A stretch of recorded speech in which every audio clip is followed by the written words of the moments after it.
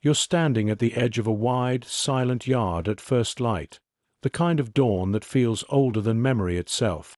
A pale mist lingers low against the ground, drifting in thin ribbons between wooden buildings and wire. The air is still. Not a single voice rises yet. You can almost hear your own breath suspended in the cold, waiting for the day to declare itself. Before we descend any further into the wire and silence, take a moment to subscribe, only if quiet history keeps you company when the world grows dark. And let us know where you're listening from, or which moment stays with you the most. You're listening to Echoes of War. The air is cool, and it does not move. A window stands half open, but the curtain barely stirs. The street below is still carrying on, carts passing, boots striking stone, a bicycle rattling over uneven ground. The sounds are ordinary. They do not announce themselves as history. They belong to a morning that could be mistaken for any other. Light reaches across a table where papers lie squared at careful angles. A cup has gone cold. He stands near the window without leaning on it. His hands are not restless. They rest at his sides, fingers relaxed, as though he is waiting for an appointment rather than measuring the edge of something that cannot be undone. Outside, the city breathes in low tones. It does not know what is about to be chosen within one of its rooms. Wars rarely begin in silence, but decisions often do. In occupied Warsaw, the rhythm of daily life has learned to fold itself inward. Shop doors open, though less widely than before. Conversations occur, though their volume has dropped. A glance lingers a second too long and then retreats. Posters cling to walls in foreign language and foreign authority. Uniforms appear at intersections like punctuation marks. Trains arrive and depart without explanation. He has walked these streets long enough to recognize the new geometry of them. Corners feel narrower. Open squares feel exposed. Names are spoken less frequently. The underground is not a place beneath the earth, but a condition carried quietly within the chest. Messages pass through hands that appear empty. On the table behind him, there are no weapons laid out for inspection. No maps marked in ink. Only the ordinary arrangement of a civilian life. Papers, coat, a small object placed precisely where it can be found again. The room does not resemble preparation for entry into catastrophe. It resembles preparation for departure. You watch him through the quiet of the room, though he does not look back. The light along the edge of his shoulder does not tremble. It rests there, calm and indifferent. Outside, a tram bell rings once and then fades. The idea did not arrive in a burst. It did not demand attention like a siren. It accumulated. Reports filtered in. Arrests without return. A place spoken of in fragments. A name whispered as though it were unfinished. Auschwitz. Not yet the word that history will later carry. Not yet the symbol it will become. Only a location in the south, guarded and distant, filling slowly with men who disappear. He listens to these fragments without raising his voice. Others argue. Some insist on caution. Some insist on waiting. The underground is careful with its people. Each life is weight. Each absence costs more than it appears. But there are questions that cannot be answered from outside a fence. The thought settles not as heroism, but as logic. If no one enters by choice, then all knowledge remains second-hand. If knowledge remains second-hand, then action is delayed. Delay becomes habit. Habit becomes acceptance. He does not speak this chain aloud. He lets it turn quietly in his mind until it fits without resistance. On another morning, He walks again through the city. His coat is buttoned against a wind that smells faintly of coal smoke. Posters have been replaced. Faces have changed at checkpoints. The occupation does not sleep, but it also does not hurry. It proceeds through procedures. There will be a roundup. These have become part of the city's weather. Men gathered from streets and squares, pressed together, counted, sorted. Most pray not to be selected. Some run. Some stand very still. The trucks arrive and depart with mechanical regularity. He studies the pattern, not with urgency, but with attention. The decision is not made in a single breath. It is refined across evenings, across discussions held behind closed shutters, across moments when silence feels heavier than speech. To volunteer is to narrow one's own horizon deliberately. To be arrested intentionally is to enter a space where return cannot be assumed. In the room, he folds his coat over his arm. He checks the time without impatience. There is no dramatic farewell. No proclamation of sacrifice. The underground requires restraint, not spectacle. He carries himself as any other man moving through occupied streets. You remain in the room a moment longer after he leaves.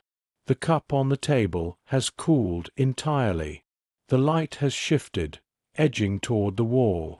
Outside, the city continues, unaware that one of its inhabitants has chosen to move toward disappearance rather than away from it.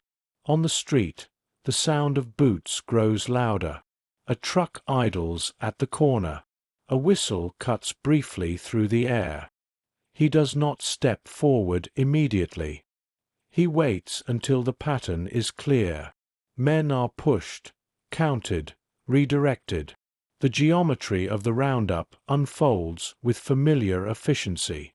There is fear in the crowd, but fear is now a daily companion. It no longer startles, it settles. He moves when the space opens. There is no announcement, no raised hand declaring intent, only a shift in direction, a step that aligns with the column rather than away from it. A body that does not resist when the arm is seized. The gesture is indistinguishable from compliance. History will later describe it as volunteering. In this moment, it appears as stillness. The truck bed is crowded. Shoulders press against shoulders. Breath mingles in the cold air. The city recedes behind the canvas flap, though its sound lingers faintly. Someone mutters a prayer. Someone else stares at the wooden boards beneath his boots.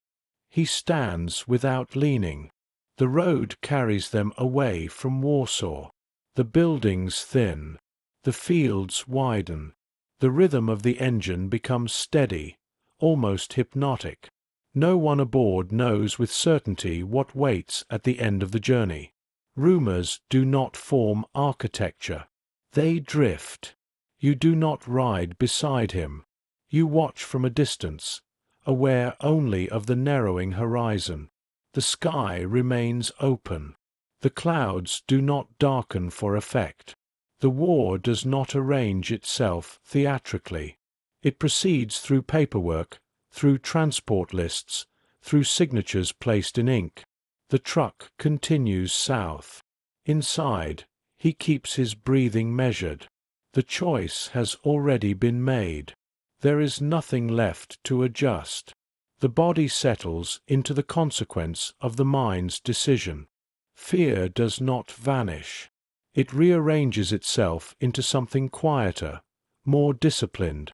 Fields give way to tracks. Tracks lead toward a gate that does not yet carry the weight of what it will become. The canvas flap lifts. The air changes. We will remain here, at the threshold, before naming what lies beyond. The gate is not yet a symbol. It is wood and iron, set into earth that has already been pressed by many boots. Guards stand with the ordinary fatigue of men assigned to repetition. Their rifles are not raised in spectacle. They rest at angles learned through practice. The yard beyond the entrance appears measured rather than chaotic, marked by lines that guide movement from one place to another. Smoke drifts somewhere in the distance, thin and without emphasis. The men are ordered down from the truck.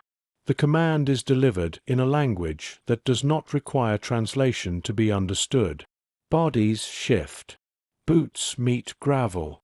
The air holds a different scent here, metallic and faintly sour, though nothing announces itself as extraordinary. Registration begins not as violence, but as procedure. Names are requested. Documents are taken. Numbers are assigned. He does not hesitate when called forward. Clothing is removed with the efficiency of routine. Hair falls in small, uneven clumps. Identity narrows to skin, bone, and the outline of a frame standing among others. The room where this occurs is neither grand nor theatrical. It is lit plainly. The walls are close enough to carry sound without echo. Orders are repeated, not shouted. Repetition does not require anger. You observe the sequence without entering it. The stripping away is methodical, almost bureaucratic. One step follows another. A number replaces a name. A patch replaces a memory of who he was beyond the fence. The mind attempts to keep pace with what the body is experiencing, but pace is controlled elsewhere now. He listens carefully. The first hours inside are not chaos. They are instruction. Where to stand. How to fold a blanket. When to speak. When not to. The rules are not explained in full. They are demonstrated through correction. A misstep is answered swiftly, not always violently, but clearly enough to instruct the rest. The system prefers compliance to spectacle. He absorbs the pattern. The barracks hold rows of wooden bunks stacked in tiers. The air is thick with breath and damp fabric. Night arrives without softness. There is no darkness complete enough to conceal the presence of others. Coughing continues in low waves.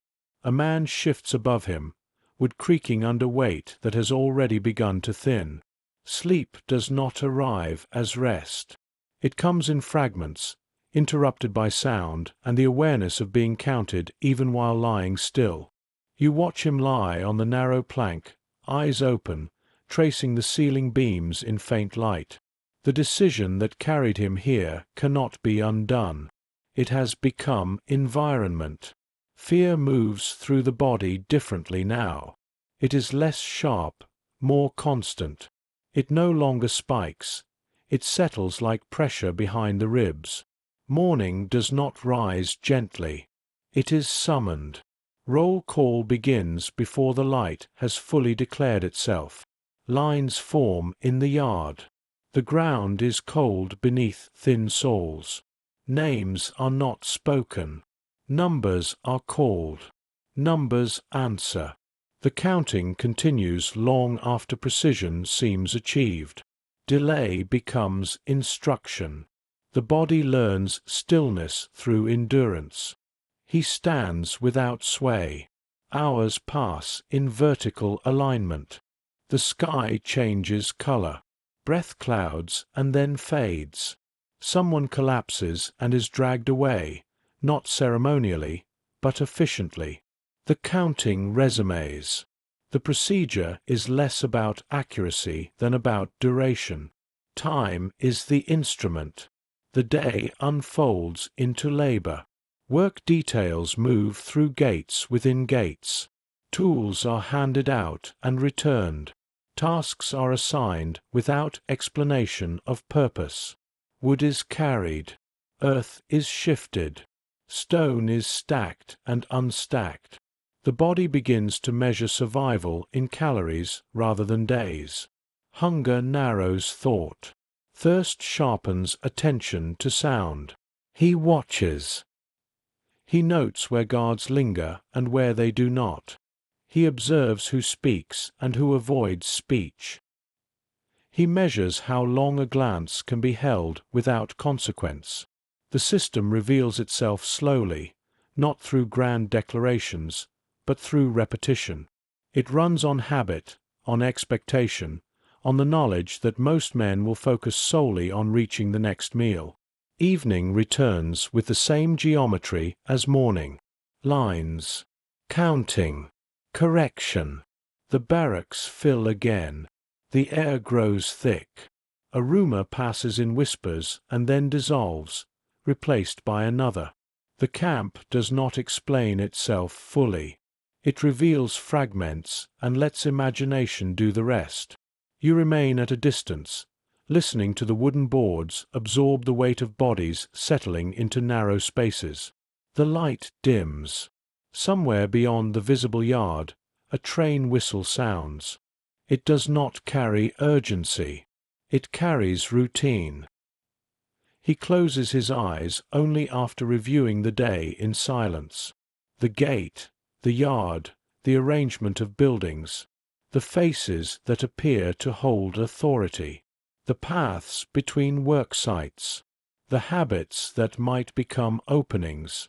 The decision that brought him here has not ended. It has changed form. It must now adapt to a system designed to erase initiative. Outside, the wind moves across open ground without regard for fences. The stars remain distant and unaffected. Inside, the camp breathes in numbers. The geometry of counting.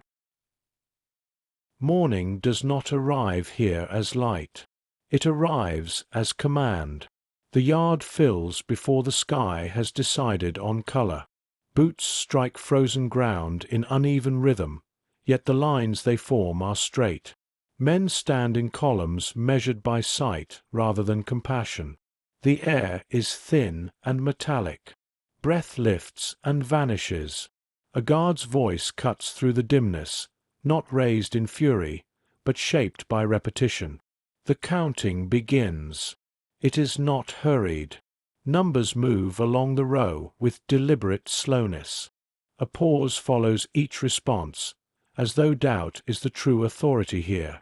If a voice falters, the line is held. If a body sways, the entire column absorbs the delay. Precision is less important than endurance. The body learns quickly that stillness conserves energy. The mind learns that time here is elastic. He stands within the third row. The number assigned to him has already begun to settle into memory. It no longer feels foreign when spoken aloud. He answers clearly, neither louder nor softer than required. Around him, shoulders tighten against cold that seeps through fabric too thin for the season. Someone coughs, and the sound carries farther than expected in the open yard. No one turns their head. You watch the counting stretch beyond logic. The sky lightens slightly, revealing the outlines of watchtowers. Barbed wire draws straight lines against pale air. Smoke drifts from a distant structure without haste. Nothing in the scene rushes toward climax. It remains suspended in procedure. The numbers begin again. A miscount has occurred. No one explains where. The columns remain upright as the sequence restarts from the first row. Time thickens. Feet grow numb. Hunger, which was dull upon waking, sharpens into presence. The body attempts small adjustments, weight shifting from heel to toe, but each movement risks attention. Attention is currency here, and it is best not spent. He studies the rhythm of the guards. Some pace. Some stand immobile. One glances frequently toward the horizon, as though measuring the hour by the faint rise of light. Authority here is not theatrical. It is habitual. It relies on the certainty that the men before them will remain because there is nowhere else to go. The counting ends only when the sun has fully declared itself. By then, the yard has become an instrument of fatigue. Lines dissolve with instruction rather than relief. The day's labor details are assigned. Groups detach from columns and move toward separate gates, each gate narrowing the horizon again. He is directed toward a work site near the edge of the compound. The path crosses packed earth marked by many boots. Buildings rise in measured arrangement, wooden barracks repeating their shape with small variations.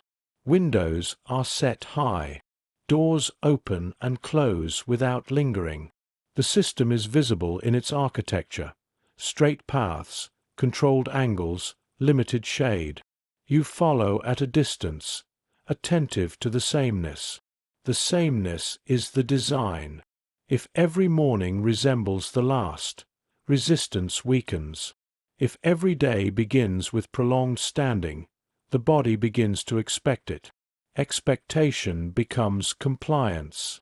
The work detail is given tools and minimal explanation. Wood must be carried from one stack to another. The reason is not stated. The wood may be needed elsewhere. It may be moved again tomorrow. Purpose is irrelevant. Motion is required.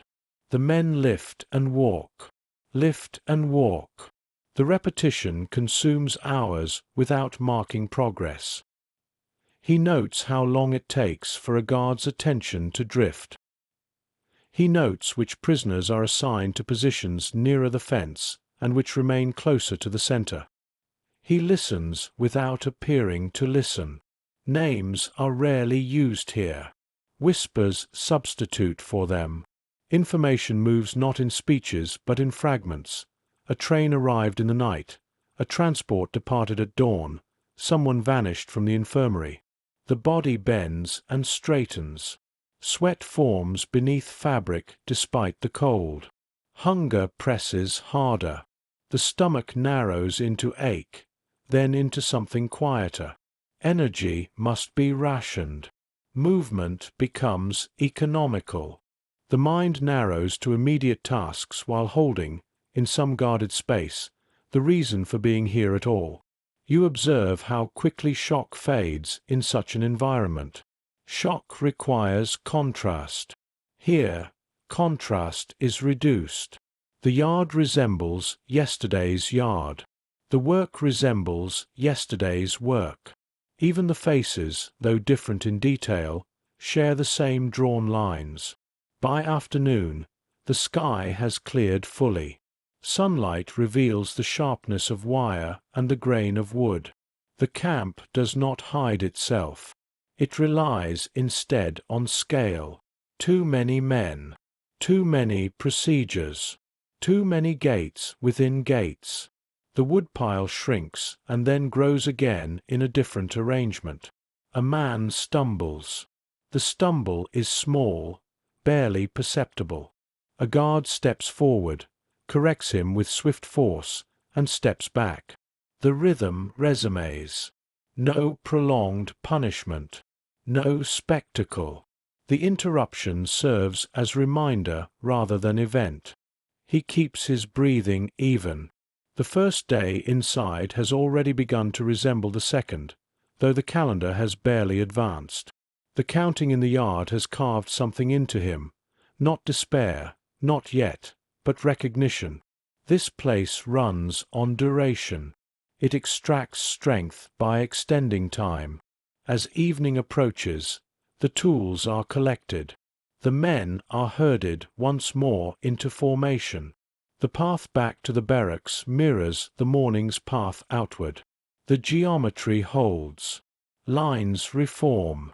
Numbers are spoken again.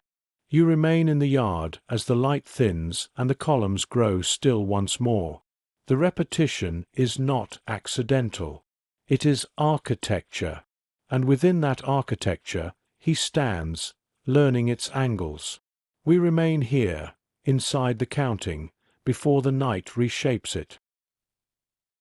Evening does not bring silence. It brings another alignment.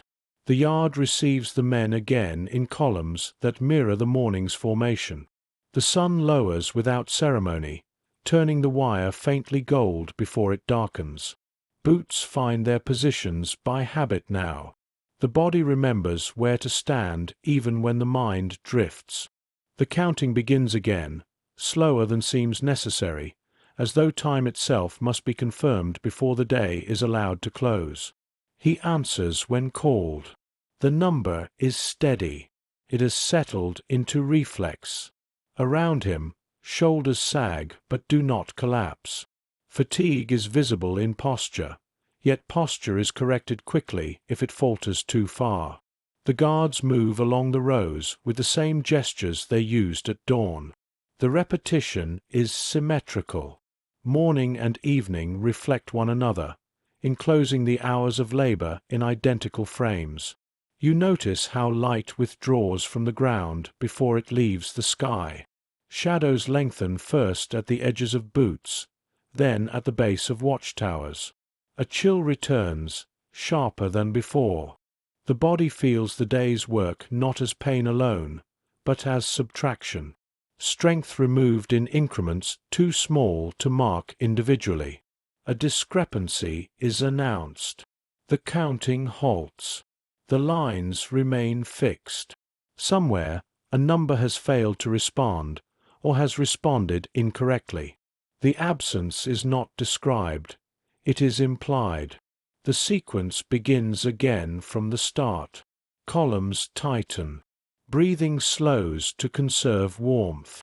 No one speaks unless spoken to. He remains upright. The delay stretches into darkness. Lamps are brought near, casting pale circles on the gravel. Faces emerge and recede in uneven light. The night air grows colder. The ground hardens. The counting proceeds with greater insistence, as though repetition itself might conjure the missing figure back into place. You observe the endurance more than the error. The yard becomes a test not of arithmetic, but of stillness. Muscles tremble subtly beneath fabric. The mind attempts to travel elsewhere, but the body anchors it here. Time ceases to feel linear. It pools around the rows of men and refuses to drain. When the final number aligns, the relief is not vocalized. It passes through the lines as a loosening barely visible from a distance. The columns dissolve with instruction. The men turn toward the barracks in ordered groups, boots scraping the same paths worn earlier. Inside, the air is thicker than before. The barracks carry the residue of breath and damp wool. The bunks wait in tiers, narrow planks marked by use. He climbs without haste. The body registers each movement as cost. Above him, a man shifts and exhales slowly. Below, someone whispers a name that no longer answers. You remain at the threshold of the room, attentive to the low murmur that rises and falls like tide against wood. The day has been contained by counting. Its beginning and end have been framed by numbers spoken into cold air. Between those frames, labor has unfolded without explanation. He lies on his back and studies the beams overhead. The repetition has already begun to shape perception. The yard at dawn will resemble the yard at dusk. The miscount tonight will not be the last. The body must learn to endure duration without certainty of change. This is the first lesson the camp teaches, and it teaches it patiently. His mind turns quietly. The architecture of the place is becoming legible, where the guards stand longest. Which gates open first?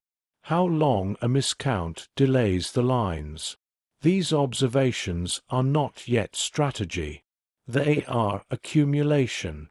Knowledge must gather before it can form intention. A draught slips through a crack in the wall. The night deepens. Coughing resumes in uneven intervals.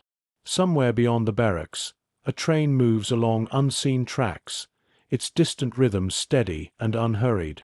The sound does not break the silence. It joins it. The camp does not sleep fully. It shifts from one state of vigilance to another. He closes his eyes without surrendering awareness. The first cycle of counting has completed itself, morning to evening, line to line. Tomorrow it will begin again with the same geometry, the same prolonged stillness, the same subtraction of strength through duration. The system does not need spectacle. It requires only repetition. You remain outside the bunk as his breathing steadies, aware that this is only the beginning of the pattern. The yard will call again before light returns. The numbers will travel down the rows. And he will answer, standing within a structure designed to exhaust time itself. We will return to the yard at dawn, not because something dramatic will occur, but because nothing dramatic must. Barracks before dawn. Before the command arrives, the barracks are already awake. It begins as a thinning of sleep rather than an ending of it. Breath shifts in the dark. Someone turns carefully on a plank that allows little room for turning. The air is heavy with damp fabric and the faint scent of unwashed bodies. Night has not lifted fully. It lingers in the corners, reluctant to retreat. He opens his eyes before the whistle sounds. There is no advantage in surprise here. The body learns to anticipate the interruption. Muscles tighten slightly in preparation for cold. The mind steadies itself against the first movement. Above him, a man coughs twice, then falls quiet. Below, boots scrape softly against wood as someone begins to descend from the bunk before being told. You observe how dawn is felt rather than seen. The faintest suggestion of grey filters through narrow windows, not enough to illuminate faces, but enough to outline forms.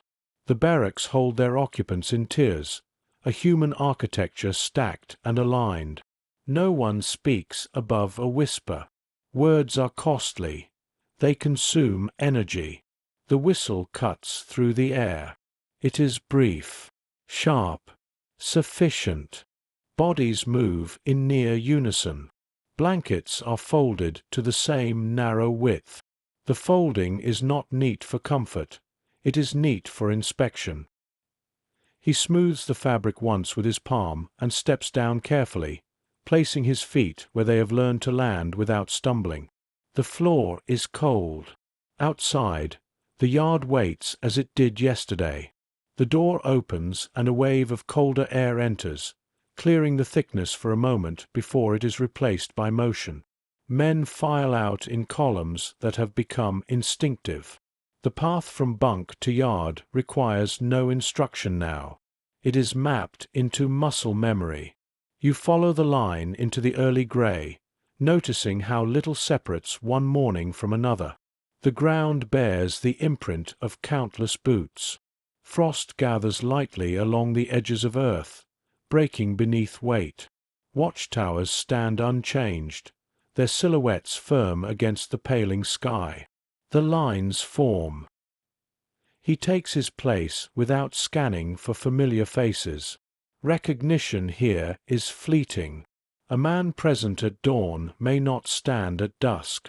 The discipline of attention narrows to survival within the hour. Breath clouds in measured bursts. Hands tuck beneath arms for warmth when possible, then return to sides when instructed. Counting resumes. The sequence moves along the row with the same unhurried cadence. The guards' expressions reveal neither urgency nor boredom.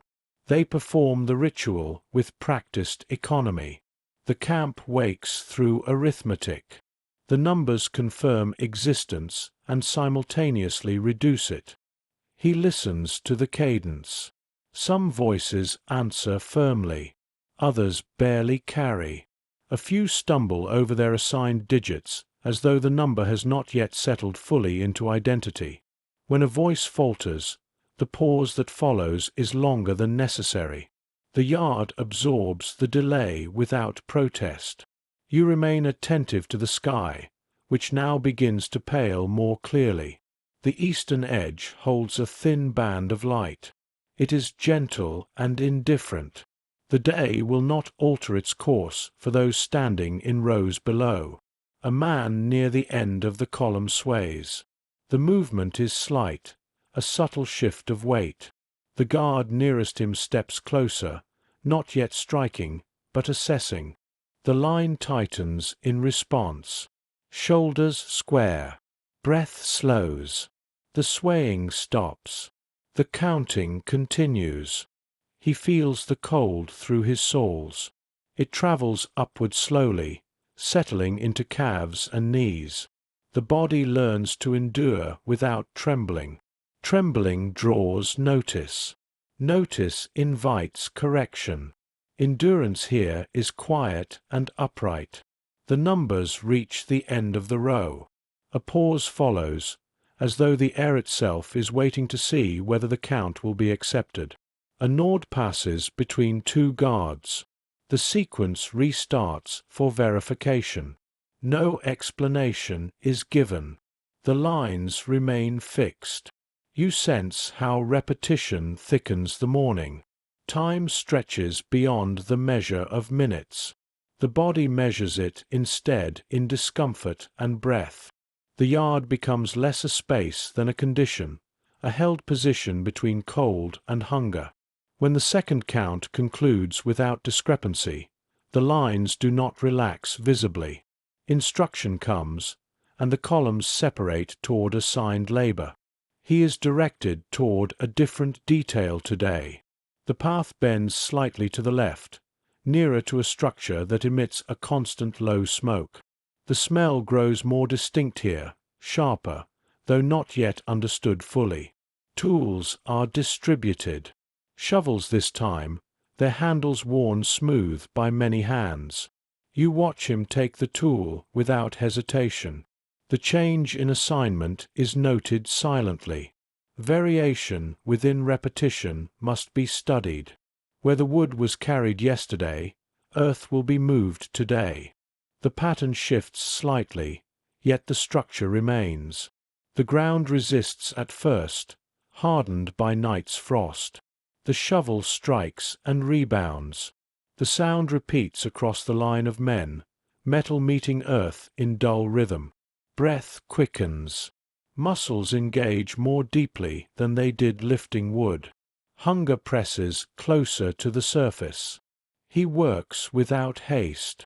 The body must not exhaust itself before midday. Energy must be portioned like ration bread. The shovel enters earth, lifts, deposits, enters again. The line advances slowly along the trench being formed. Purpose remains unstated. Motion is the only certainty. You observe how the smoke from the nearby structure drifts low in the morning air. It does not billow dramatically. It threads itself into the pale sky and thins. The men do not look toward it directly. Some knowledge arrives gradually, through smell and absence, rather than announcement. The frost begins to melt. Mud forms along the edges of the trench. Boots sink slightly, then pull free. The work gains weight as the ground softens. The body adapts. Hands tighten on the handle. Shoulders burn faintly, then more insistently. The morning advances. He counts the strokes in groups, not aloud, but inwardly. 10, 20, 30. A brief pause disguised as adjustment of grip. The rhythm becomes anchor. The mind rests upon it without surrendering awareness of surroundings. You remain at the edge of the trench as the sun rises fully above the horizon. The light touches the wire, the watchtowers, the smoke. It touches his shoulder as well, briefly warming fabric that has known little warmth. The shovel strikes earth again. The day has begun not with spectacle, but with repetition altered slightly from yesterday. And within that alteration, endurance takes another quiet step forward. By midday, the frost has fully surrendered. The trench has lengthened in uneven measure, its edges softened by boots and shovels. Mud clings to fabric and gathers at the hem of trousers. The smoke from the nearby structure continues without pause, a steady ribbon that neither thickens nor thins dramatically. It simply persists.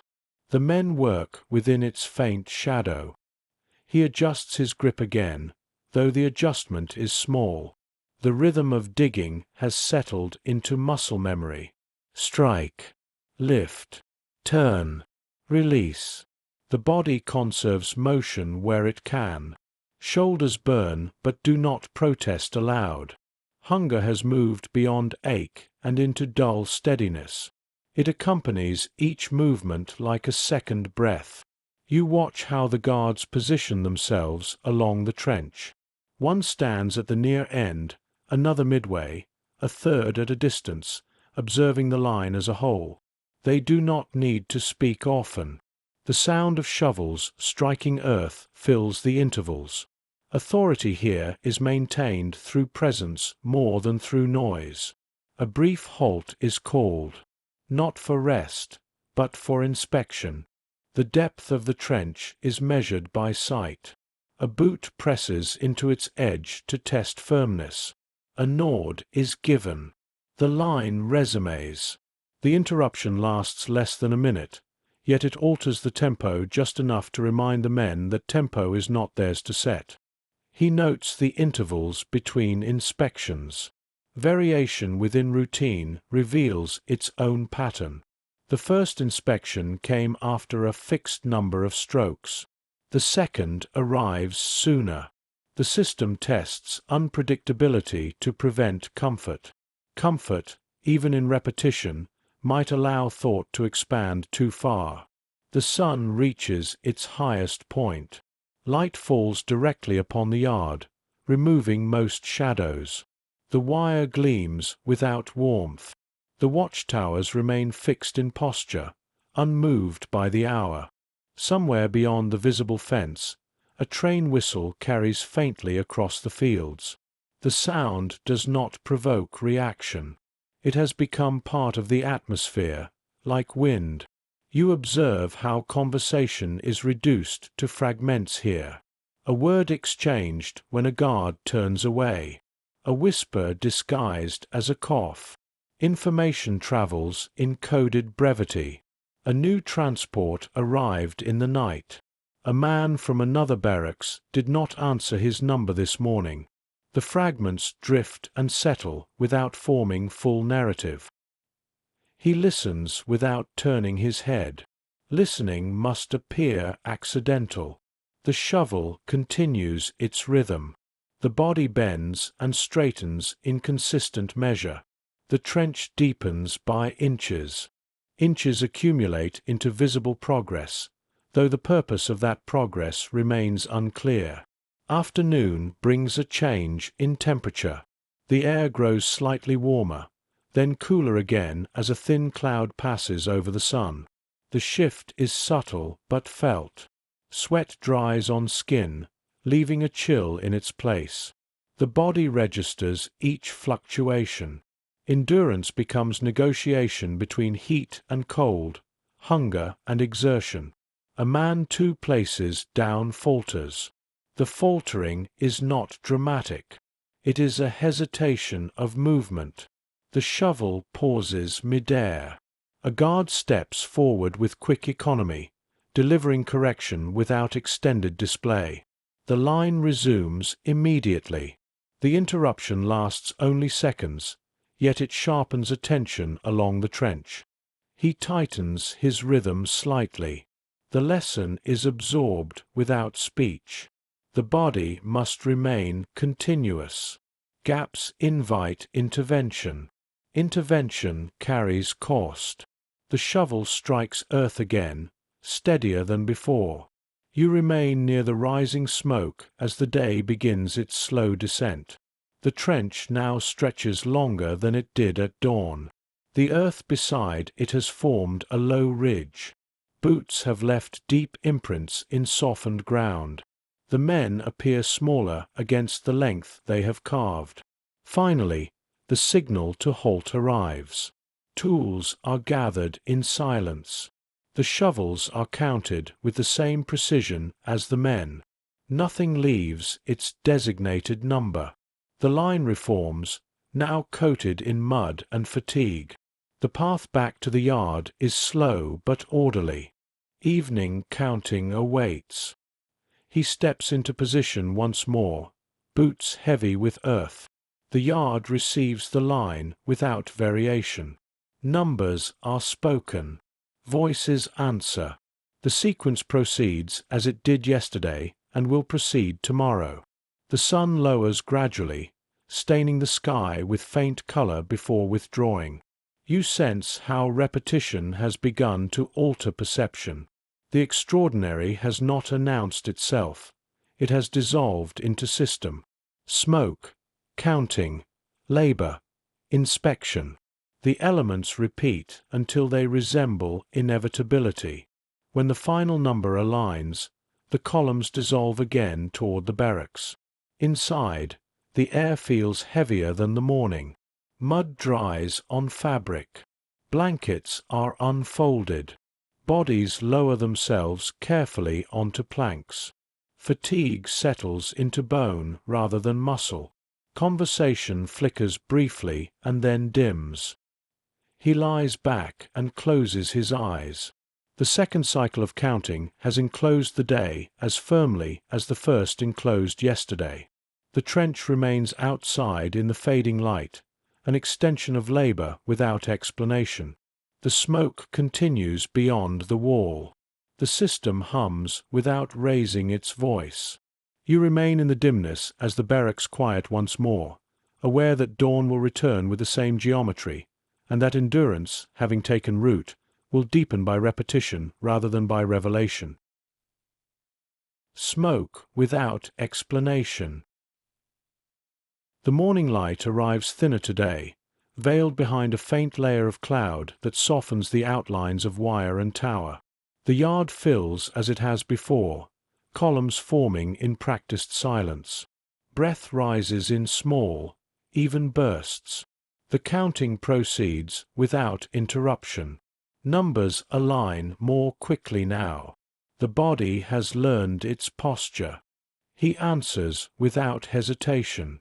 The trench from yesterday waits beyond the yard, but today his detail is reassigned.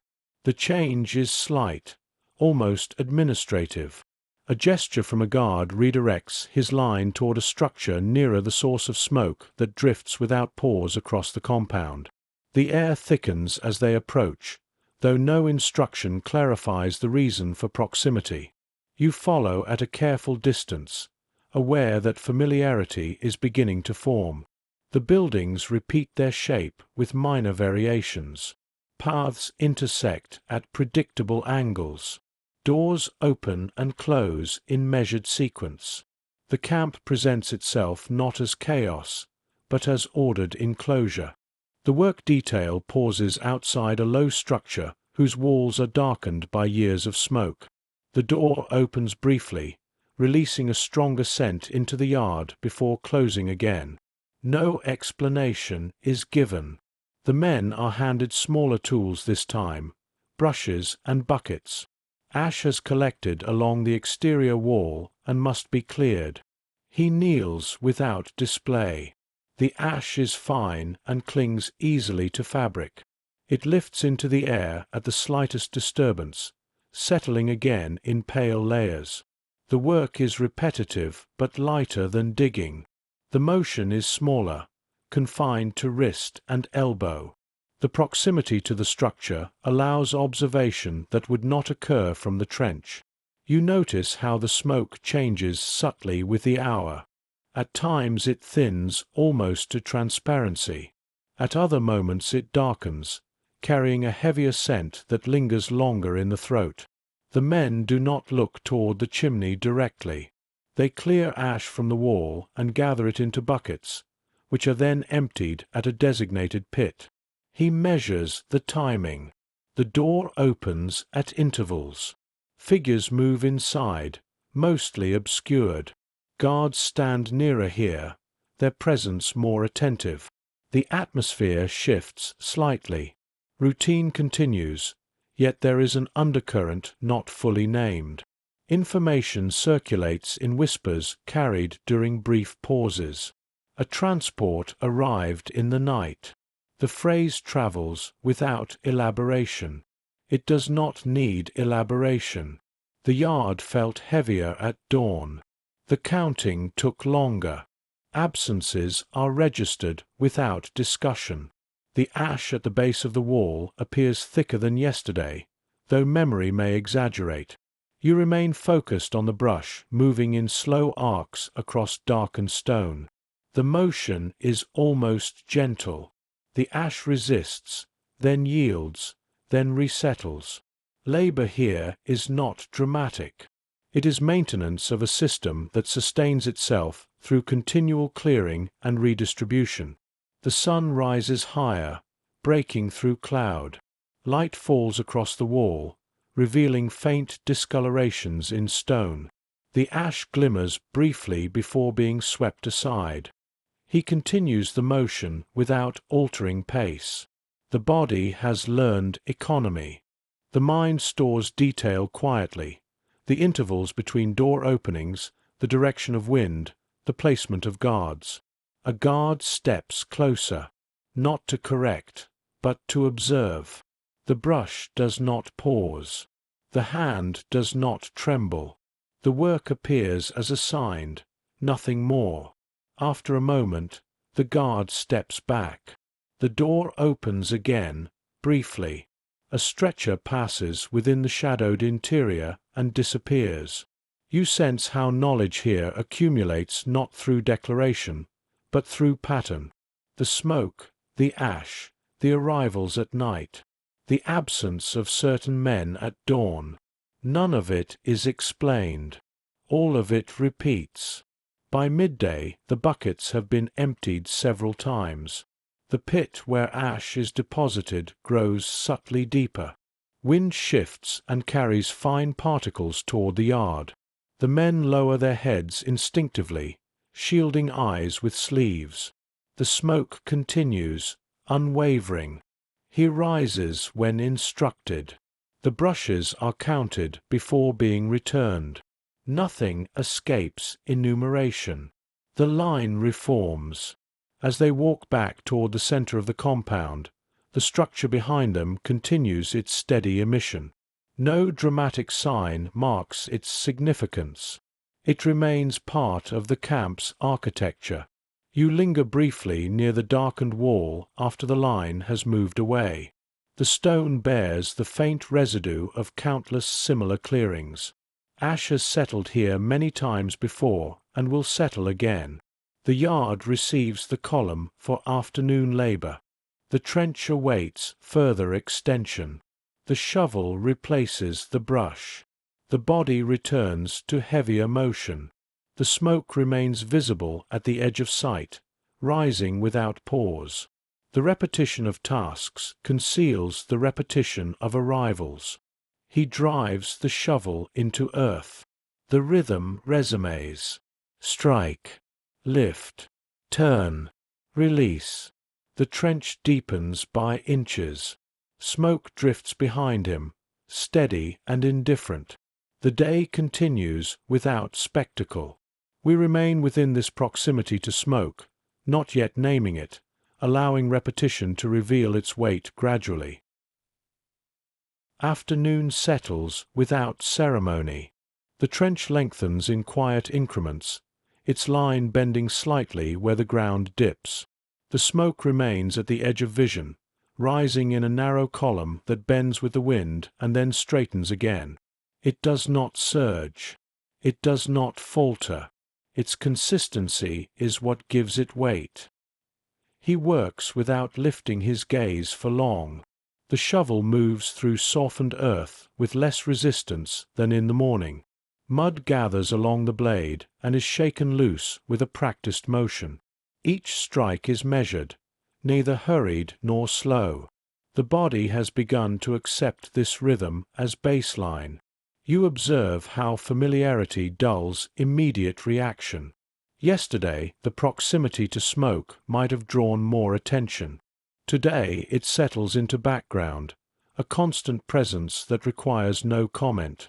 Repetition reshapes perception until the extraordinary feels procedural. A train whistle sounds again in the distance. The sound arrives faintly, then fades. The men do not pause. Transports have become part of the camp's breath. Arrival and departure occur beyond the trench, beyond the visible yard, yet their consequence threads quietly through the day's labor. The ash near the wall was thicker this morning. That fact remains unspoken. The guards rotate positions. One replaces another at the midpoint of the trench. The shift is smooth, almost polite. Authority here changes hands without spectacle. The system does not depend on individual temperament.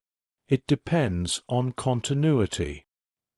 He notes which guard avoids the smoke's direction and which stands facing it directly. These are small details, but small details accumulate. Observation must remain discreet. A gaze held too long invites question. The shovel continues to rise and fall. You sense how knowledge gathers not as revelation, but as sediment.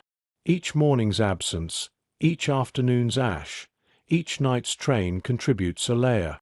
The mind builds structure from fragments, careful not to assemble it too visibly. By late afternoon, fatigue returns with sharper edges. The shoulders that warmed into motion now feel weighted. Hunger has deepened again, hollow and insistent. The body moves because it must, not because it chooses. The trench, once shallow, now reaches to mid-calf. Earth removed earlier has formed a ridge that hardens as it dries. A brief halt is called. Water is distributed in measured portions. The liquid is thin and insufficient, yet it cools the throat. He drinks without greed. Excess movement wastes energy. The pause lasts only minutes before labor resumes. You remain attentive to the sky, which has cleared again toward evening. The smoke appears darker against the lowering light. It stretches longer across the yard, its shadow falling across the trench for a moment before shifting. The shovel strikes once more. The repetition has become layered now. Counting at dawn. Digging through midday. Smoke without explanation. Ash gathered and redistributed. The system runs on visible routine and concealed purpose. Both are sustained through duration. As the sun begins its descent, the signal to halt arrives. Tools are counted. The line reforms. Mud dries stiff against fabric. The path back to the yard is taken without deviation. The geometry holds as it always does. Columns align. Numbers are spoken. Voices answer. He stands within the row, aware of the smoke rising behind him even as he faces forward. The evening count concludes without delay. The lines dissolve. Men return to barracks in ordered sequence. The sky darkens fully now, leaving only the faint glow of lamps near the gate. Inside, the barracks absorb the day. Blankets are unfolded. Boots are removed carefully to preserve their shape. Mud flakes to the floor. The air thickens once more with breath and fatigue. Conversation flickers briefly about the new arrivals, about the trench's length, about a man who did not return from a different detail. He lies back and lets the ceiling beams come into focus. The smoke has entered memory now, not as a dramatic image, but as repetition. The brush against stone. The ash in buckets. The train in the distance. None of it declared itself. All of it persisted. You remain in the dimness as the barracks settle into uneasy rest. Outside, the structure near the wall continues its steady emission into the night. The camp does not pause when the men lie down. It shifts into another register of operation. Dawn will return. Counting will resume. Smoke will rise again without explanation. And within that repetition, understanding will deepen, slowly, like a trench carved by measured strokes. The weight of routine. The yard feels smaller this morning, though its dimensions have not changed. Cloud cover presses low, flattening the light before it fully arrives. The men assemble in lines that have grown almost instinctive. Boots find position. Hands settle at sides. Breath lifts and dissolves into air that carries no warmth. The counting begins with the same cadence as yesterday, yet the atmosphere carries a density that resists easy explanation. He stands with shoulders squared but relaxed. The number passes down the row without interruption at first. Voices respond in measured tone. The guard nearest him scans faces not with anger, but with habit. The camp has become efficient in its arithmetic. Absences are expected. Adjustments are procedural. You observe how little separates one dawn from another now. The sky shifts from grey to pale silver. The wire gleams faintly as light strengthens. The towers remain fixed. The geometry holds, untroubled by variation. Then a pause. A number does not answer. The silence that follows is not dramatic. It is brief, calculated. The guard repeats the number. The row remains still.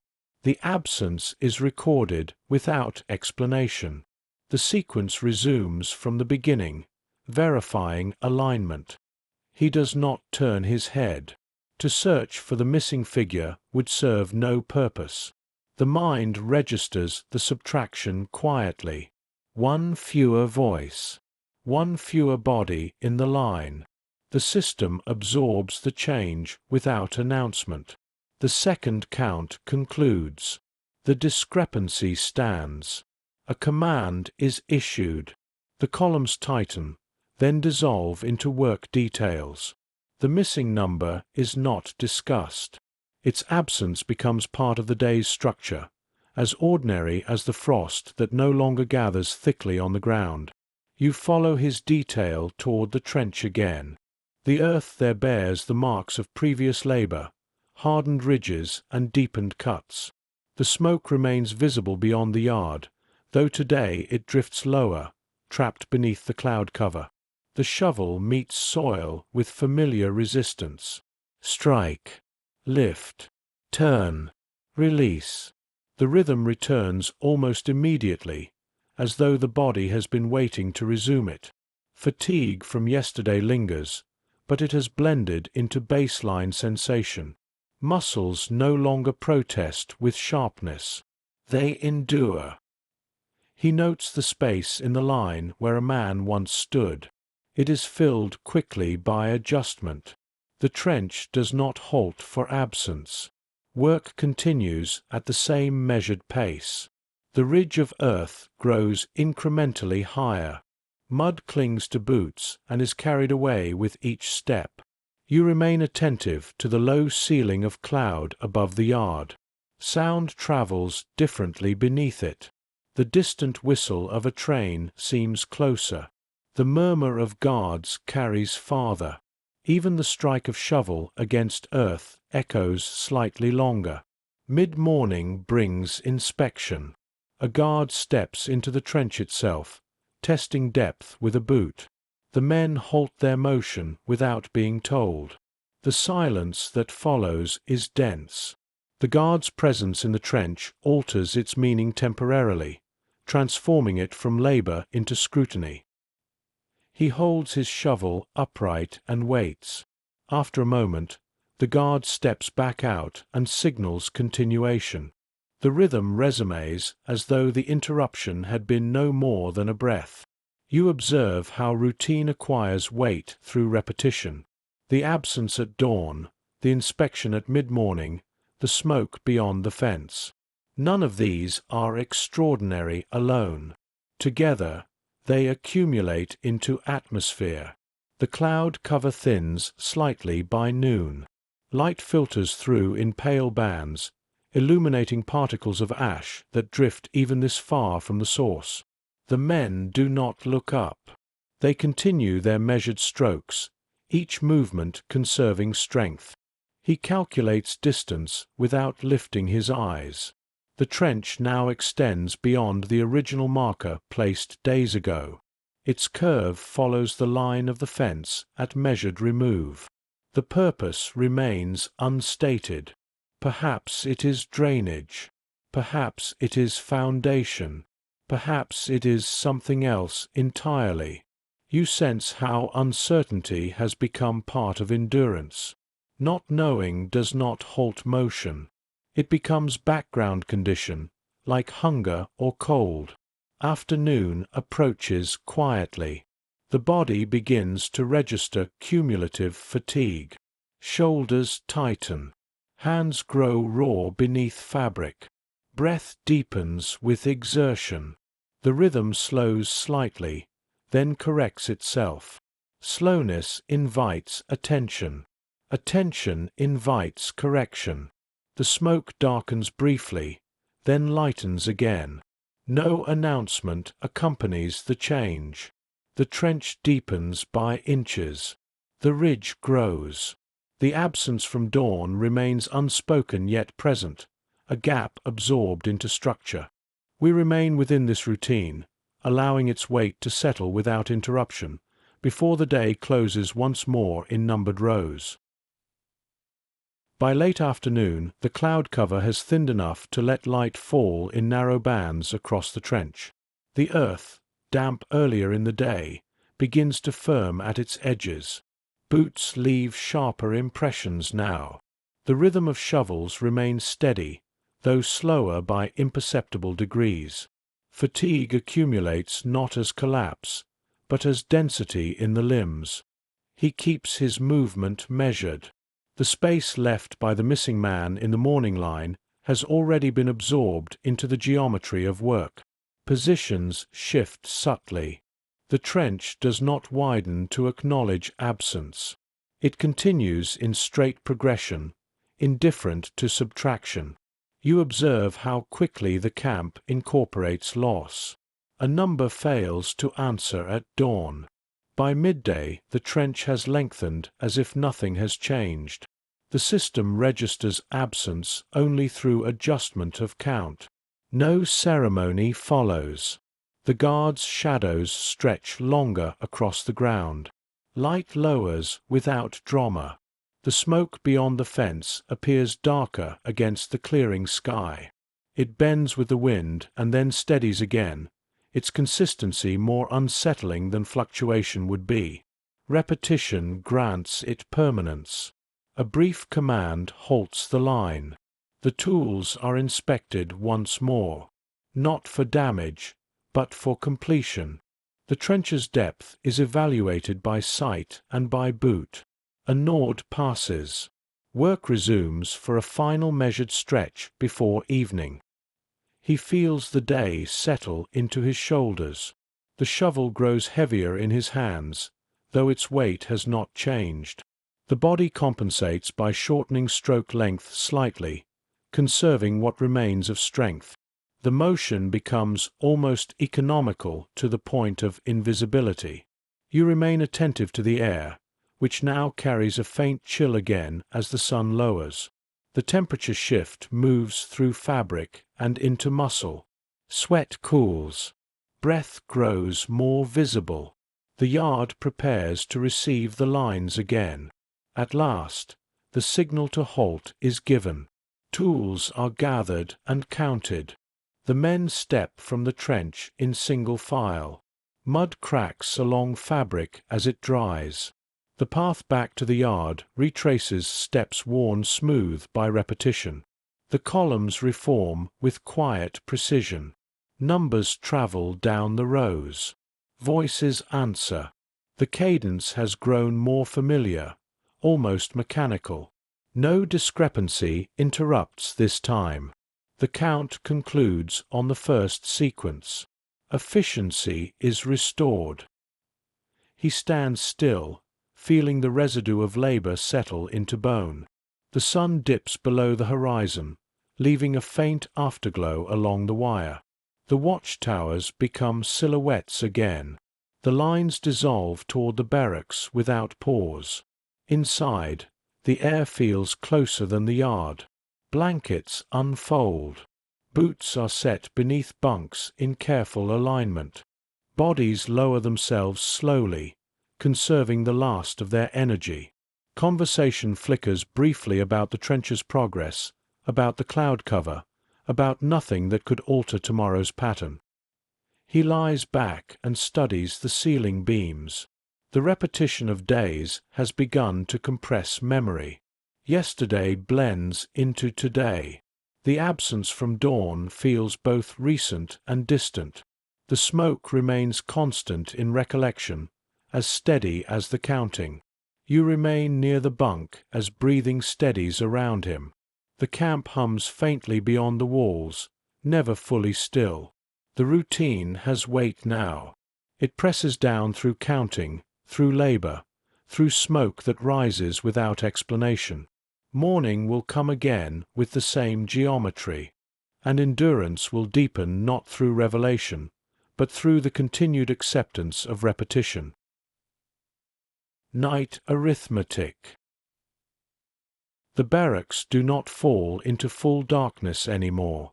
A lamp burns low near the door, not for comfort, but for visibility. Its light is thin and uneven, casting shadows across the stacked bunks that move when someone shifts. The air is warmer than outside, though not by much. Breath gathers close to faces before dispersing into the shared space. He does not sleep immediately. Fatigue has settled into his muscles, yet the mind remains alert. The day's rhythm, counting, digging, smoke, repeats inwardly with small variations. Repetition outside breeds repetition within. The body lies still. The thoughts move carefully. You observe how night here does not erase the system. It transforms it. Whispers move in brief currents between bunks. Not sustained conversation, but fragments passed at intervals when guards are least attentive. A cough covers a word. A shift of blanket masks a phrase. Information travels in pieces too small to draw notice. A transport arrived again. The phrase moves across the room without volume. No details follow. Details are dangerous. It is enough to know that arrival and departure continue beyond the visible yard. The smoke earlier had thickened briefly at midday. That observation is not voiced, yet it is shared. He listens without turning his head. The discipline learned during daylight extends into darkness.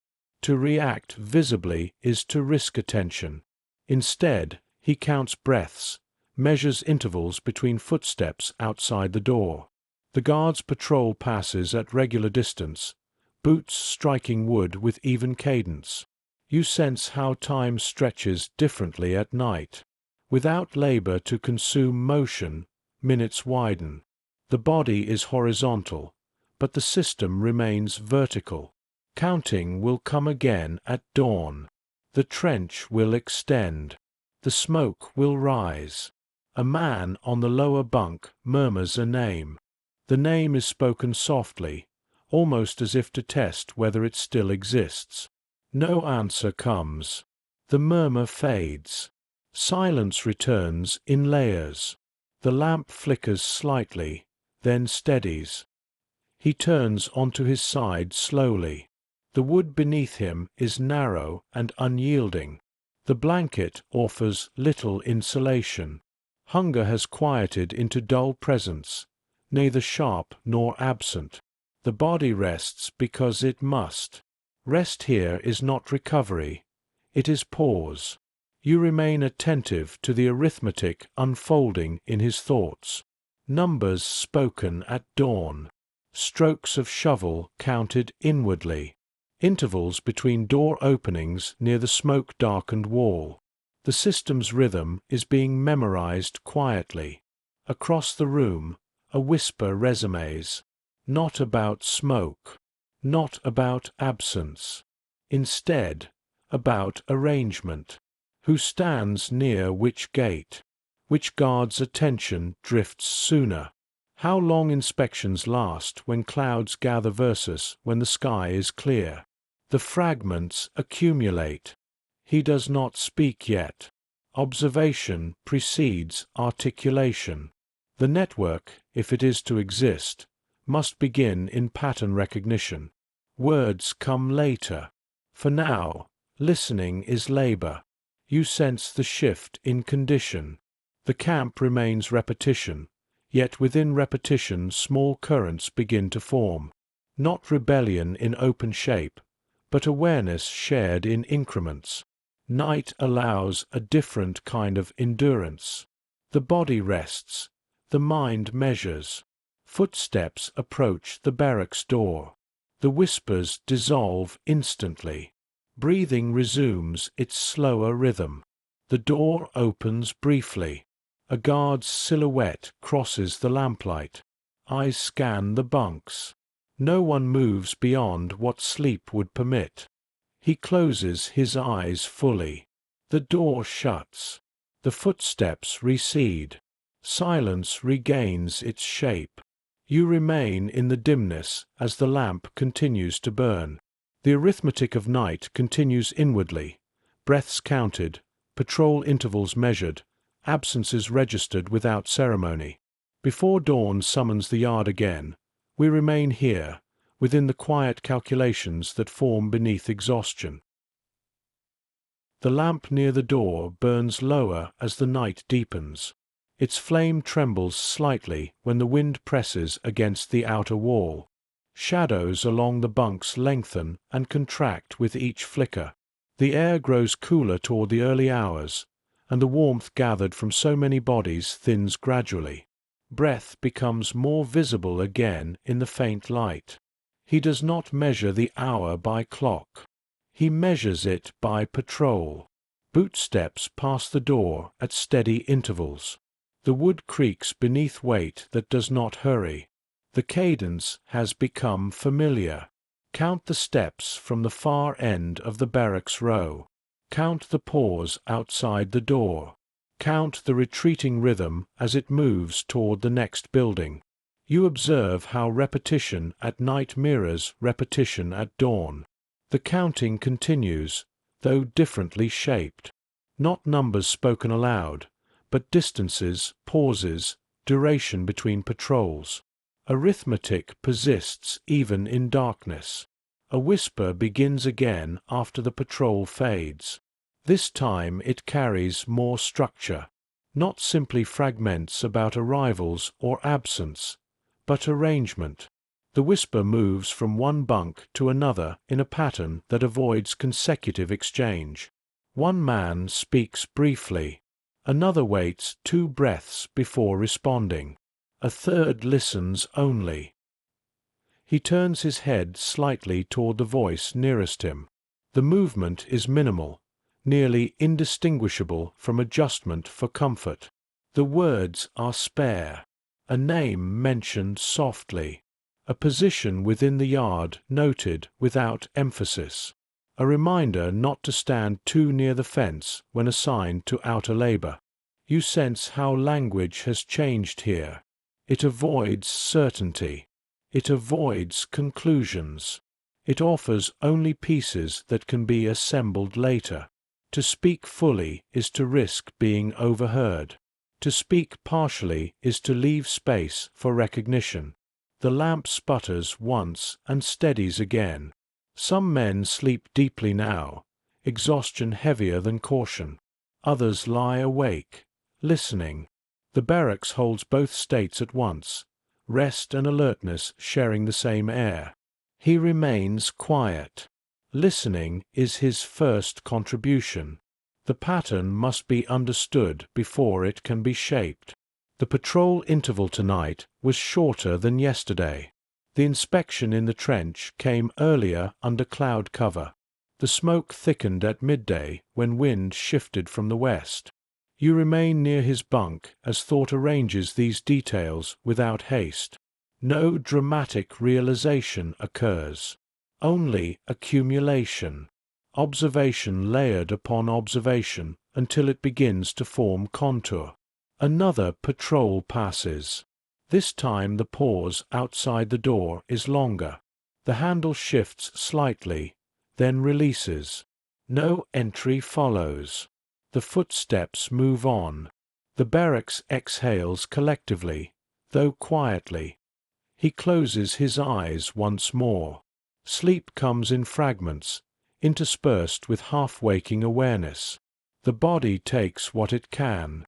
The mind continues to track rhythm even in near dream, counting without numbers, measuring without tools. Before dawn, the lamp extinguishes itself. Darkness fills the space more completely now, though it does not last. The whistle will cut through soon. The yard will reassemble. The trench will lengthen. The smoke will rise. You remain within this final stretch of night, aware that something subtle has shifted. The repetition of days has not diminished observation. It has sharpened it. Within the weight of routine, quiet calculation has begun. Morning will come again, and with it the visible geometry of counting. But beneath that geometry, another pattern is forming. Slow, deliberate, patient. Lines within lines. Dawn arrives with clearer sky. The cloud cover that pressed low yesterday has lifted, leaving the yard exposed beneath pale blue. Frost gathers again along the edges of earth where boots have not yet passed. The men assemble in their accustomed lines. The posture is familiar now. The counting begins without delay. He answers in steady tone. The number no longer feels newly assigned. It settles against his voice with practiced ease. Around him, breath rises in even intervals. The guards move along the columns with measured pace, eyes scanning not for defiance, but for deviation from alignment. You observe how the geometry appears almost orderly from a distance. Straight rows, uniform spacing, towers framing the yard. The arrangement could be mistaken for discipline rather than confinement. The surface conceals its weight through symmetry. The count concludes on the first sequence. Efficiency is restored this morning. No discrepancy interrupts the cadence. The columns separate toward assigned details. Today his line bends not toward the trench nor toward the smoke-darkened wall, but toward a storage structure near the center of the compound. Inside, tools are arranged in careful rows. Hammers, nails, planks stacked by length. The men are instructed to repair a section of fence damaged by weather rather than by attempt. The task is presented as maintenance. It carries no overt significance. He takes a hammer without hesitation. The wood is cold to the touch. The nails are counted before distribution. The fence section stands slightly warped where wind and frost have loosened its joints. The repair requires precision rather than strength. Each nail must be set firmly without splitting the board. You remain near the fence as the work begins. The men kneel at intervals along the damaged stretch. The hammer strikes in controlled rhythm, not as heavy as the shovel's blow, yet sharp enough to echo briefly against wire. The fence itself is layered, outer posts anchored deep, wire drawn taut between them, inner boards placed for reinforcement. It is a structure designed to discourage movement in either direction. Repairing it reinforces the enclosure that holds them.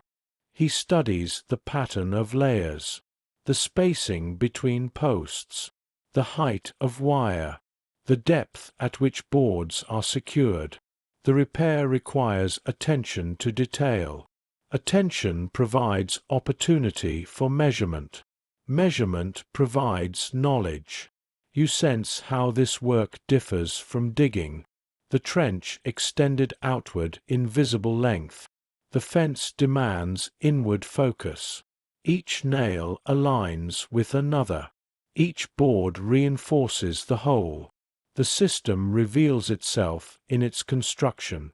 A guard stands closer than usual, perhaps because proximity to the fence carries greater risk, perhaps because the work here is considered sensitive.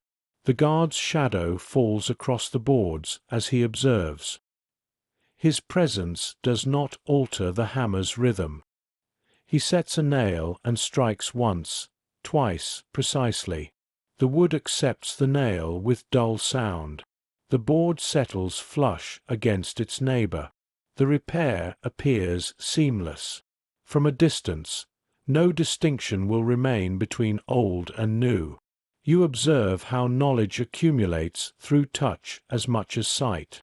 The thickness of wood, the tension of wire, the depth of soil at the base of posts. These are details no report could convey without having been felt. Mid-morning brings brief pause.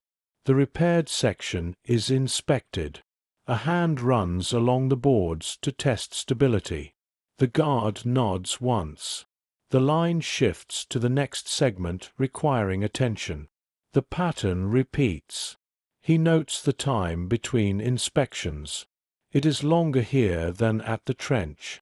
Perhaps because precision discourages haste.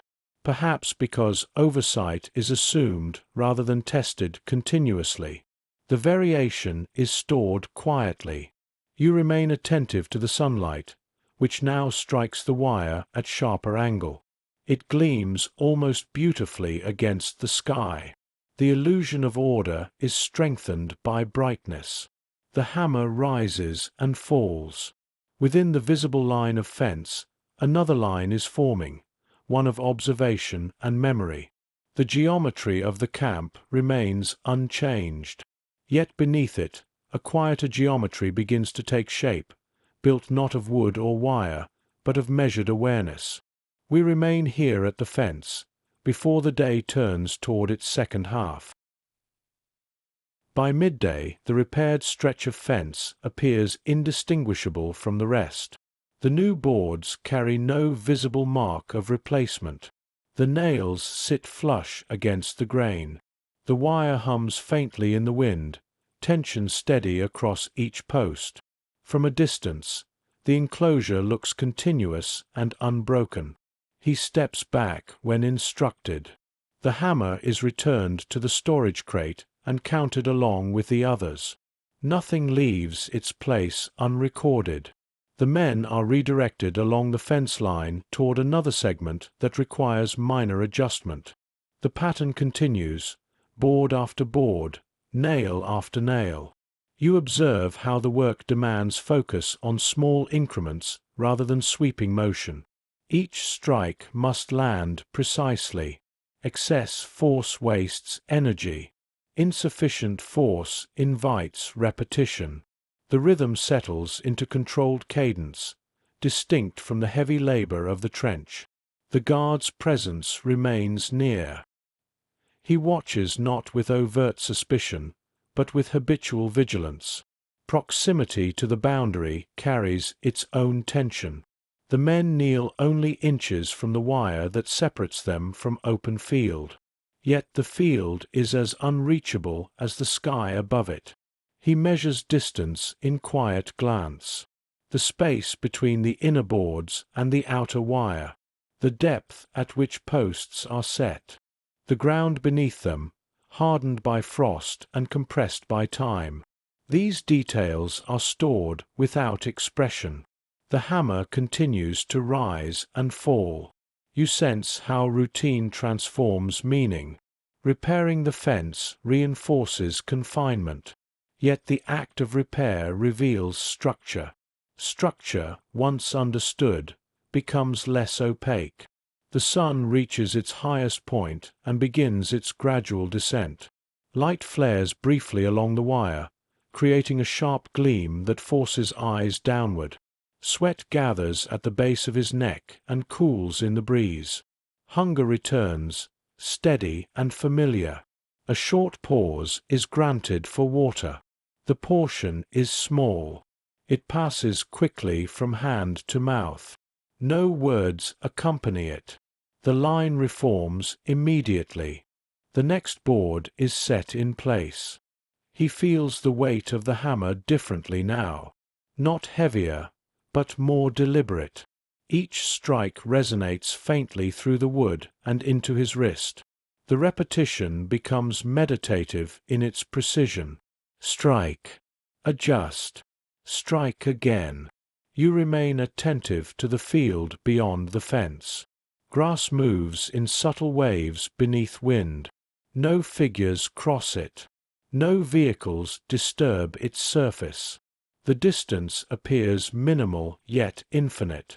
The illusion of nearness conceals absolute separation. Late afternoon brings inspection once more.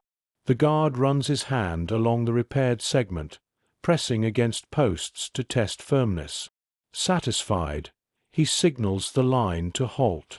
Tools are gathered, counted, returned to their crate. The men stand and reform in column. Mud from earlier days has dried into pale crust along their trousers. The yard receives them again for evening count. Numbers pass down the rows without discrepancy. The cadence is smoother now, almost automatic. He stands within alignment, aware that beneath the visible fence another line has formed, one composed of measurements and intervals rather than boards and wire.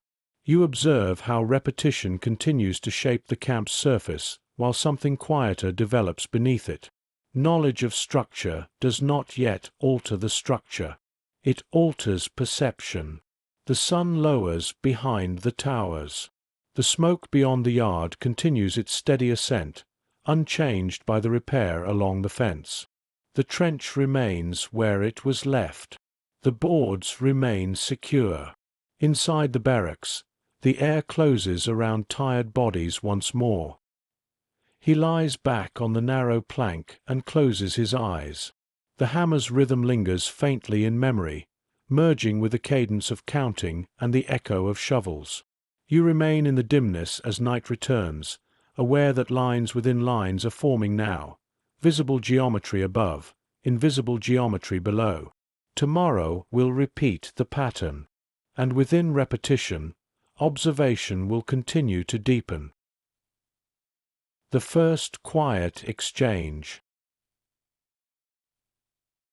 The morning arrives without interruption. The sky is clear again, pale and wide above the yard. Frost does not cling as heavily now. The season is shifting, though slowly. The men assemble in their rows. The counting moves down the columns in measured tone. No voice fails to answer this time. He stands in the third row, steady. The absence from days earlier has already dissolved into the arithmetic of the camp. A missing number does not echo for long here. It is replaced by adjustment. The system resettles quickly. You observe how familiarity has settled over the yard like thin dust. The geometry no longer surprises. The towers frame the horizon as they always have. The wire gleams faintly in morning light. The guard's movements are predictable in their pacing. Today his detail is directed toward a storage shed near the barracks. Inside, sacks of materials are stacked against the wall: cement, lime, coarse fabric. The task assigned is to move the sacks to another building across the compound. It is heavy work, but not hurried. Each sack requires 2 men to lift and carry. He bends with another prisoner and grips the rough fabric. The weight presses into his palms. The lift must be synchronized to avoid spilling contents. They rise together, step together, and walk in careful alignment toward the designated structure. You remain close enough to sense the strain without sharing it. The sacks shift slightly with movement. Dust rises faintly from seams. The path crosses open yard, past the trench, past the repaired fence. Smoke continues in the distance. The man beside him does not speak at first. Breathing is reserved for labor. Steps must remain even. The weight demands attention. They lower the sack inside the new structure and step back to return for another. On the second lift, the other man speaks softly. Not a question. Not a declaration. A single word, spoken without turning his head. A name from another barracks. It carries no explanation, yet it is deliberate. He answers with a nod rather than a word. The nod is subtle, nearly indistinguishable from adjustment of posture. The exchange ends as quickly as it began. The sack is set down. They return for another. You observe how communication here avoids shape. It does not unfold into conversation. It exists in fragments. A name, a glance, a slight change in grip. The third sack is heavier. They lift more slowly. The path feels longer though unchanged.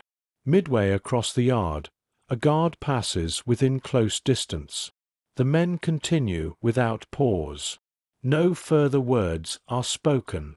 Inside the structure, the sack is placed precisely in line with others. The stacking follows a clear order, 2 along the base, 1 atop, then another layer. Arrangement matters. Disorder invites correction. The pattern repeats until the row is complete. He straightens and wipes dust from his hands against his trousers. On the 4th lift, the other man speaks again, barely audible. A phrase this time, brief and unfinished. It suggests a gathering not in open yard, but within night's quiet. No location specified. No time declared. He does not respond verbally. Instead, he adjusts his steps slightly, creating half-breath of space before answering in similar brevity. A word acknowledging awareness. Nothing more. You remain attentive to how little is required to signal intent. The exchange is no more than breath, yet it carries weight. It marks the first quiet alignment beyond observation alone. The sacks continue to move. Weight shifts from one building to another. Dust rises and settles. The smoke beyond the yard maintains its steady line. Counting at dawn has already faded into memory of posture. By late morning, the stack inside the second structure has grown. The pattern is precise. The guards glance in occasionally, but do not linger. Heavy labor discourages speech. The exchange remains contained within small intervals between lifts. He feels the weight of the sacks less sharply now, not because they have grown lighter, but because attention is divided. Observation has been joined by contact. The network does not yet exist in form. It exists in recognition. You remain near the doorway as another sack is set down. Light filters in from outside, catching dust particles in narrow beam. The geometry of stacking mirrors the geometry of lines in the yard. Within that visible order, a quieter order has begun. We remain here, in this first measured exchange, before night gives it shape. By midday, the sacks have been moved in full. The original stack inside the storage shed stands reduced to a few remaining bundles. The new stack inside the second structure has grown into careful tiers. The arrangement is deliberate, edges aligned, weight distributed evenly. From the outside, nothing suggests deviation from assigned task. He carries the final sack with the same measured pace as the first. The other man does not speak during this lift. The path across the yard remains exposed, bordered by the trench on one side and the repaired fence on the other. Smoke continues its steady ascent beyond the buildings. The system appears unchanged. You observe how the exchange from earlier does not repeat immediately. It lingers without reinforcement. Silence becomes confirmation rather than absence. The men return to the emptying shed to sweep dust from the floor. Brushes replace lifting. The brushing is lighter work. Dust gathers in low drifts and is swept toward the doorway. The motion is rhythmic and controlled. Guards pass intermittently, their presence a moving boundary between speech and quiet. He bends near the doorway where light is strongest. The other man kneels opposite him. Between strokes of the brush, a few words pass, short, measured, incomplete. A name again, then another. The pattern is clear now. Identification without elaboration. You sense how the exchange relies on restraint. Each word is a fragment that must be assembled later. The men do not look at one another directly. The brushes continue their arcs across the floor. A guard's shadow crosses the threshold. The words cease instantly. The brushing continues without variation. The guard lingers only a moment before moving on. Silence holds until his footsteps fade. He resumes the motion of sweeping without visible change. Inside the fragment of speech, recognition has taken shape. Others within the barracks may share similar awareness. The network will not announce itself. It will grow in increments small enough to pass beneath attention. You remain attentive to the texture of dust in light. The particles settle slowly, disturbed only by deliberate motion. The structure of the shed remains ordinary. No sign of secrecy marks its walls. Afternoon brings reassignment. The men are directed back toward the trench for final labor before evening count. The shovel replaces the brush once more. The rhythm returns to heavier cadence. He takes his position along the trench without scanning for the other man. Recognition does not require proximity at every hour. It requires patience. The shovel strikes earth. The line advances. You observe how repetition continues even as something new has begun beneath it. The trench deepens by inches. The smoke rises. The fence stands secure. Counting at dusk will proceed as it always has. Yet the condition has shifted. Where observation once moved alone, it now moves alongside connection. The first quiet exchange has occurred without disruption of routine. The camp remains unaware. As the sun lowers, the signal to halt is given. Tools are counted. The men reform in the yard. Numbers travel down the rows. Voices answer in steady tone. No discrepancy interrupts the cadence. He stands within alignment, aware that the geometry above him conceals the beginnings of another geometry below. Inside the barracks, night will come again, and with it, perhaps, the next fragment. You remain at the edge of the yard as light fades, aware that repetition has not broken. It has deepened. The discipline of restraint. Night returns without announcement. The barracks settle into their layered quiet, breath upon breath, wood creaking softly beneath shifting weight. The lamp near the door burns low again, casting uneven light across the bunks. The air is thick but not warm. Outside, the patrol begins its steady circuit. He lies still, waiting for the rhythm to stabilize. The first patrol passes more quickly than expected. The second lingers near the door. The third resumes the earlier interval. Variations occur without explanation. Pattern must be observed before it can be trusted. You remain attentive to the cadence of boots against wood. Count the steps from the far end of the row. Count the pause outside the door. Count the retreating echo. Arithmetic continues, though quietly. A whisper moves from the lower bunk across the aisle. It is the same voice from the storage shed. The words are fewer this time. A location within the barracks is suggested, not a meeting, but a proximity. Those assigned to outer labor in the morning should stand in adjacent positions at dawn. He does not respond immediately. Restraint precedes alignment. The whisper fades before a guard's shadow crosses the door. Silence seals the exchange. The patrol resumes. You observe how caution governs even recognition. No plan unfolds in full. No declaration of purpose is made. The network must remain embryonic, unformed enough to avoid detection. He turns slightly, creating the smallest shift in position. It signals acknowledgement without speech. The body communicates where words cannot.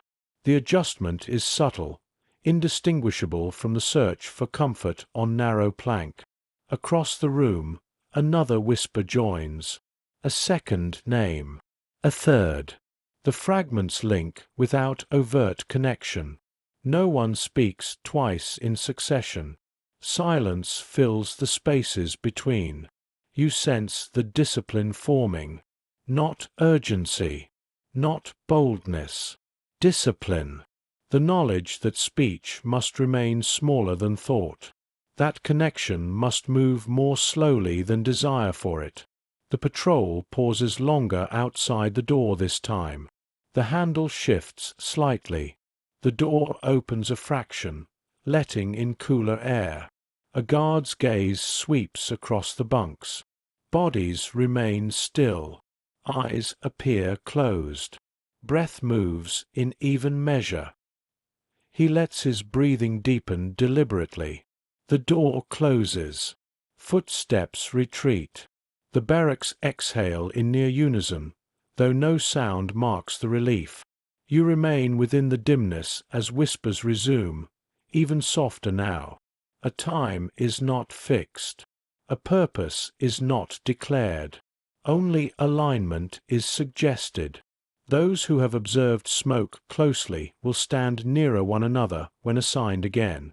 Those who repair fence will watch the intervals between inspections. The language remains incomplete by design. He listens and stores each fragment carefully. The discipline required is greater than labor. To resist the urge to speak fully. To allow recognition to grow slowly. To trust that patience offers greater protection than haste. The lamp flickers once and steadies. A man coughs near the far wall, drawing momentary attention. The whispers cease again. Silence regains its hold. The patrol passes without stopping. You observe how the condition inside the barracks has shifted once more. Repetition continues. Counting will return at dawn. Smoke will rise. The trench will lengthen. Yet beneath the visible geometry, alignment is beginning to form with deliberate restraint. He closes his eyes at last. Sleep will not be deep. It rarely is. But beneath exhaustion, awareness persists. The first exchange has not broken routine. It has nested within it. We remain here, in the careful discipline of restraint, before the next morning tests its quiet formation. The whistle at dawn arrives as it always does, Sharp, unembellished, sufficient. Bodies rise from bunks in practiced sequence. Blankets are folded to narrow width. Boots are pulled on without wasted motion. The barracks empties into pale morning air that carries neither warmth nor hostility. It simply exists. He steps into the yard with measured pace. The lines form as they have each day before. The counting begins. Numbers move along the row with steady cadence. No voice falters this morning. No discrepancy interrupts the sequence. Efficiency returns without effort. You observe how normalcy reinforces concealment. Nothing in the yard suggests deviation from established pattern. The towers stand unchanged. The wire gleams faintly in angled light. Guards move along the rows in habitual rhythm. Work details are assigned. He is directed once more toward outer labor near the trench. The other man from the storage shed stands 2 positions to his left. The alignment appears accidental. It is not. The path toward the trench crosses open ground. Mud has dried from previous days' labor, leaving faint ridges where boots have pressed repeatedly. The trench itself now runs longer than when first cut, its edges firmed by sun and wind. Smoke continues its quiet ascent beyond the yard. You remain attentive to posture rather than speech. The shovel is lifted. The first strokes of the morning strike earth with controlled force. Strike, lift, turn, release. The rhythm resumes as if uninterrupted by night. He adjusts his stance slightly. The adjustment allows a brief whisper to pass beneath the sound of metal meeting soil. A name spoken softly. A confirmation returned. The exchange is less than breath. It dissolves immediately into labor. The guard at the far end of the trench shifts position. Inspection today comes later than yesterday. The variation is noted silently. The cloudless sky sharpens visibility across the yard. Smoke appears thinner in clear light, though its source remains steady. You sense how the network grows not through dramatic meeting, but through repetition within repetition. Alignment in the yard. Alignment at the trench. Alignment within patrol intervals at night. Mid-morning brings brief halt. The trench's depth is measured by boot and by sight. The guard nods and steps back. The line resumes. No extra scrutiny lingers. He counts strokes inwardly again, not simply for rhythm now, but for synchronization. 10 strokes before brief pause. 10 strokes before subtle glance. The pattern must remain indistinguishable from fatigue. You observe how restraint governs every motion. Speech remains minimal. Glances are fleeting. The geometry of labor conceals the geometry of connection. By noon, the trench has deepened another inch. The ridge of displaced earth stands slightly higher. Boots leave sharper marks in drying soil. Hunger returns with familiar insistence. Water is distributed briefly and without ceremony. He drinks and returns the cup. The other man wipes sweat from his brow at the same moment. The motion is mirrored without intention. It appears incidental. It is not. Afternoon light begins its gradual descent. The smoke beyond the yard darkens briefly as wind shifts. Neither man looks toward it directly. Awareness does not require gaze. You remain near the edge of the trench as the final strokes of the day fall into place.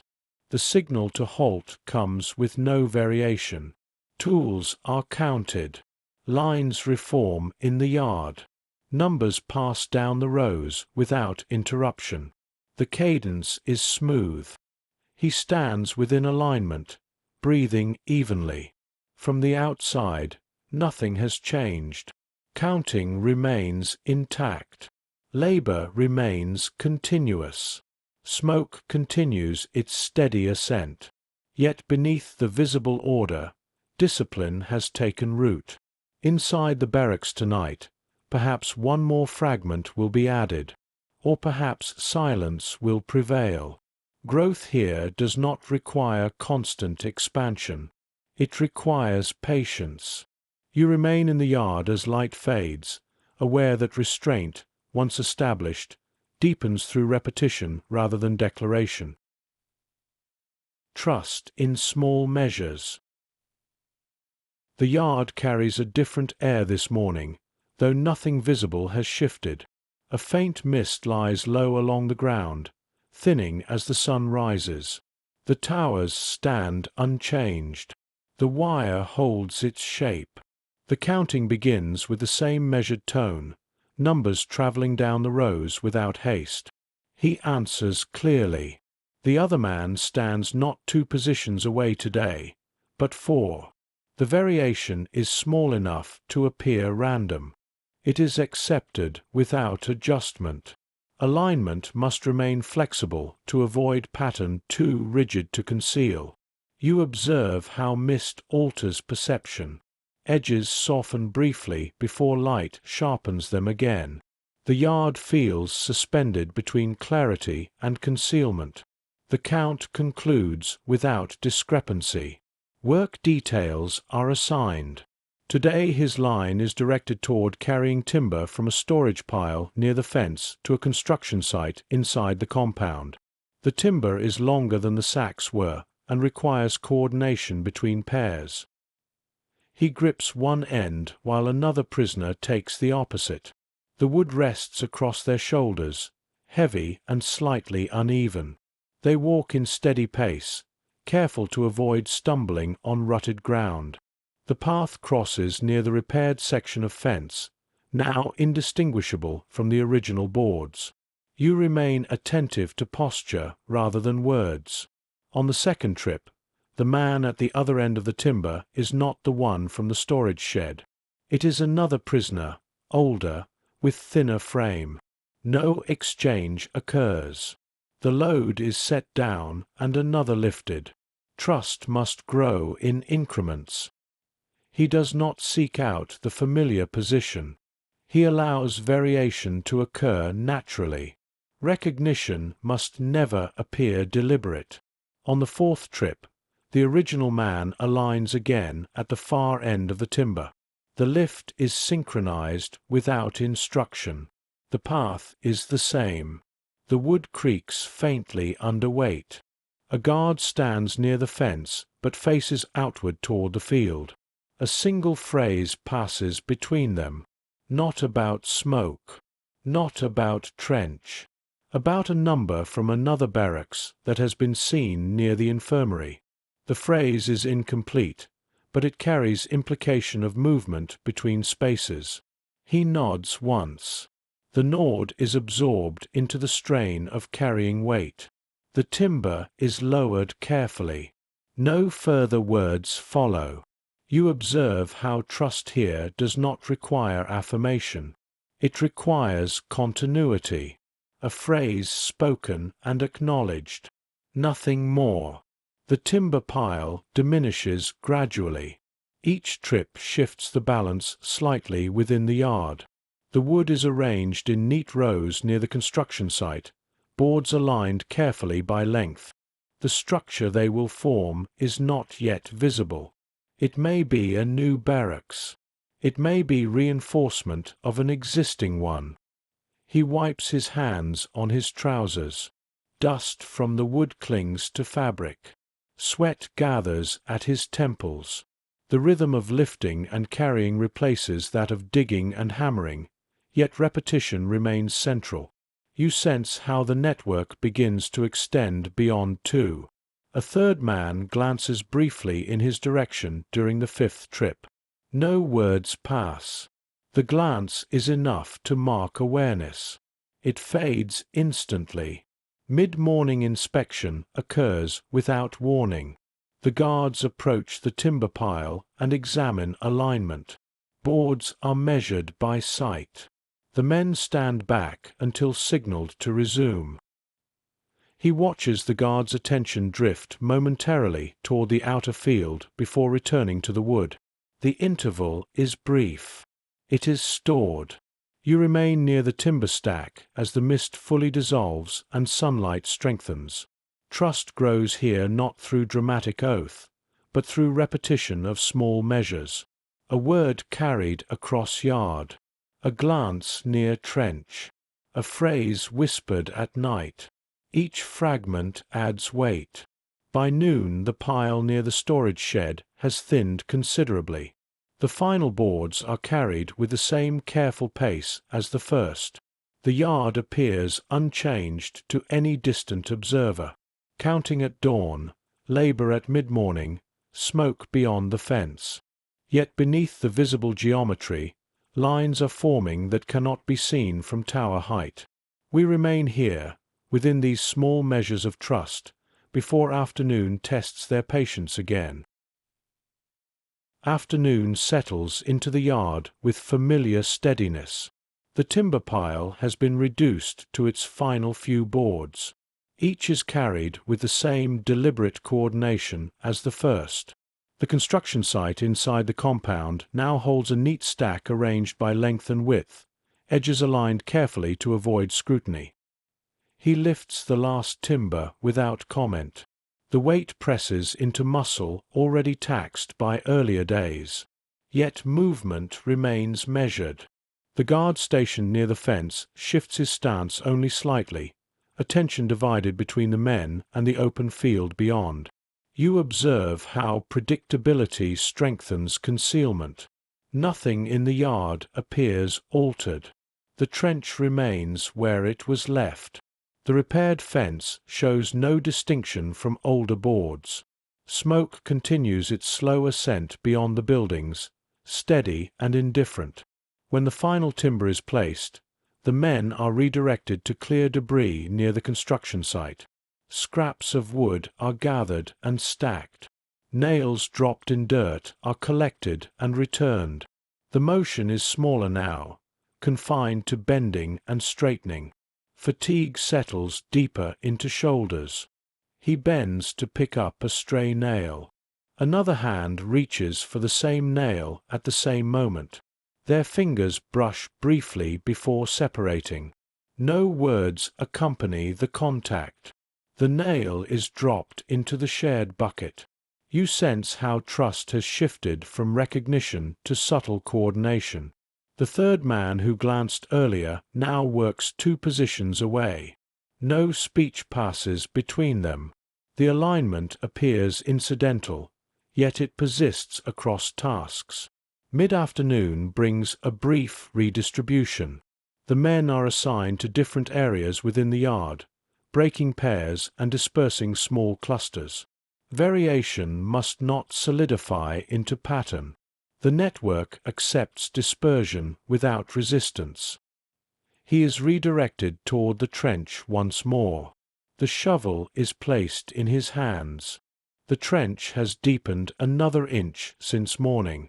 The ridge of displaced earth stands firm along its edge.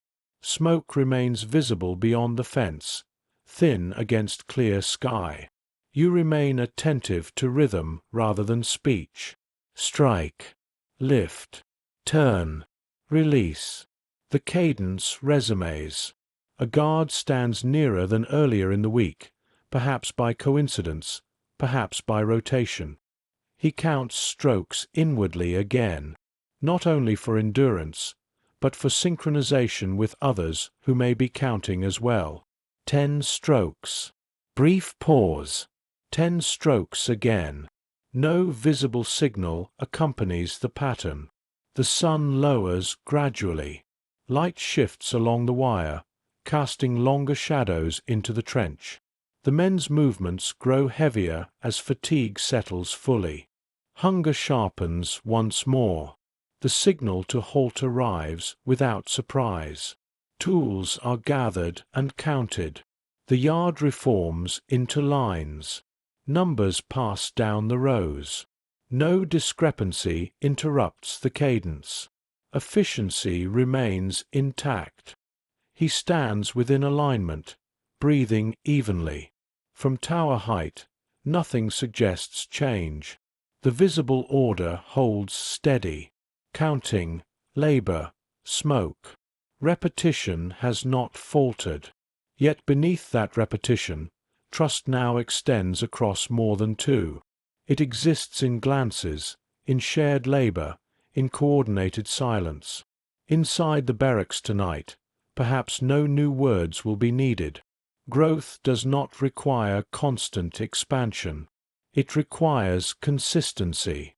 You remain in the yard as the last light withdraws, aware that small measures, repeated carefully, begin to accumulate into structure. The shape of patience. Morning returns without novelty. The sky is pale and wide, unmarked by cloud. Frost has retreated entirely now. The yard receives the men in straight lines that require no correction. Counting begins with the same measured cadence, numbers spoken and answered without hesitation. He stands with shoulders squared, posture steady.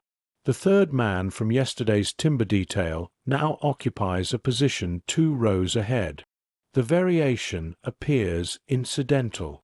No sign marks it as deliberate. Alignment shifts day by day, preventing visible pattern. You observe how patience reshapes perception. Where once each morning carried faint edge of uncertainty, now it carries structure. The yard feels predictable in its unpredictability. Guards rotate positions.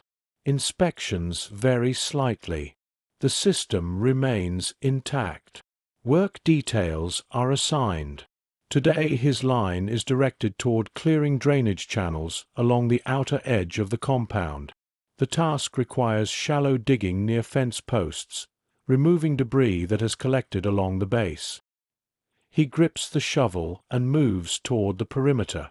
The fence towers above him, boards and wire secure from the repairs days earlier.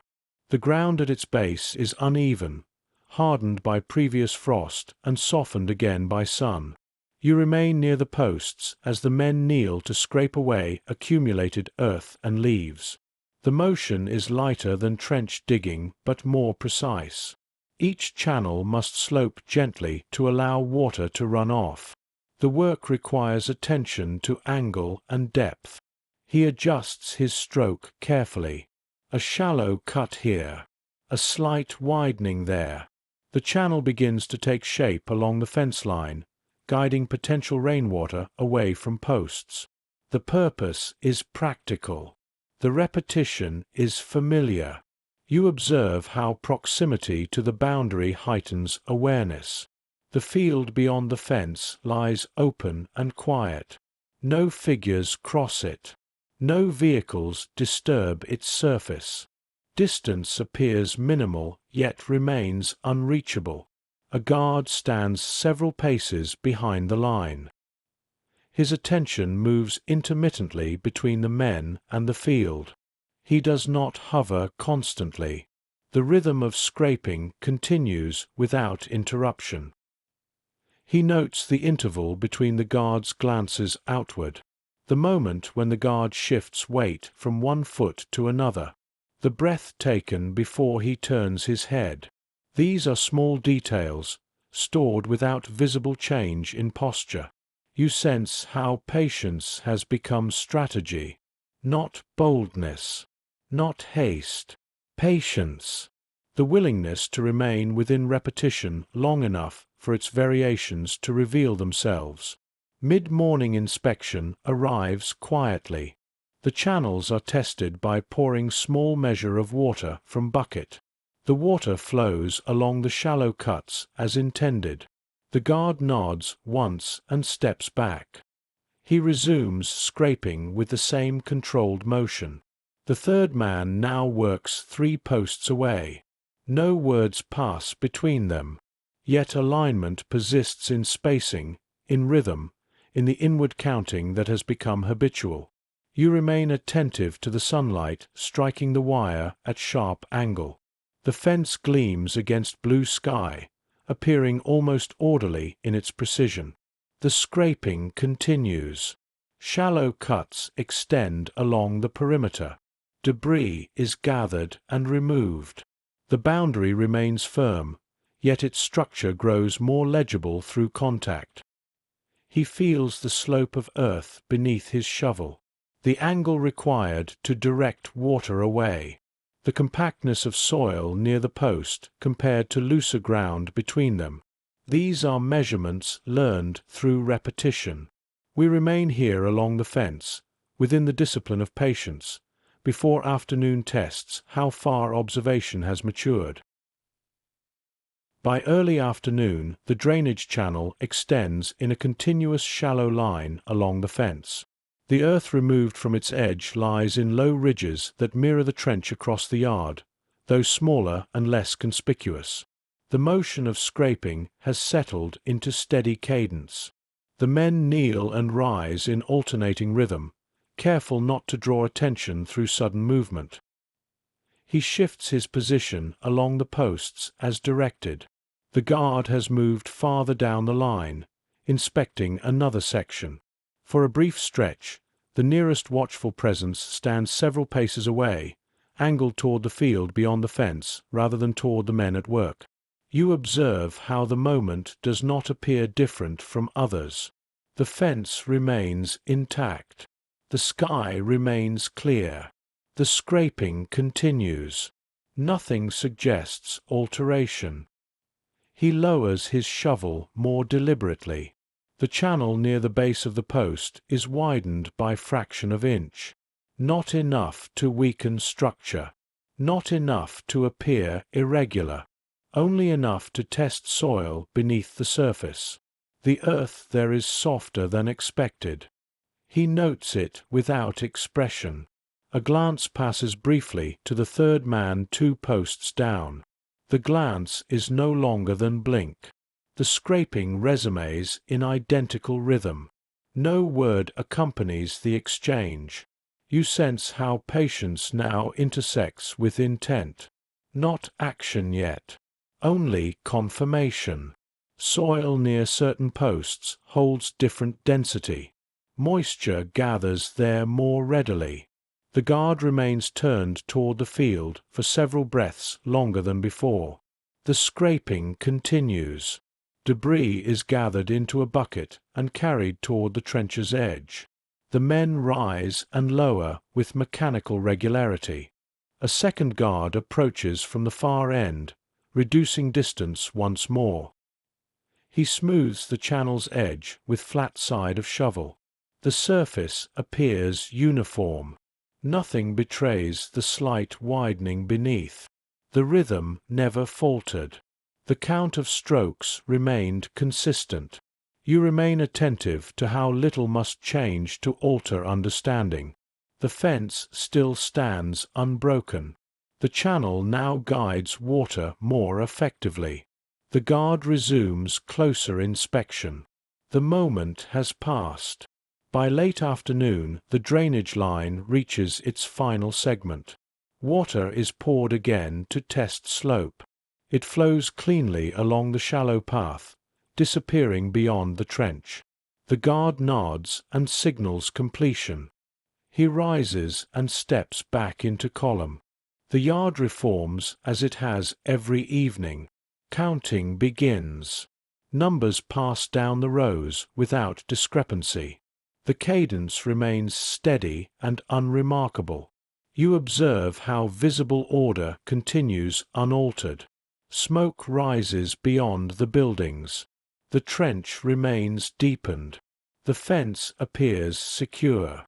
The drainage channel lies smooth and functional along its base. Yet beneath the visible geometry, knowledge has matured. Soil density, guard intervals, post depth, alignment across positions, trust extending across 3 and perhaps more. Inside the barracks tonight, silence may suffice. No proclamation is required. Patience has shaped perception into quiet preparation. He lies back on his narrow plank as night settles.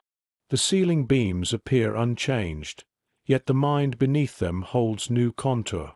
Observation has deepened into understanding, and understanding waits without hurry. You remain in the dim light as breathing steadies around him, aware that repetition has not diminished possibility. It has clarified it. The discipline of continuance.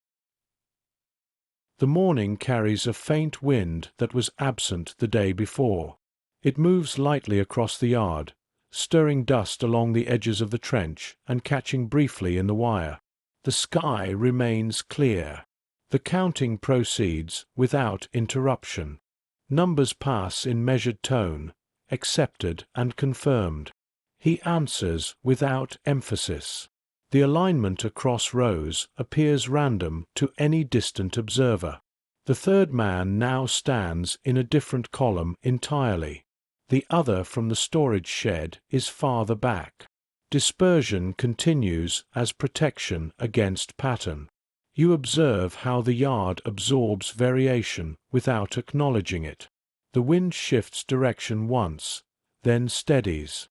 Smoke beyond the buildings bends slightly under its pressure. The towers remain fixed in their watch. Work details are assigned. Today his line is directed toward unloading materials from a wagon that has entered the compound.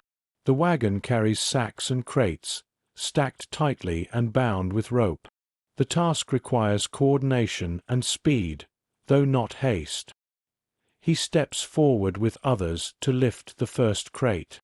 The wood is rough against his palms. The rope binding it is knotted securely. The wagon bed stands just high enough to require careful lowering of each load to avoid splintering. You remain near the wagon as the unloading begins. Crates are passed down in sequence, hands to hands. The motion resembles a chain, though no one names it as such. Each man receives weight and transfers it onward. The rhythm is efficient and quiet. He notes the interval between the guard's glances toward the yard gate. The gate remains closed now that the wagon has entered. The guard near it shifts weight frequently, watching both the unloading and the outer perimeter. A crate slips slightly as it is passed. It does not fall. It is steadied and lowered without remark. The line continues. You sense how the act of passing weight hand to hand carries subtle meaning. Coordination grows not only through whisper, but through shared labor requiring precision. Each man must trust the grip of the next. Trust here is not declared. It is tested quietly in motion. Mid-morning light sharpens. The wind strengthens slightly, carrying dust across the yard. Smoke bends more visibly toward the east. The trench edges dry further. The fence stands unchanged. He receives another crate. The rope binding grazes his knuckles. He adjusts grip and passes it along. A brief glance meets his own from the third man further down the chain. No signal is exchanged beyond that. You observe how discipline now governs even the smallest gestures. No nod lingers too long. No glance repeats. Alignment remains fluid. The unloading continues. By midday, the wagon bed has been cleared of half its load. The crates are stacked near the storage shed in precise rows. Guards inspect occasionally, but do not linger. The task appears routine, devoid of special significance. He wipes sweat from his brow with back of wrist. The chain of hands continues without break. Crate after crate, sack after sack. Weight transferred evenly, rhythm maintained. You remain attentive to how repetition conceals connection. From tower height, it is only unloading. From within the chain, it is measured cooperation. Each transfer reinforces awareness of others' presence.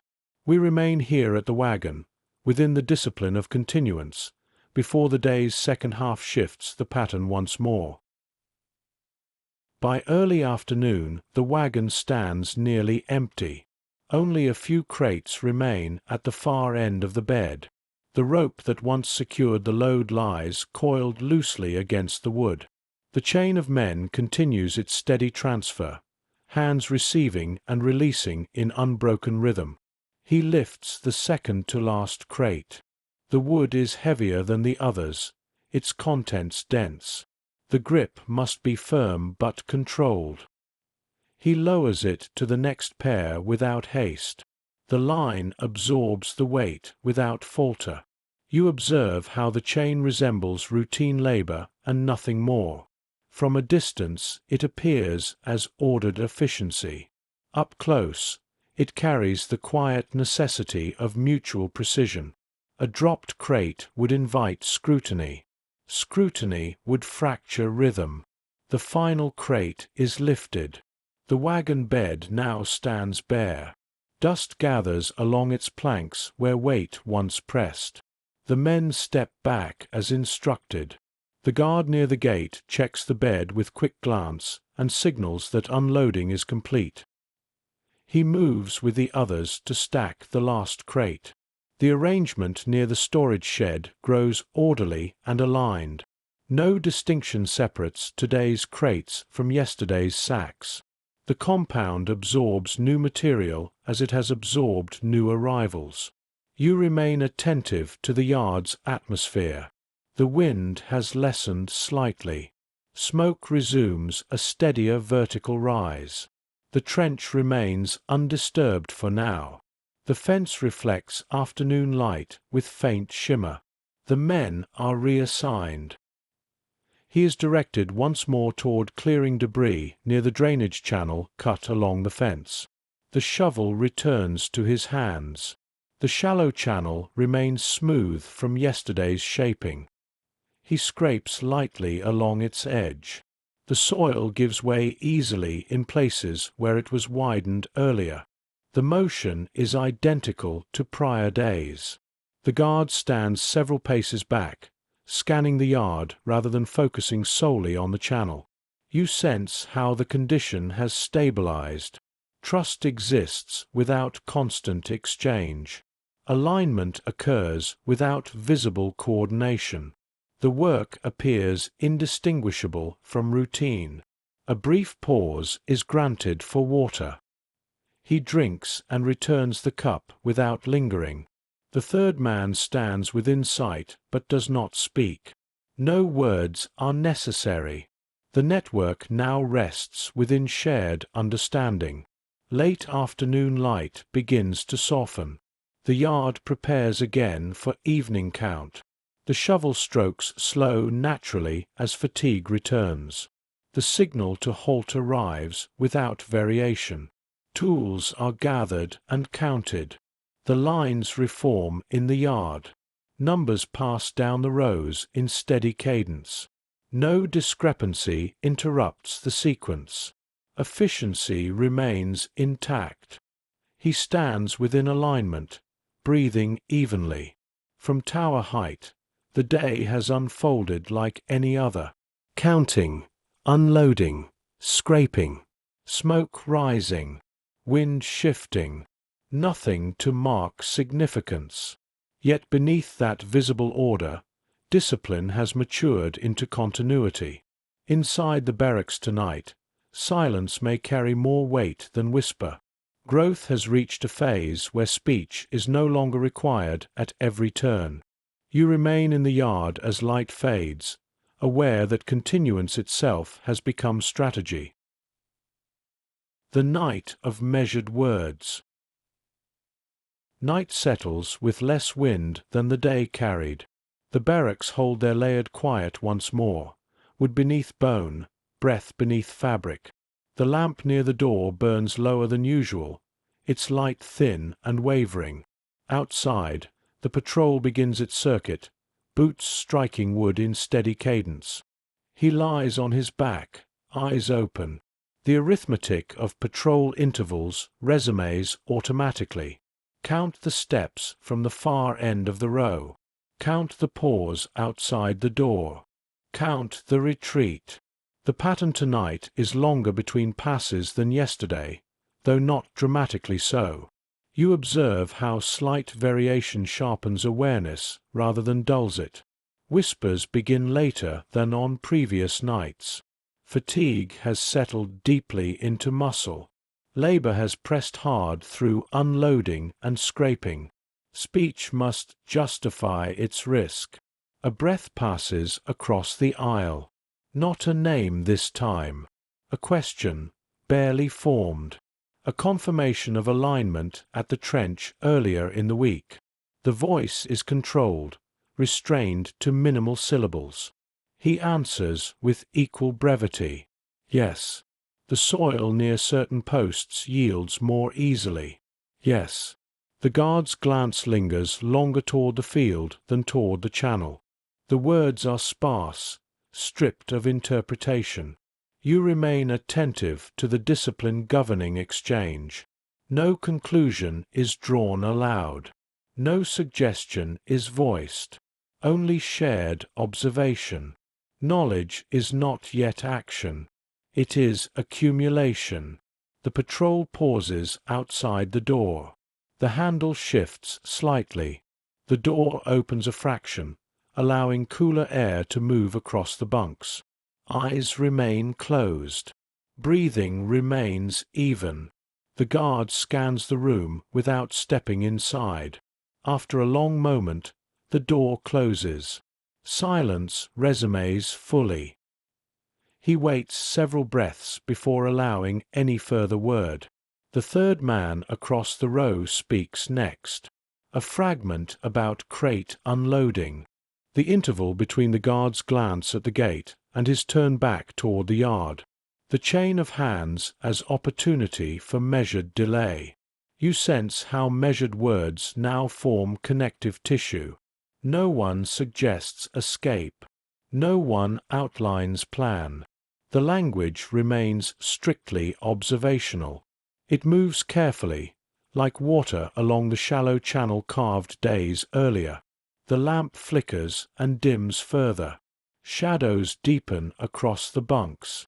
The patrol resumes its regular interval. Breath steadies across the room. He turns slightly toward the wall. Not to conceal speech, but to anchor thought. The network now holds shared data points: soil density, guard intervals, patrol timing, chain coordination. Each fragment is stored without urgency. You remain in the dimness as night stretches. Measured words continue, but fewer now. The threshold of risk has been tested. It will not be pressed further tonight. Sleep approaches in fragments. The arithmetic of patrol intervals continues inwardly even as consciousness thins. Counting has become reflex. Observation has become discipline. Discipline has become quiet alignment. We remain here, in this night of measured words, before dawn returns with its visible geometry. The lamp extinguishes itself before dawn. Darkness settles fully for a brief stretch, thick and unbroken. The barracks breathe in low rhythm, a collective sound that resembles distant tide more than sleep. Outside, the patrol continues, boots striking wood with dependable cadence. He does not mark the hour by light. He marks it by silence between patrols. The interval has lengthened slightly again. Perhaps rotation has changed. Perhaps fatigue has settled differently among the guards. Variation is noted without comment. You observe how darkness clarifies sound. The faint scrape of fabric against wood. The subtle shift of a body adjusting beneath blanket. A cough held in the throat to avoid attention. Each noise carries weight. A whisper begins near the far wall.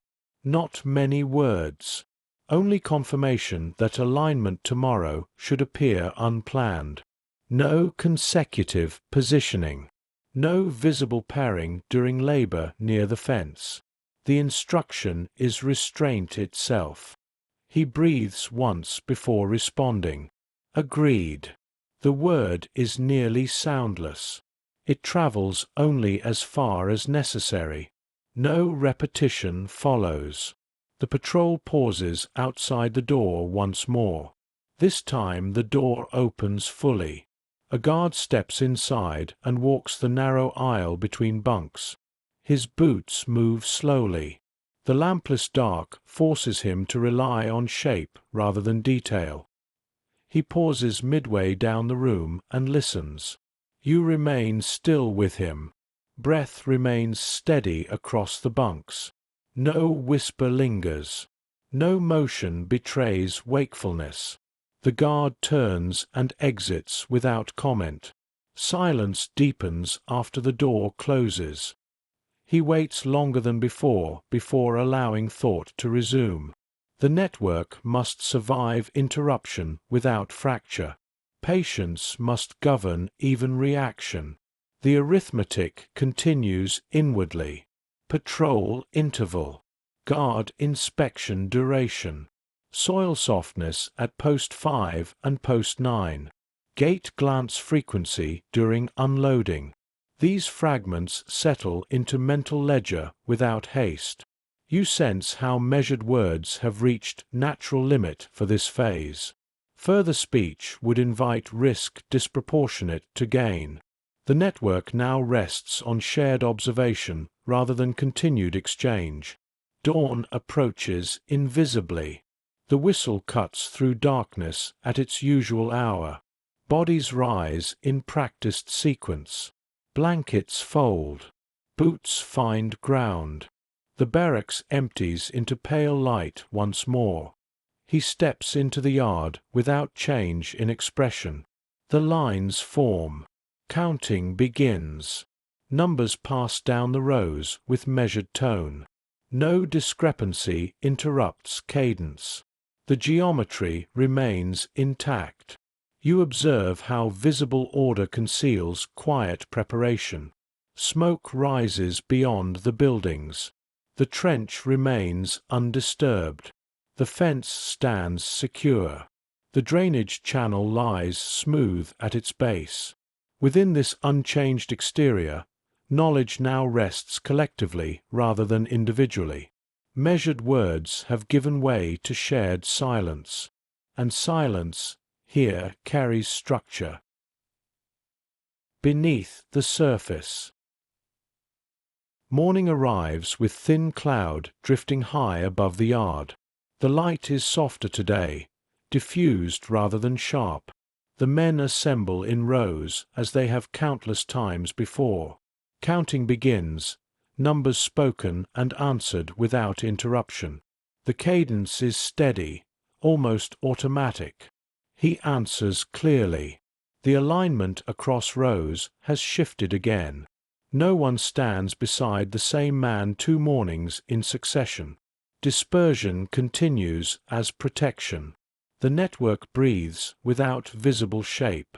You observe how the yard feels unchanged, yet carries quiet density. The smoke beyond the buildings rises in pale column, bending slightly with wind.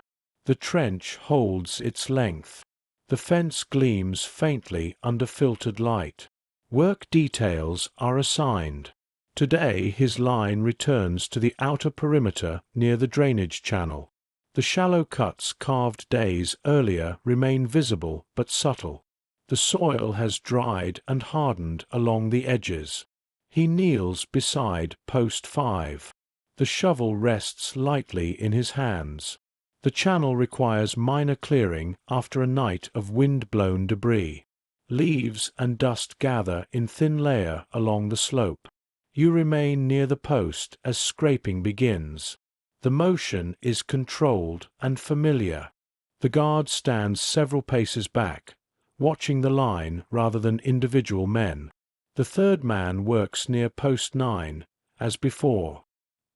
He lowers the shovel more deliberately at the base of the post. The soil yields slightly more than surrounding ground. The difference is subtle but consistent. Beneath hardened surface, The Earth holds less compacted density. You sense how repetition confirms earlier observation. He smooths the channel edge without widening it further. No visible change marks the post. The scraping resumes at uniform rhythm. A guard turns his head toward the field. The interval of that turn is counted inwardly. 1 breath. 2. 3. He resumes scraping as if unaware. You observe how beneath visible surface, knowledge deepens. The trench taught rhythm. The fence taught structure. The drainage channel now teaches depth. Each layer adds dimension to understanding. Mid-morning inspection arrives quietly. Water is poured again along the channel to test flow. It moves smoothly along shallow cut, disappearing beyond trench. The guard nods and steps back. He notes that the water pools briefly near post 5 before moving onward. The pooling is slight, nearly imperceptible, yet it marks difference in soil beneath. You remain attentive to the sky, where cloud thins further and light grows stronger. Smoke appears more defined now against blue. The scraping continues. At post 9, the third man mirrors the motion near his base. No glance passes between them. No signal marks alignment. He finishes smoothing the channel edge and moves to next post. The pattern of soil density repeats intermittently. Not every post yields. Only certain segments along the fence line. You sense how beneath the surface a map is forming, not drawn on paper, not spoken aloud, carried instead within memory, reinforced by repetition. The guard shifts position again, stepping closer for brief moment before moving away. He resumes scraping with identical tempo. Nothing in his posture suggests alteration. The channel appears uniformly shaped. The fence stands unchanged. We remain here along the perimeter, within the quiet confirmation of depth beneath surface. By early afternoon, the shallow channel runs clean along the length of the fence. The wind has carried less debris today. The soil near most posts feels firm beneath the shovel's edge. Only certain segments offer that subtle softness first noted days earlier. The difference remains small, almost incidental. He shifts from post to post with measured pace. The guard now stands nearer to the midpoint of the line, his gaze alternating between the men and the distant field. No unusual scrutiny settles on any single position. You observe how the sun, now higher, casts sharp lines across the ground. Shadows of posts fall into the channel, creating alternating bands of light and dark. The fence gleams with metallic brightness. Smoke beyond the yard rises steadily, neither thickening nor thinning. He kneels once more near post 9. The shovel enters soil at shallow angle. Beneath the hardened crust, the earth loosens more readily than at neighboring posts. The sensation is brief but unmistakable. He smooths the surface without widening the channel. No visible mark remains. The motion remains identical to earlier strokes. The guard's shadow passes briefly over him and then moves on. You sense how confirmation now rests not on single observation, but on repetition across days. The network requires certainty built slowly. Soil softness near post 5 and 9. Guard glance intervals during unloading. Patrol timing at night. Mid-afternoon light begins to soften. The channel appears complete and uniform. Water tested earlier has flowed correctly. No reason remains for further alteration today. He rises and steps back into line. The third man does the same at his position. No exchange passes between them. Silence now carries weight of shared map. You remain attentive to how little has changed outwardly. The fence remains secure. The trench remains deep. The yard remains orderly. Counting will occur, as always, at dusk. Yet beneath surface, knowledge has crystallized. The signal to halt arrives. Tools are gathered and counted. The men reform in the yard. Numbers pass down the rows without interruption. The cadence remains steady. He stands within alignment, breathing evenly. From tower height, the day appears indistinguishable from those before it. Counting, scraping, smoke, repetition. But beneath that visible repetition, structure has formed. Inside the barracks tonight, perhaps no words will be needed. The map now exists in more than one mind. You remain in the yard as the last light withdraws, aware that beneath hardened earth and ordered rows, something patient and deliberate has taken shape. The weight of waiting. Morning returns without urgency. The sky is pale and cloudless. The yard receives the men in straight lines that require no correction. Counting begins in steady tone. Numbers pass down the rows, accepted and confirmed. No voice falters. No discrepancy interrupts the sequence. He answers clearly.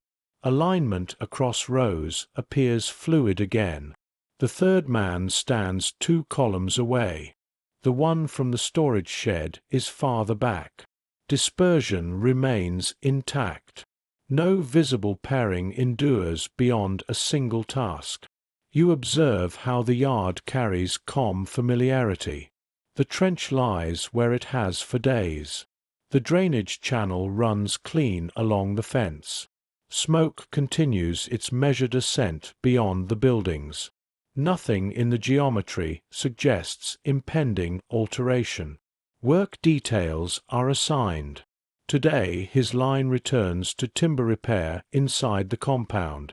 Boards must be repositioned along a barracks wall where shifting ground has created slight separation. The task is precise and visible, though not urgent.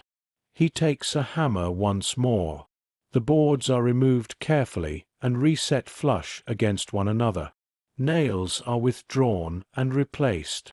The motion echoes earlier repairs along the fence, though now within inner boundary. You remain attentive to rhythm rather than speech. Strike. Adjust. Strike again. The wood responds with dull sound. The guard overseeing this detail stands at moderate distance, watching the alignment rather than individual faces. He notes the firmness of ground beneath the barracks wall. Unlike soil near certain fence posts, this earth feels compact and resistant. The contrast reinforces earlier confirmation. You sense how waiting now governs condition. The map exists. The intervals are known. Trust spans several men. Yet action remains suspended. Patience must hold. Mid-morning inspection occurs without variation. A guard runs his hand along the reset boards and nods. The line shifts to next segment requiring adjustment. No further scrutiny lingers. He continues with identical pace. The hammer's rhythm merges with memory of shovel and brush. Each tool has revealed different layer of structure. Each repetition has deepened awareness. You observe how smoke appears thinner under bright light today. It rises straight upward, undisturbed by wind. The field beyond the fence remains empty. No movement interrupts horizon. The third man passes briefly near the stack of spare boards. No glance lingers. No word is spoken. Yet presence confirms alignment remains unbroken. He feels the weight of waiting more than the weight of hammer. Action would disrupt visible order. Waiting preserves it while strengthening certainty. We remain here within the discipline of waiting, before afternoon presses further upon patience. Afternoon settles with the same measured calm that marked the morning. The repaired boards along the barracks wall now sit flush and aligned. The ground beneath them shows no visible disturbance. The hammer returns to the crate and is counted with quiet precision. He steps back as the line reforms.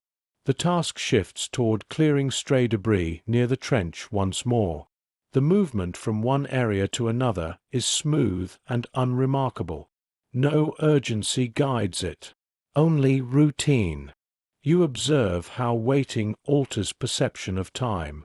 Minutes stretch without visible change. The trench deepens by small increments. The drainage channel remains smooth. The fence stands firm.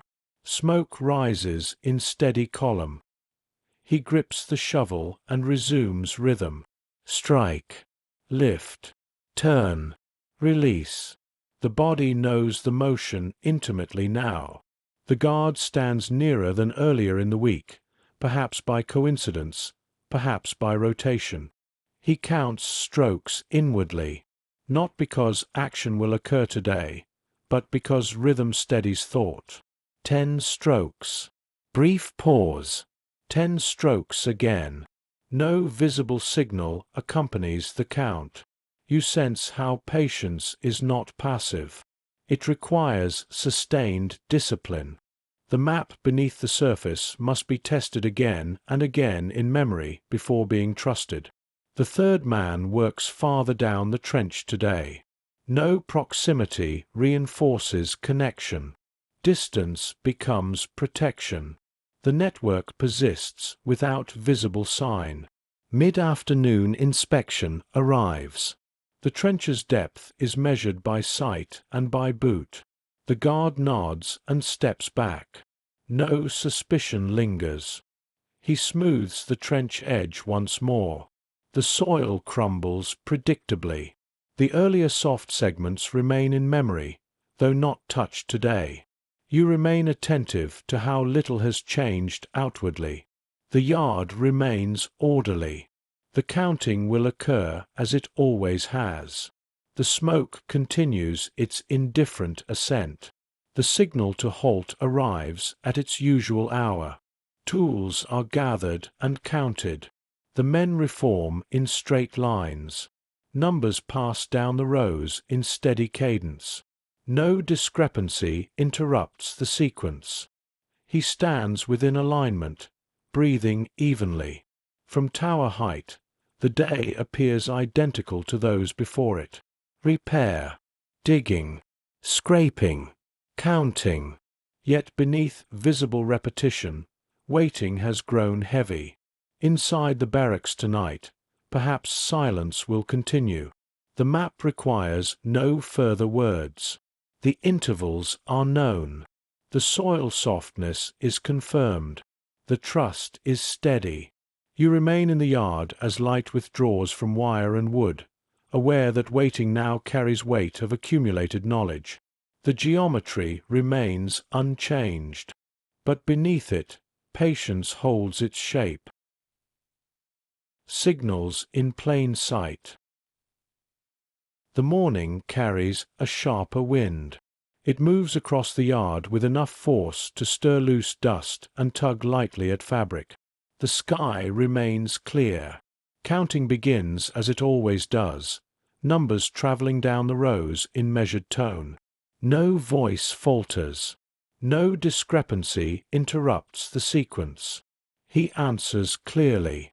The wind bends smoke into a long horizontal line before it lifts. The trench lies firm. The drainage channel remains smooth. The fence gleams under early light. You observe how repetition continues unbroken. Work details are assigned. Today his line is directed towards sorting clothing bundles near the storage shed. The bundles have been collected from new arrivals and require categorization by size and condition. The task appears administrative, even mundane. He kneels beside a pile of folded garments. The fabric is thin and worn. Some pieces carry faint markings sewn into seams. The sorting must be done quickly but carefully. Piles form in measured arrangement, usable, damaged, repurposed. You remain attentive to motion rather than words. The wind lifts corners of cloth before settling them again. The guard overseeing the detail stands under partial shelter near the shed doorway, shielded from direct gusts. He picks up a shirt and inspects its seam. A small marking inside collar catches his eye. A number stitched by hand. Not official. Not recorded. A quiet signature of presence. He places the garment in the appropriate pile without comment. The third man works 2 rows down from him, sorting trousers by length. No glance passes between them. Yet each garment turned over becomes opportunity for subtle signal. You sense how communication can hide in plain sight. A sleeve folded in particular direction. A seam left slightly exposed. A garment placed at edge rather than center of pile. These gestures appear incidental to any observer focused on speed. He adjusts fold of one shirt. The fold is precise and ordinary, yet slightly tighter than others. The marking within remains hidden but known. The guard shifts position briefly, stepping closer to observe pace. He continues sorting without alteration. The wind gusts again, scattering loose thread across ground. You observe how the task appears entirely benign. Clothing sorted. Piles aligned. Speed maintained. Nothing suggests coordination beyond assigned labor. Mid-morning inspection arrives quietly. The guard runs his hand over the sorted piles, ensuring no item is concealed beneath another. Satisfied, he steps back toward doorway. He notes the interval between inspections. Longer here than at trench. The shelter near doorway draws the guard inward when wind rises. You sense how signals begin to layer upon earlier maps. Soil softness. Guard intervals. Patrol timing. Now garment markings and pile positions. The network expands without noise. By noon the piles have grown substantial. The wind has lessened slightly. Smoke resumes steadier vertical rise. The yard remains orderly. He places another garment at edge of pile. No glance acknowledges the gesture. No word confirms it. Yet a small alteration in arrangement travels across line.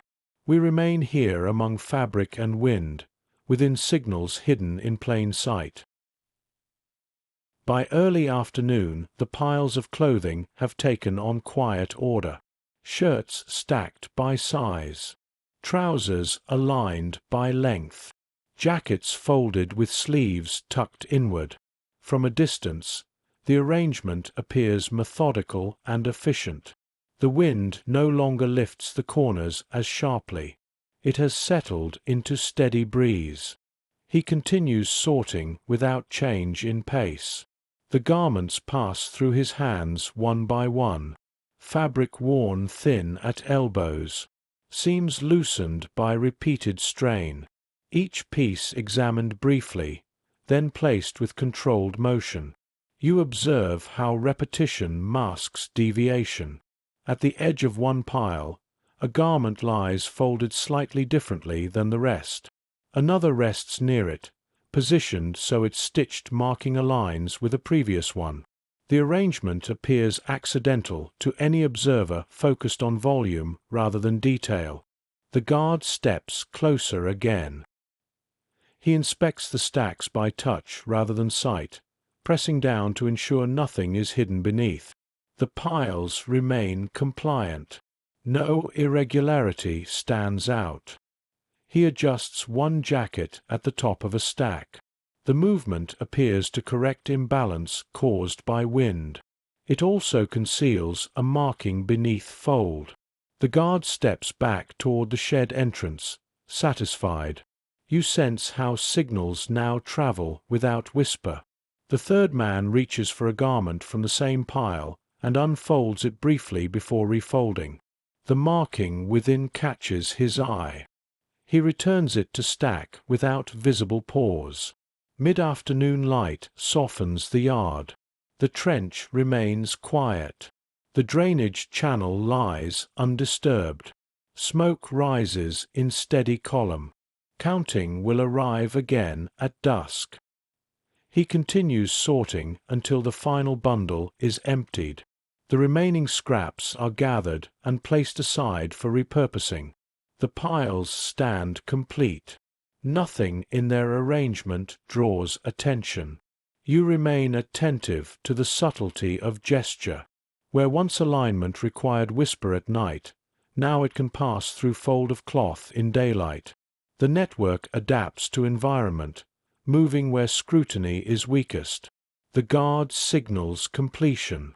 The men rise and reform in column. No conversation accompanies the shift.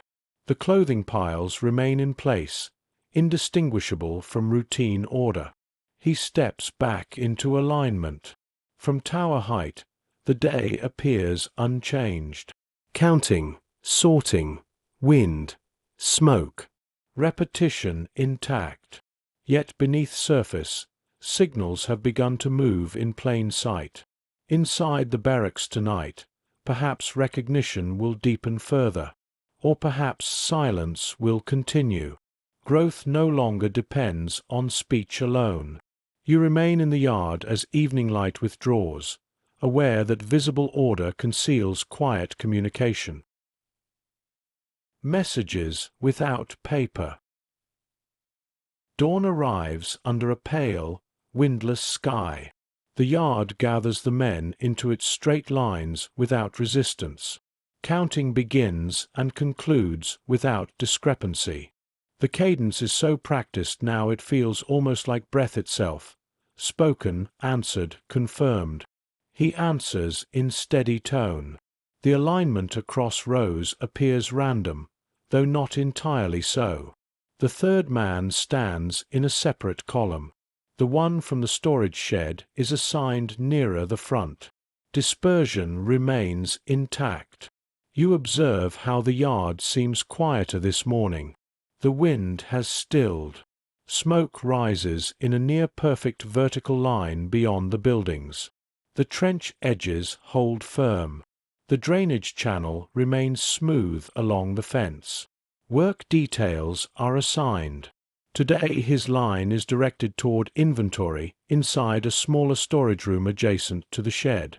The task involves counting tools, verifying numbers against a posted list. Hammers, shovels, nails, coils of wire. Each item must be tallied and returned to precise location. He steps into the room with measured pace. The space is narrow, shelves lining both walls. Light enters through a single high window, creating narrow beam across dust-filled air. The guard overseeing the detail stands near doorway, not inside. You remain near the shelves as counting begins. Each hammer is lifted and set back. Each shovel counted by touch and sight. The rhythm resembles dawn arithmetic, though smaller in scale. He picks up a coil of wire. The coil is tight and uniform, its end secured beneath loop. He turns it once, then replaces it on the shelf. The movement appears part of verification. You sense how this environment offers different possibility. Unlike clothing piles or drainage channels, here objects hold weight of record. Numbers posted on wall reflect inventory count. If a number shifts, scrutiny follows. He lifts a shovel and taps its handle lightly against the shelf. The tap is not loud enough to draw attention. It signals nothing overt. Yet it repeats at consistent interval between items. The third man across the room adjusts his own rhythm subtly.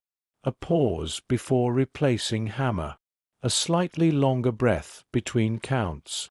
The variations remain within acceptable range of human motion. You observe how messages may now travel not through words, nor cloth, but through cadence.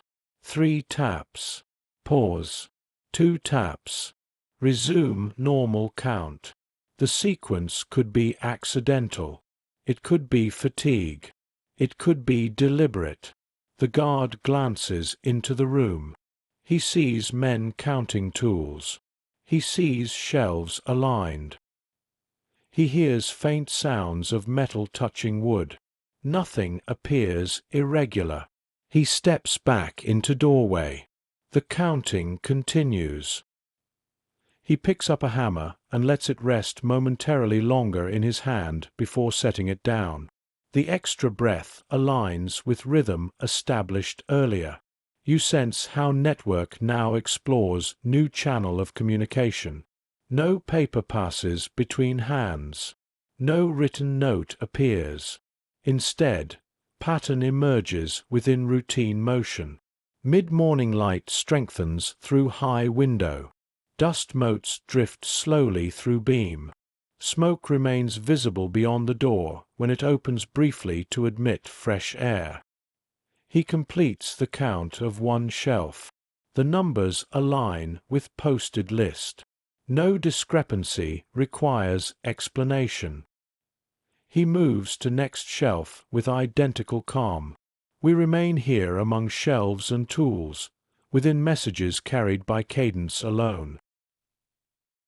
By midday, the inventory nears completion. Shelves that once appeared crowded now stand fully examined. Each hammer has been lifted and replaced. Each shovel counted and returned to its hook. Coils of wire rest exactly as they did before, yet the room has been mapped through touch. He moves to the final shelf near the doorway. Light from the yard spills briefly across the tools as the guard shifts position. The posted list on the wall hangs flat, its columns of numbers unaltered. You observe how normalcy governs the room. Counting, replacing, confirming. Nothing in the pattern signals deviation.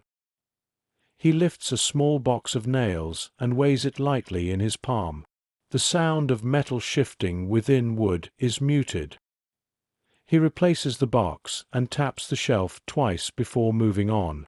Across the narrow space, the third man pauses slightly longer over a coil of wire before returning it to place.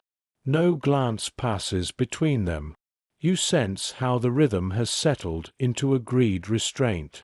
3 taps. Pause. 2 taps. Resume.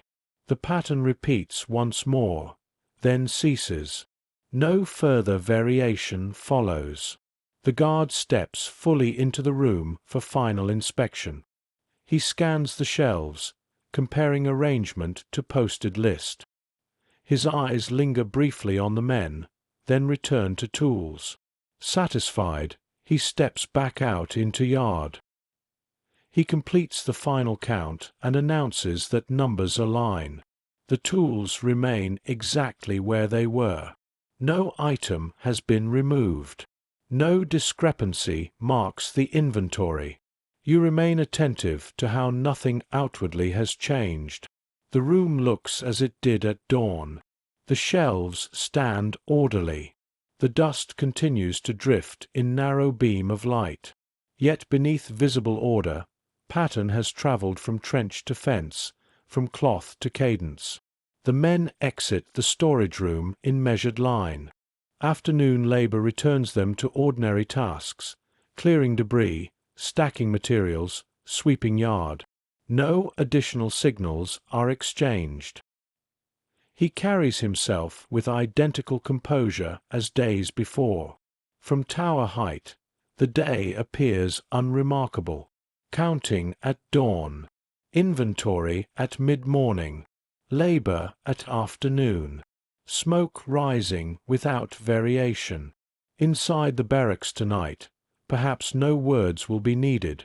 The rhythm has been tested. It can travel unnoticed within routine. You remain near the shelves for a moment longer, aware that messages without paper have begun to move within the system itself. The quiet structure forms. The morning carries a low grey sky. Cloud has returned, pressing the light downward and softening the edges of wire and tower. The yard assembles as it always does. Counting begins in steady tone, numbers spoken and answered without interruption. He answers clearly. The alignment across rows appears entirely incidental. The third man stands several positions behind. The one from the storage shed occupies a different column altogether. Dispersion continues to conceal pattern. You observe how the camp appears unchanged beneath cloud. Smoke drifts lower today, caught in heavier air. The trench holds its length. The drainage channel lies smooth and functional. The fence remains secure. Work details are assigned. Today his line is directed toward distributing rations inside a smaller barracks. The task requires movement between bunks, handing measured portions to each man in sequence. He steps into the barracks with bucket in hand. The air inside is thick even at morning hour. The rations are small, thin broth, pieces of bread counted precisely. Each portion must be delivered evenly. You remain attentive to the rhythm of distribution. He moves from bunk to bunk in measured pace. Ladle dips into bucket. Broth pours into tin cup. Bread piece placed in waiting hand. The third man stands near the far end of the room, assisting with distribution.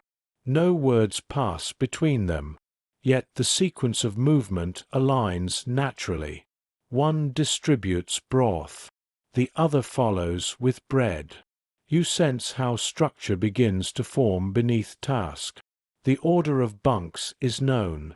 The patrol timing outside the door is familiar. The guard overseeing the ration detail stands near the entrance, focused on ensuring portions remain equal. He notes the interval between the guard's glances inside. The guard steps away briefly to speak with another outside. The doorway remains visible but unoccupied for several breaths. He ladles broth during that interval without change in pace.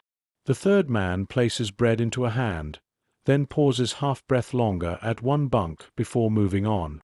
You observe how the pause is not enough to draw notice. It remains within acceptable margin of distribution, yet it signals recognition. The man at that bunk nods faintly, no more than natural motion of receiving food. Mid-morning light filters weakly through high window. Cloud presses against glass. Smoke beyond appears darker against grey sky.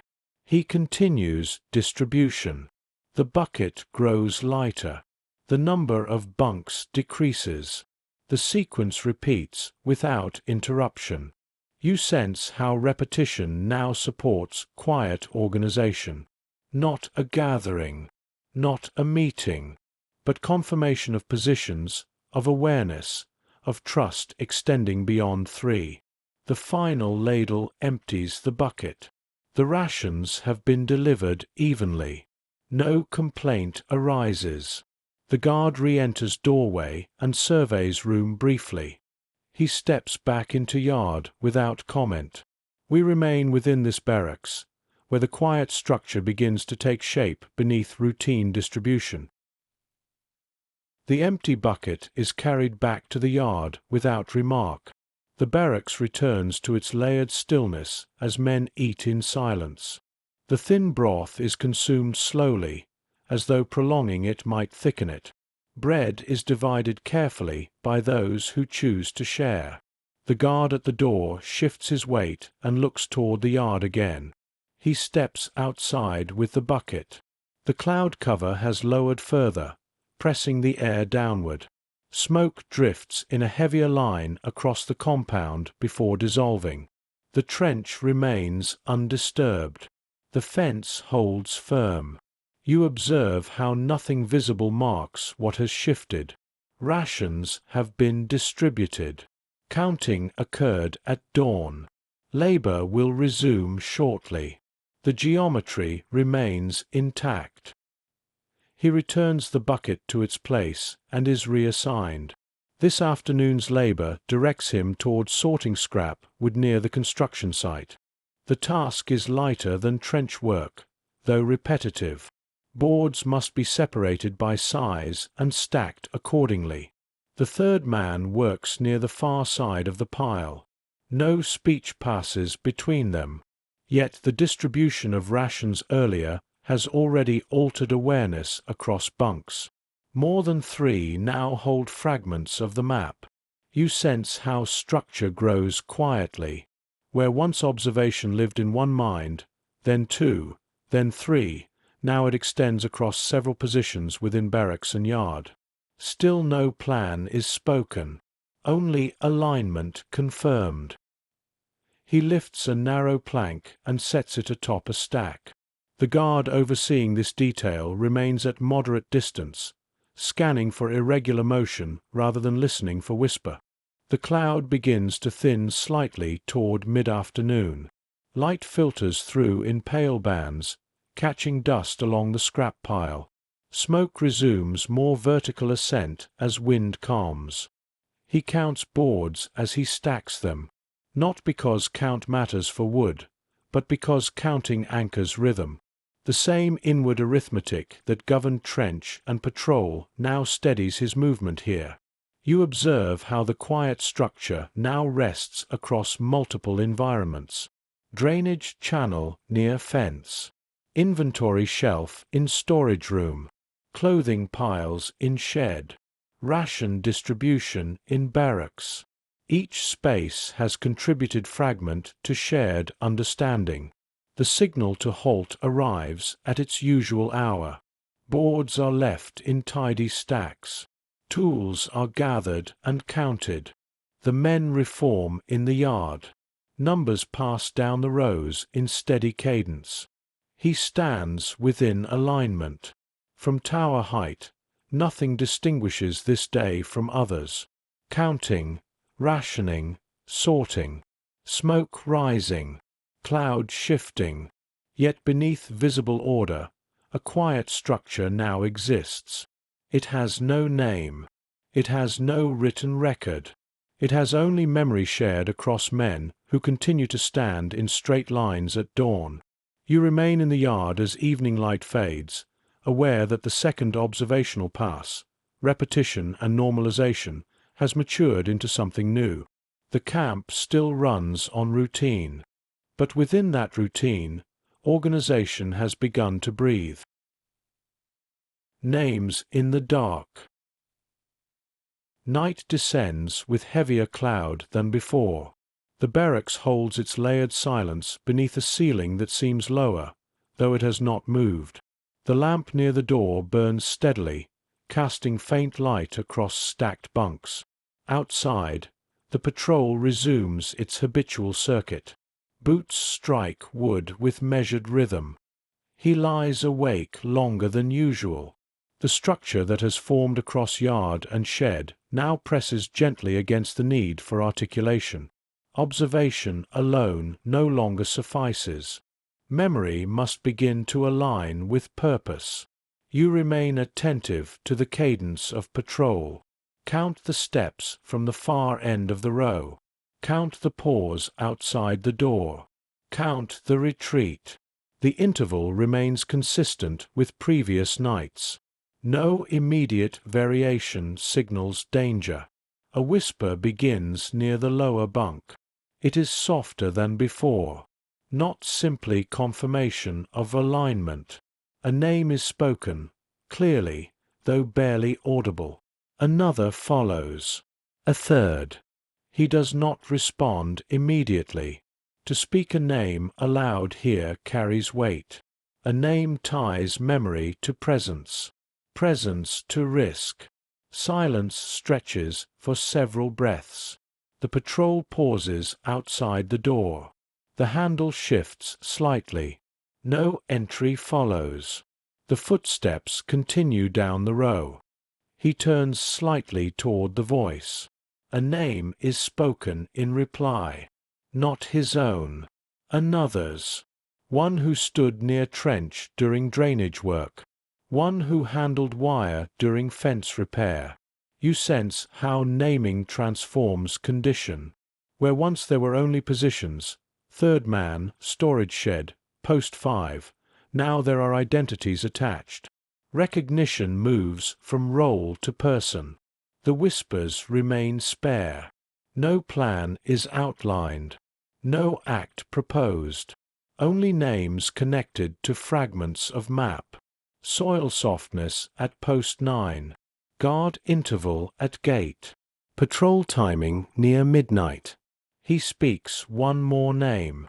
It is the man who received rations near the pause earlier that week. The whisper acknowledges him as holder of fragment. You observe how language remains disciplined. No word exceeds necessity. Each name is spoken once. No repetition. Silence follows each utterance. The lamp flickers briefly, then steadies. Across the barracks, breath continues in low rhythm. Some men sleep heavily. Others remain still, listening without revealing wakefulness. He closes his eyes briefly, then opens them again. The patrol passes once more. The interval holds steady. You sense how this is not meeting, not yet organization in overt sense. It is articulation of structure that has already formed quietly. Names in the dark mark transition from observation to network. We remain here in this fragile moment of spoken identity, before dawn tests whether it can endure daylight. The whisper of names does not continue for long. Silence returns quickly, as though the air itself absorbs what has been spoken and refuses to carry it further.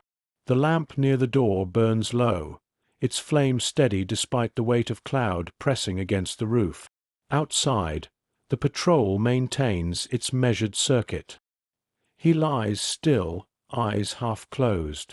Naming has altered nothing visible. The bunks remain stacked.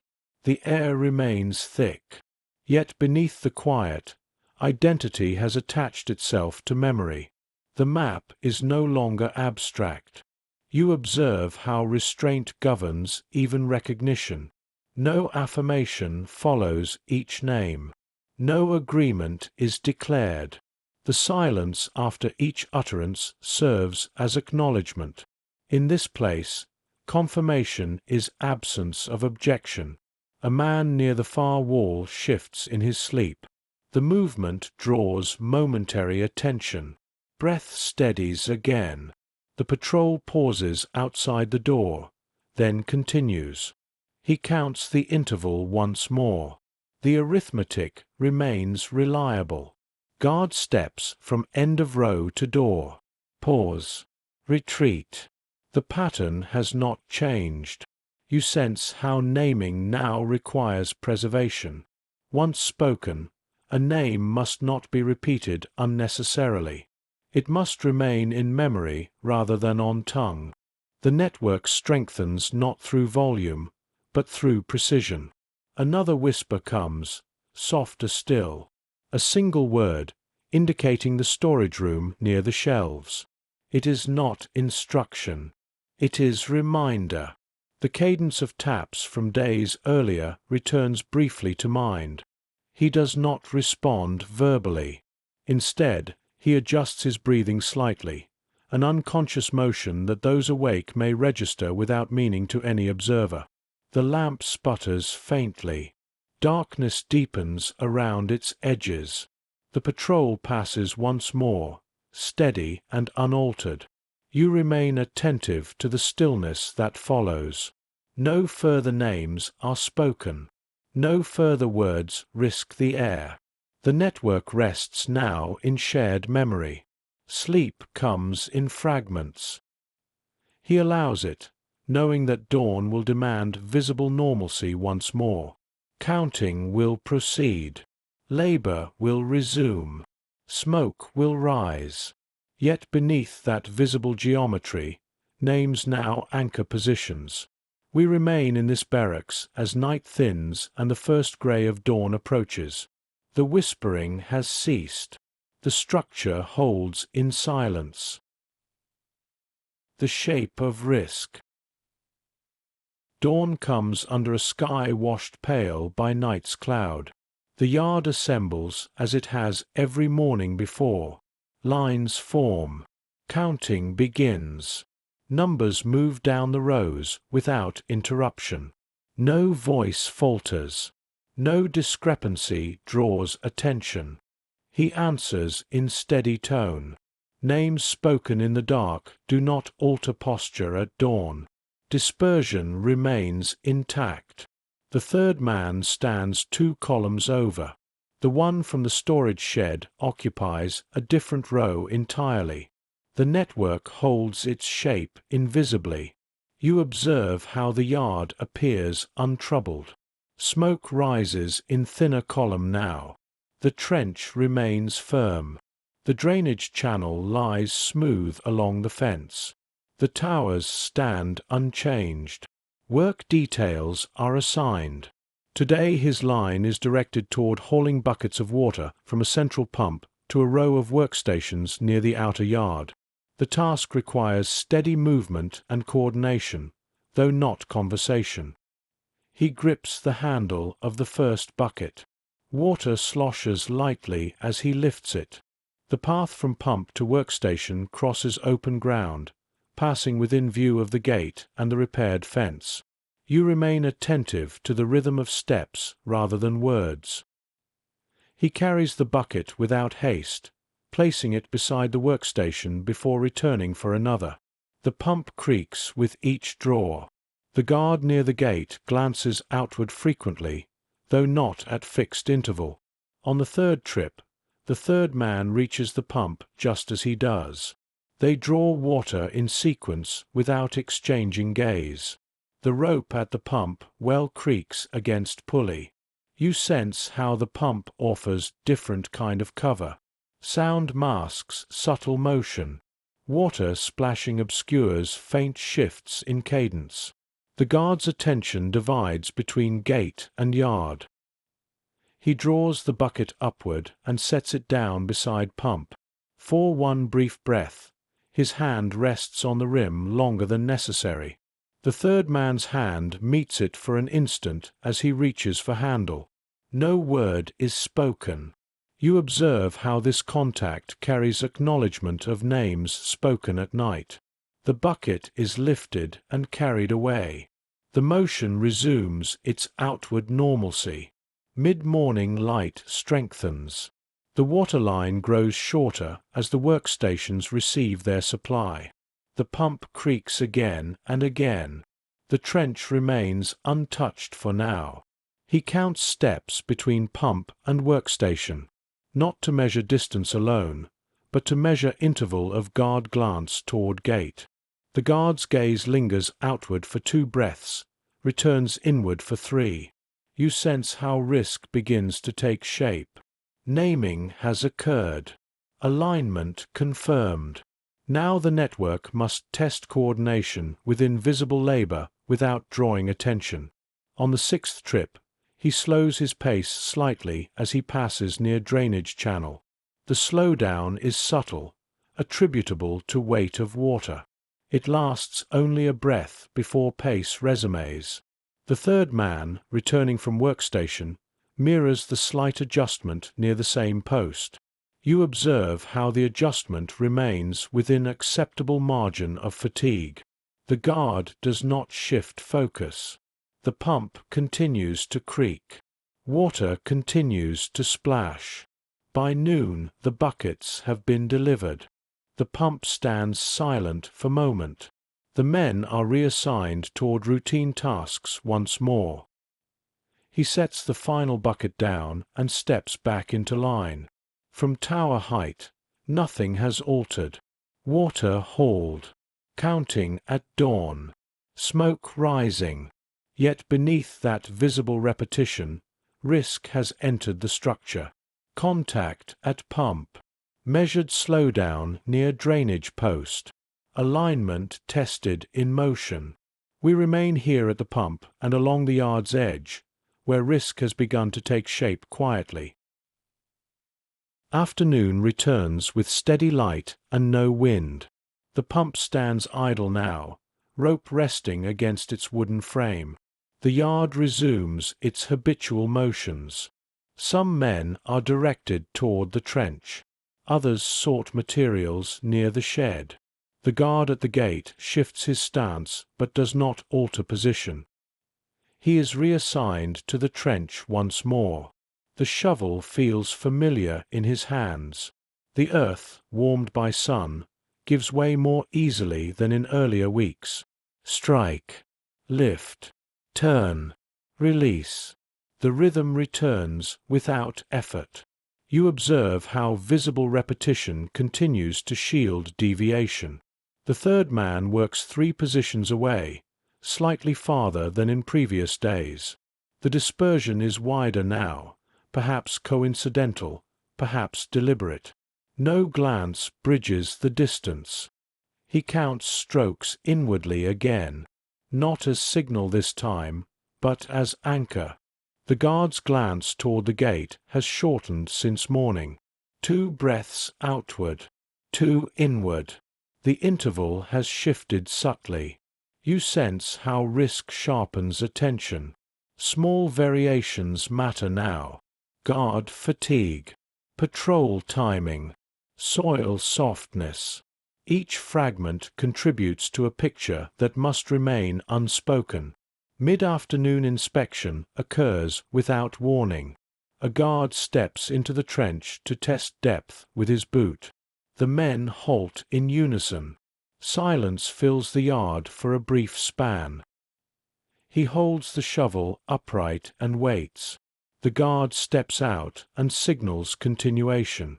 The rhythm resumes. You remain attentive to how close scrutiny can arrive without announcement.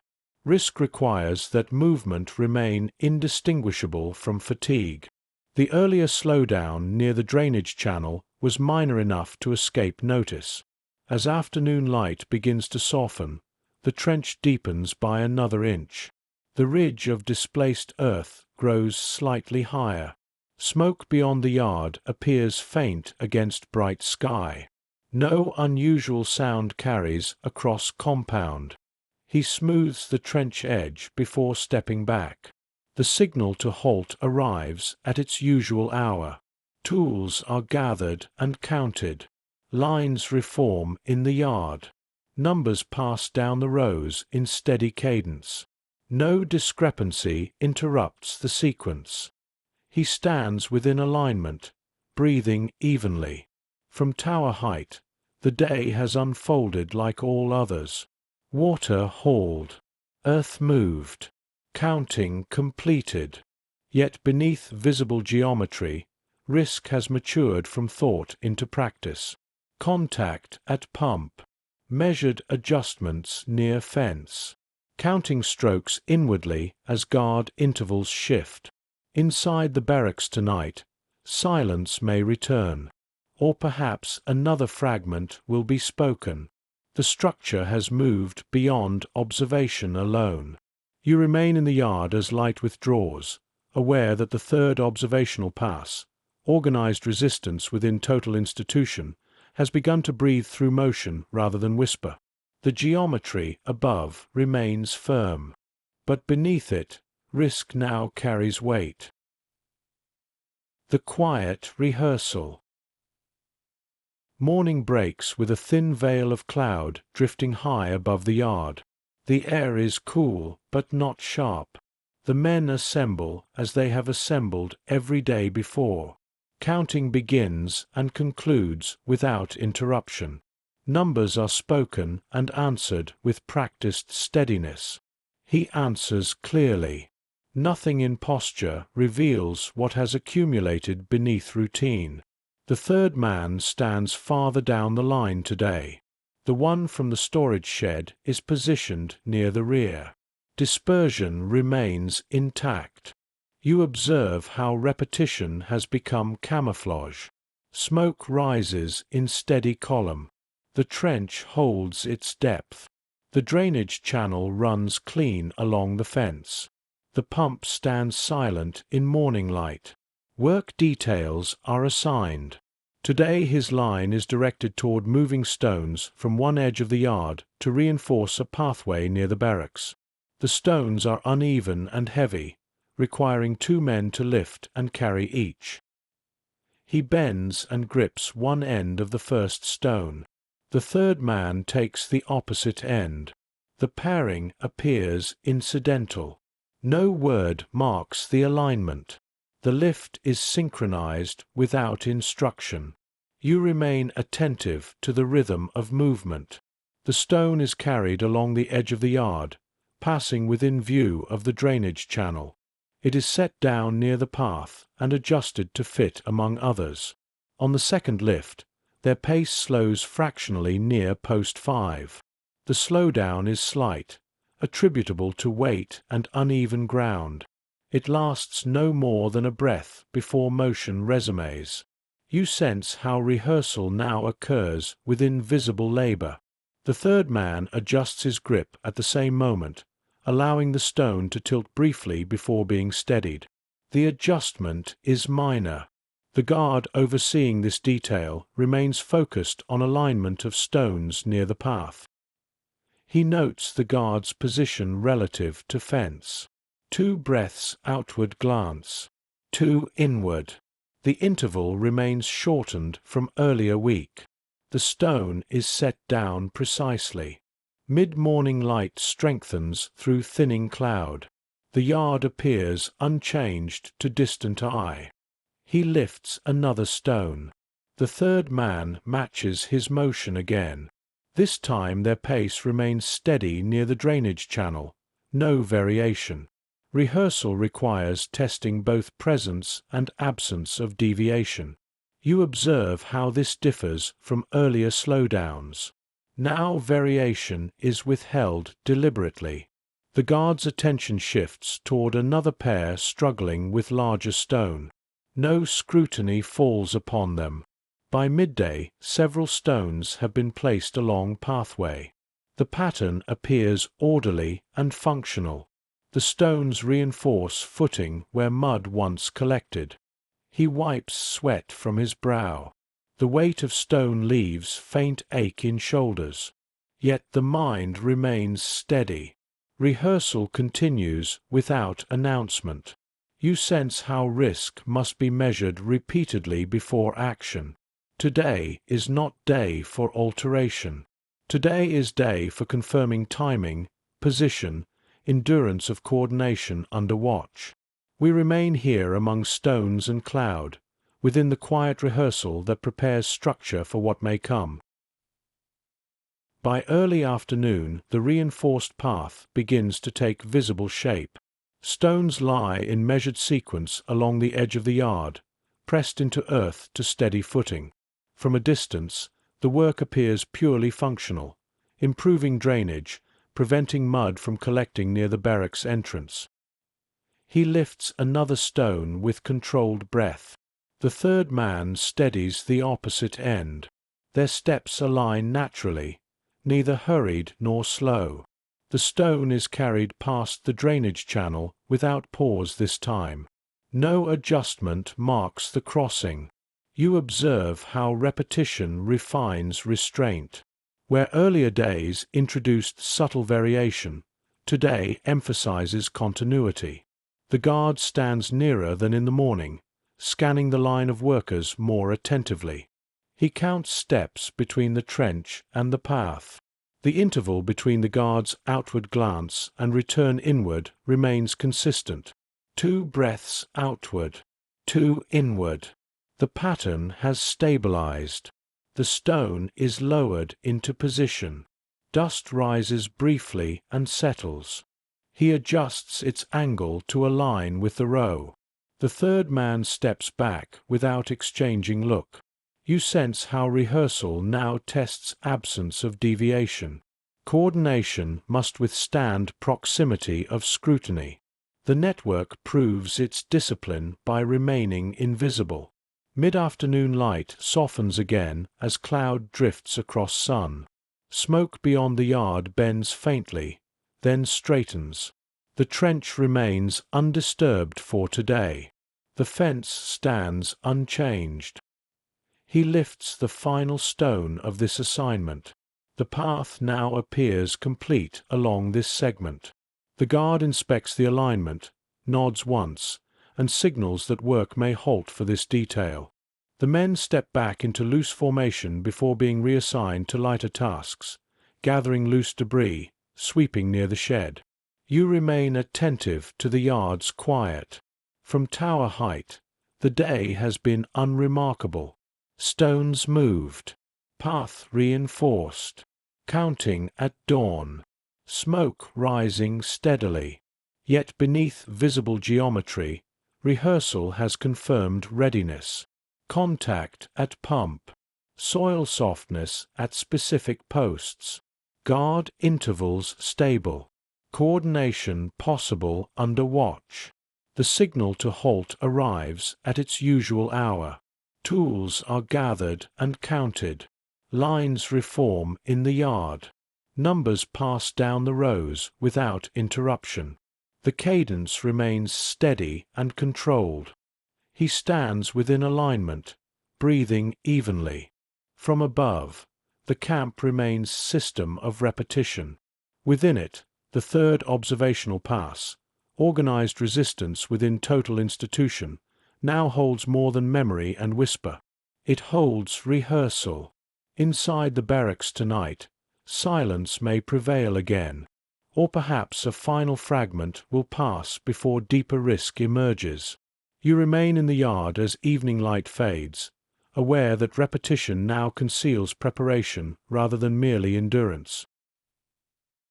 The moment that does not arrive. Morning unfolds beneath a sky washed thin by wind. Cloud has lifted again, leaving the yard exposed to clear light. The men assemble in straight lines as they have every day before. Counting begins and concludes without interruption. Numbers are spoken and answered in steady cadence. He answers clearly. Nothing in posture reveals rehearsal or naming. Dispersion remains intact. The third man stands near the front of another column. The one from the storage shed is farther back. The network appears dissolved to any distant eye. You observe how visible order remains unchanged. Smoke rises in vertical line. The trench lies firm. The drainage channel holds its shape along the fence. The reinforced stone path sits neatly in place. Work details are assigned. Today his line is directed toward moving sand from a pile near the outer yard to a construction site deeper inside the compound. The sand must be shoveled into wheelbarrows and pushed along a narrow track. He grips the handles of a wheelbarrow and waits for the load. The third man shovels sand into it with measured strokes. The sand falls in steady cascade, filling the basin evenly. You remain attentive to rhythm rather than speech. The wheelbarrow is lifted and pushed along the narrow track. Its single wheel leaves faint groove in dry earth.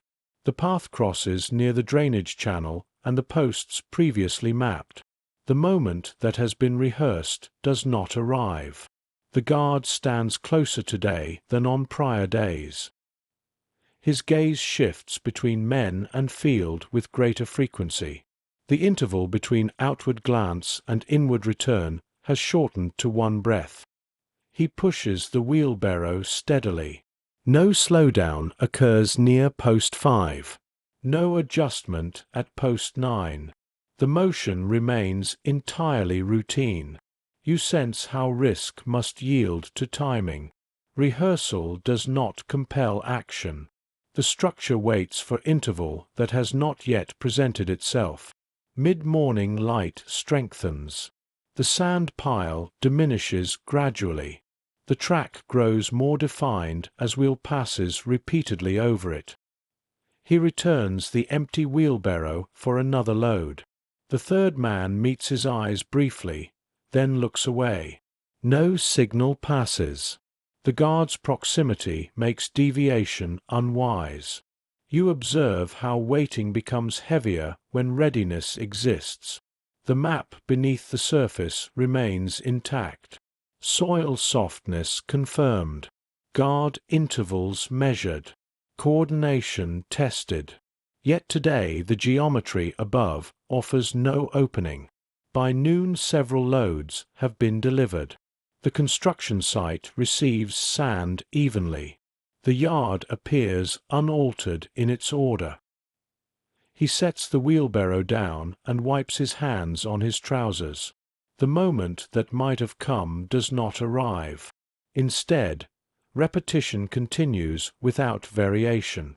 We remain here along the track of sand and beneath clear sky, within the weight of waiting for an interval that does not yet open. Afternoon light sharpens the yard into clean lines. The sand pile has thinned to half its morning height. The narrow track is more deeply marked now by repeated passage of wheel. Dust rises with each turn and settles again in thin veil across ground. He lifts the handles of the wheelbarrow once more. The third man fills it in steady rhythm. The guard stands within closer reach than earlier in the week, boots planted firmly near the track. You observe how the interval has narrowed. The guard's gaze sweeps outward toward the field for only a breath before returning inward. The shortened pattern holds consistently now. There is no gap wide enough for alteration. He pushes the wheelbarrow along the track. The path crosses the drainage channel without pause. The wheel rolls over reinforced stones placed days earlier. The surface holds firm. No slowdown occurs near post 5. No adjustment at post 9. The motion remains uniform. You sense how discipline requires restraint as much as daring. To act in this interval would fracture geometry. The network must preserve itself rather than test fate against unfavorable timing. Mid-afternoon heat settles into the yard. Smoke rises thin and pale. The trench remains untouched today. The fence stands unchanged, its wire bright under sun. He empties the final load of sand and returns the wheelbarrow to its place. The sand pile is nearly gone. The construction site appears more level than at dawn. The task has been completed without incident. The signal to halt arrives at its usual hour. Tools are gathered and counted. Lines reform in the yard. Numbers pass down the rows without interruption. No discrepancy interrupts cadence. He stands within alignment. From tower height, the day has been indistinguishable from others. Sand moved. Counting completed. Smoke rising. Yet beneath visible repetition, the absence of opportunity has been recorded. Inside the barracks tonight, perhaps silence will acknowledge this restraint. The network has proven it can wait even when ready. You remain in the yard as evening light fades, aware that the moment that does not arrive is as important as the one that might. The structure holds. The geometry remains intact, and patience continues to shape the unseen beneath. The system within the system. Dawn emerges beneath a sky washed pale by early light. The yard receives the men in straight lines once more. Counting begins. Numbers move down the rows without hesitation. No voice falters. No discrepancy interrupts cadence. He answers clearly. Dispersion remains intact. The third man stands near the rear of another column. The one from the storage shed is farther forward today. No pairing persists long enough to form pattern.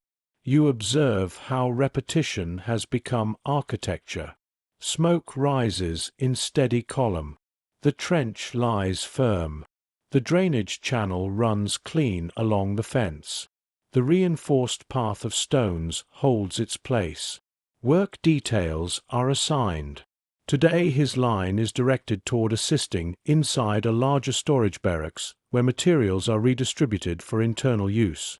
The task involves moving crates from one stack to another, reorganizing according to new posted list. He steps inside the dim structure. Light filters through high windows in narrow beams. Dust lingers in air. Crates are stacked along both walls, labeled with numbers and brief descriptions. You remain attentive to the rhythm of lifting and setting. He lifts a crate and carries it 3 paces to the right before setting it down. The third man works on the opposite side of the room, mirroring similar movements. No word passes between them. You sense how this environment offers broader concealment. Within shifting stacks, minor alterations can occur without immediate detection. A crate placed slightly forward rather than flush. A number rotated outward for visibility to certain eyes. He adjusts one crate by fraction of inch. The movement appears to correct alignment. In truth, it exposes part of a label that had been obscured. The guard overseeing this detail stands near doorway, glancing in occasionally, but not inspecting each movement closely. You observe how structure now extends beyond immediate circle.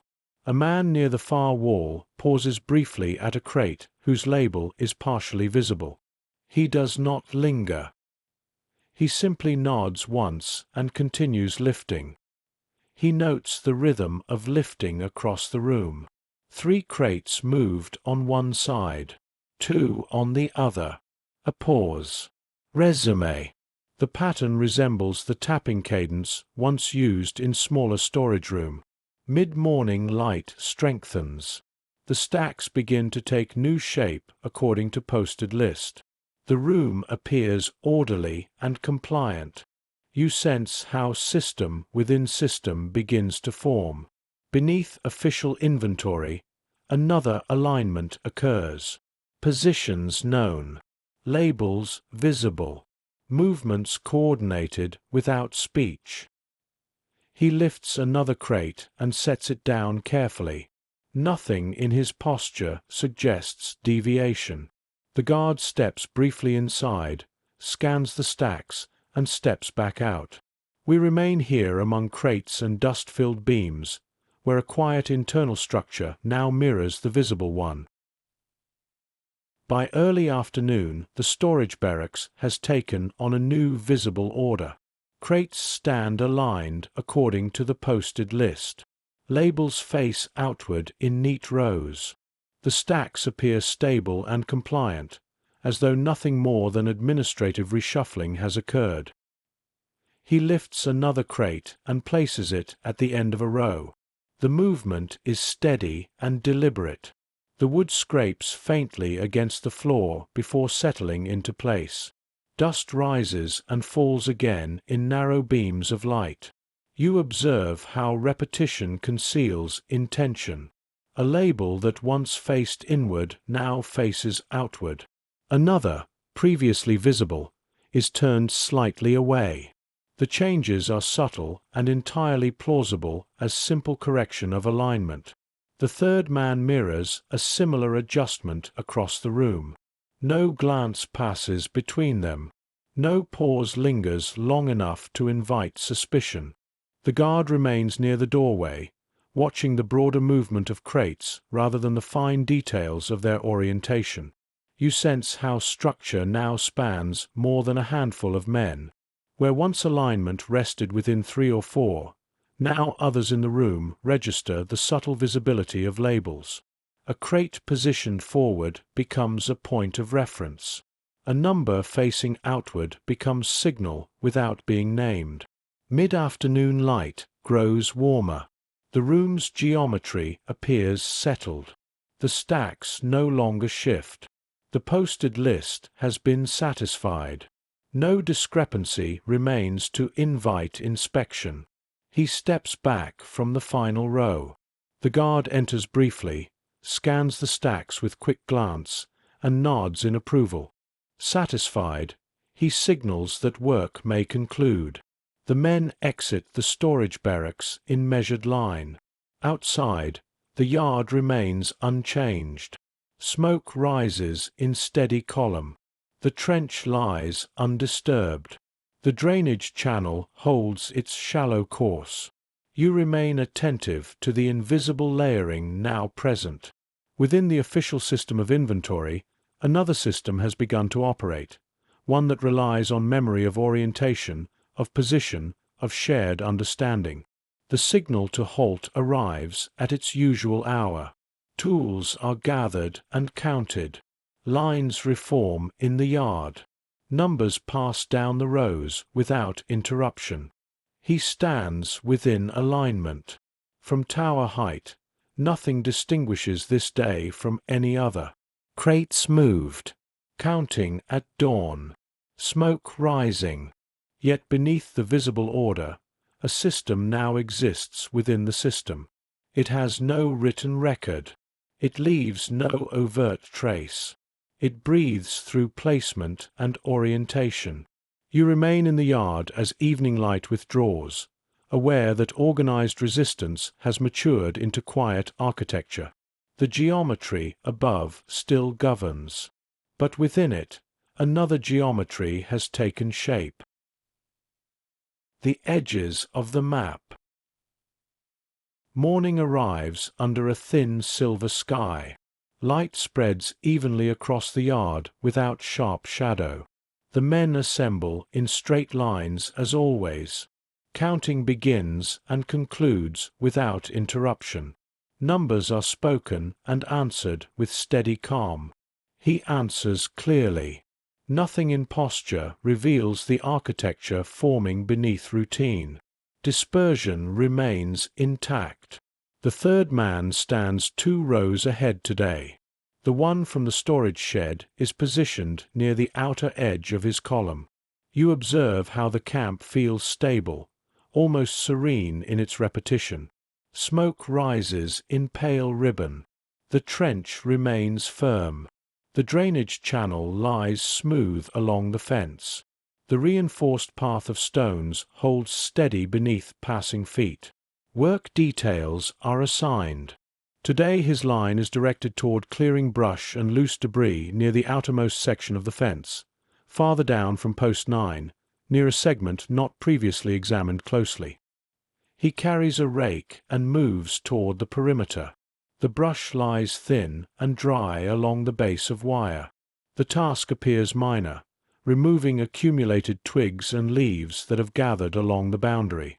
You remain attentive to the edge of the yard. The guard stands farther back than usual today, perhaps due to perceived insignificance of this detail. His gaze moves more frequently toward the gate than toward the men working along the brush line. He lowers the rake and begins pulling debris away from the fence. The earth beneath appears firmer here than at posts 5 and 9. Yet farther along, near a slight bend in the fence, the soil shifts more easily. You sense how the map may extend beyond its earlier boundaries. He works steadily, not lingering at any particular spot. The rake passes over ground in uniform motion. Twigs gather into small piles. The third man works farther down the line. No glance passes between them, yet each man registers the subtle change in soil density near the bend. Mid-morning light strengthens. Smoke appears faint against pale sky. The trench remains untouched today. The pump stands idle. He pauses briefly to adjust grip on the rake. The pause is no longer than required. The rake resumes its steady pull across the ground. You observe how edges of the map expand quietly. Where once focus centered on specific posts, now attention moves outward along the fence's length. The system within the system must account for all boundaries. The guard shifts position again, stepping several paces closer before retreating. He continues raking without deviation. The bend in the fence now stands cleared of debris.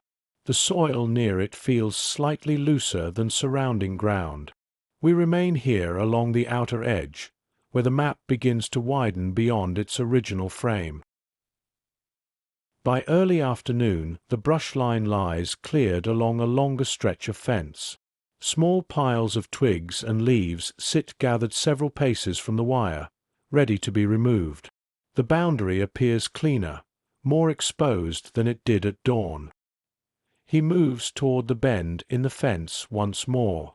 The rake draws back the final layer of dry debris. Beneath it, the earth shows faint variation in texture, not as pronounced as at posts 5 and 9, yet distinct enough to register. You observe how the fence appears unchanged from a distance. Wire taut. Posts upright. Geometry intact. No sag, no break, no visible weakness. He presses the rake lightly against the soil near the bend. The ground yields slightly under pressure, then firms again. The motion could be interpreted as routine clearing. No guard steps closer. You sense how expansion of the map does not demand immediate action. Knowledge alone must be allowed to accumulate. The network grows not through haste, but through repeated confirmation. The third man finishes his section and begins gathering the small piles of brush. No glance passes between them. The guard's attention has drifted again toward the gate, where distant sound briefly draws his focus. Mid-afternoon light softens as thin cloud crosses sun. Smoke bends faintly before rising straight once more. The trench remains quiet. The reinforced path of stones lies undisturbed. He gathers the final pile of debris and carries it away from the fence. The cleared stretch now reveals the bend fully. No visible irregularity stands out. Yet beneath surface, subtle softness has been marked in memory. You remain attentive to how edges now extend beyond original focus. The drainage channel near earlier posts. The pump intervals.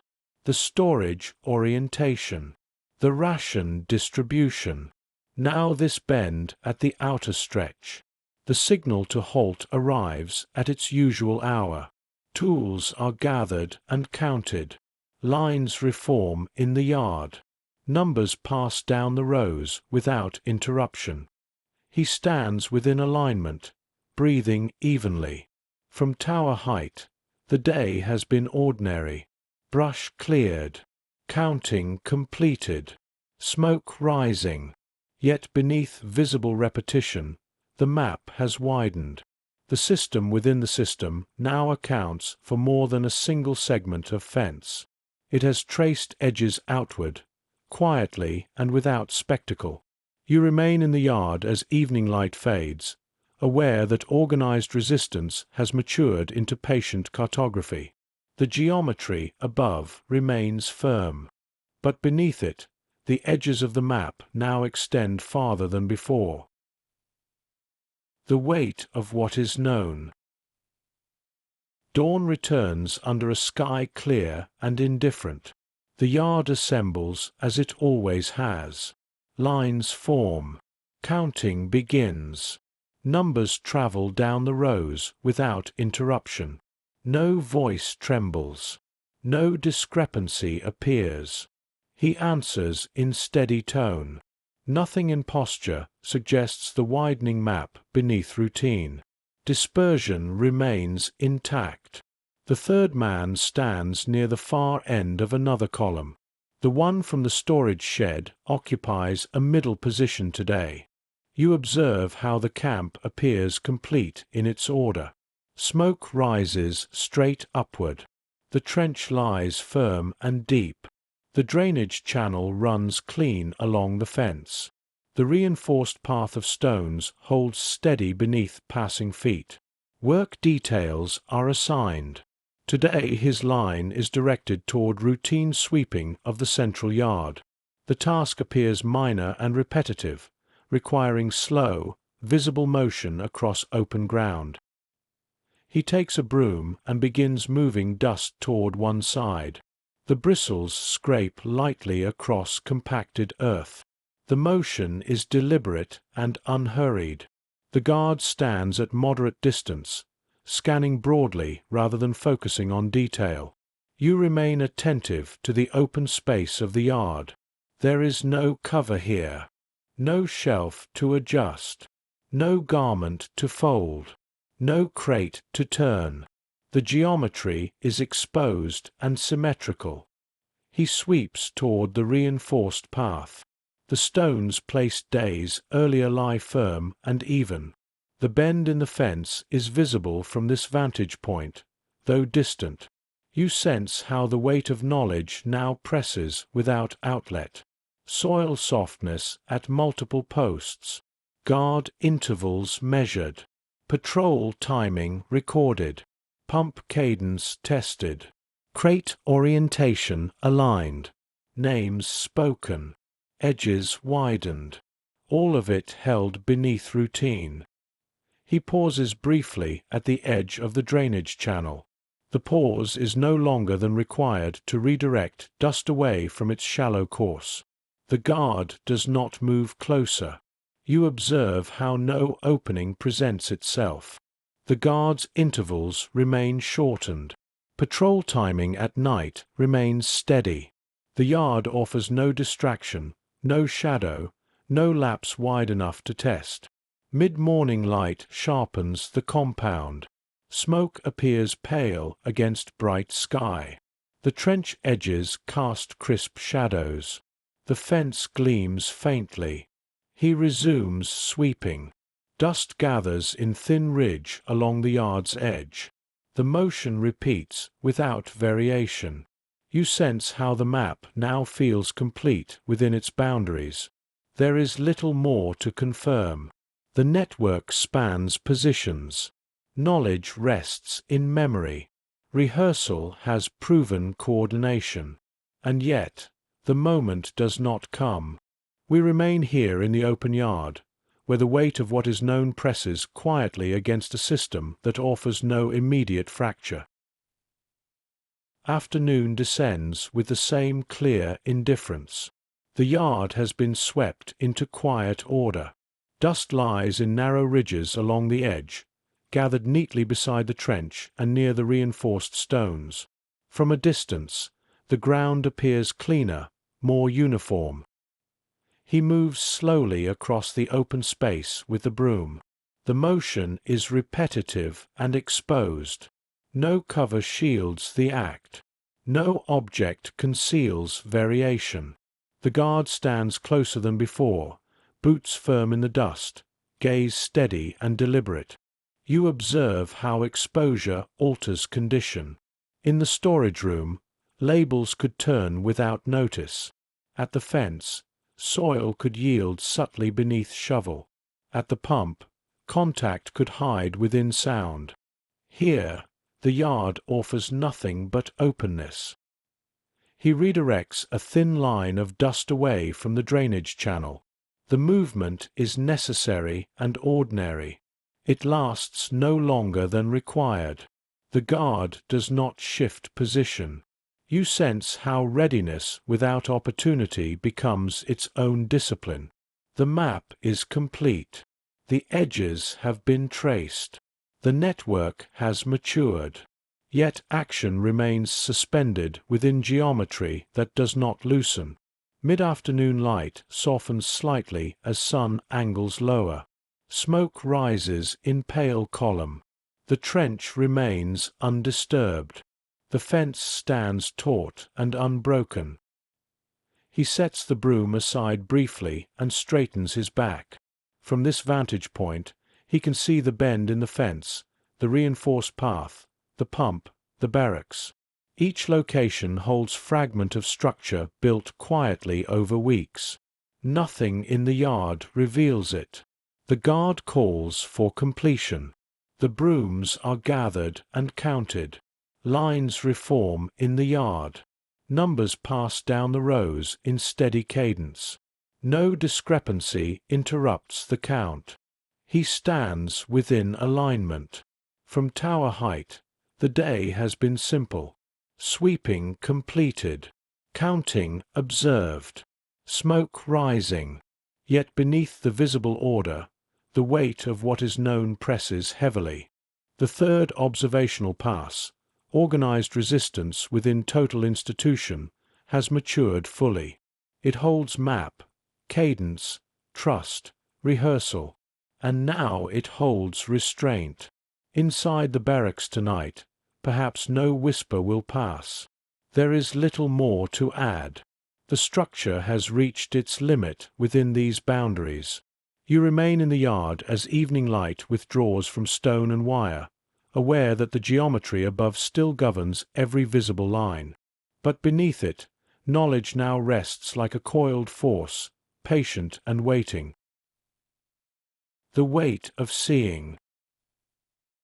Dawn breaks without softness. The sky is clear, but the air feels thinner. The yard assembles as always. Lines form. Counting begins. Numbers move down the rows in steady cadence. He answers clearly. Nothing in posture reveals the quiet system beneath repetition. Dispersion remains intact. The third man stands several positions away. The one from the storage shed is farther forward today. You observe how the geometry remains unchanged. Smoke rises beyond the buildings in pale column. The trench lies firm. The drainage channel runs clean along the fence. The reinforced stones hold steady. Work details are assigned. Today his line is directed toward assisting near the arrival yard. A transport has entered the compound during early hours. The task requires moving crates and guiding those who have just arrived toward designated barracks. He steps toward the edge of the yard. The air carries different weight here. The arrivals stand in uncertain clusters, clothing worn from travel, faces marked by fatigue and confusion. You remain attentive to posture rather than speech. He does not speak beyond necessary instruction. He gestures toward direction, indicating where to stand, where to wait. His tone remains even. The guard presence is heavier in this section. Boots line the perimeter more densely. Commands are sharper. The interval between outward glance and inward scrutiny is shortened further here. You sense how this environment alters internal condition. The map of soil and timing offers little here. Instead, endurance shifts toward moral ground. A crate is lifted and carried toward storage. He passes close to a young man whose hands tremble slightly as he clutches a small bundle of belongings. Their eyes meet for a brief moment. He does not hold the gaze. The contact must remain fleeting. Any overt recognition could invite suspicion. You observe how restraint now carries different weight. Earlier passes required patience and coordination. This pass requires composure in face of visible suffering. Mid-morning light sharpens the arrival yard. Smoke appears darker against bright sky. The trench remains silent. The fence stands unyielding. He guides another small group toward barracks. His gestures remain measured, neither harsh nor soft. The guard nearby watches closely. You sense how endurance now lies in what is not shown. Compassion cannot be overt. Defiance cannot be visible. The network must survive without fracture under increased scrutiny. By noon the arrivals have been distributed. The yard resumes its earlier rhythm. The transport stands emptied. He steps back toward central yard. From tower height, the day appears procedural. Transport processed. Counting at dawn. Smoke rising. Yet beneath visible order, something heavier has settled. The fourth observational pass begins not with action, but with seeing. We remain here at the edge of the arrival yard, where endurance must shift from strategy to moral steadiness. Afternoon light settles hard against the buildings. The arrival yard has emptied. The transport wagon stands to one side, its boards bare and echoing. Dust stirred by movement has begun to settle again into familiar patterns. He returns to routine labor without comment. The shovel feels the same in his hands. The earth yields as it did yesterday. Strike, lift, turn, release. The rhythm remains steady. You observe how the visible world resumes its geometry. The trench deepens by fraction. The drainage channel remains intact. Smoke rises in thin column. Guards rotate posts with habitual precision. Yet what has been seen does not recede as easily as dust. The faces of the arrivals remain present in memory.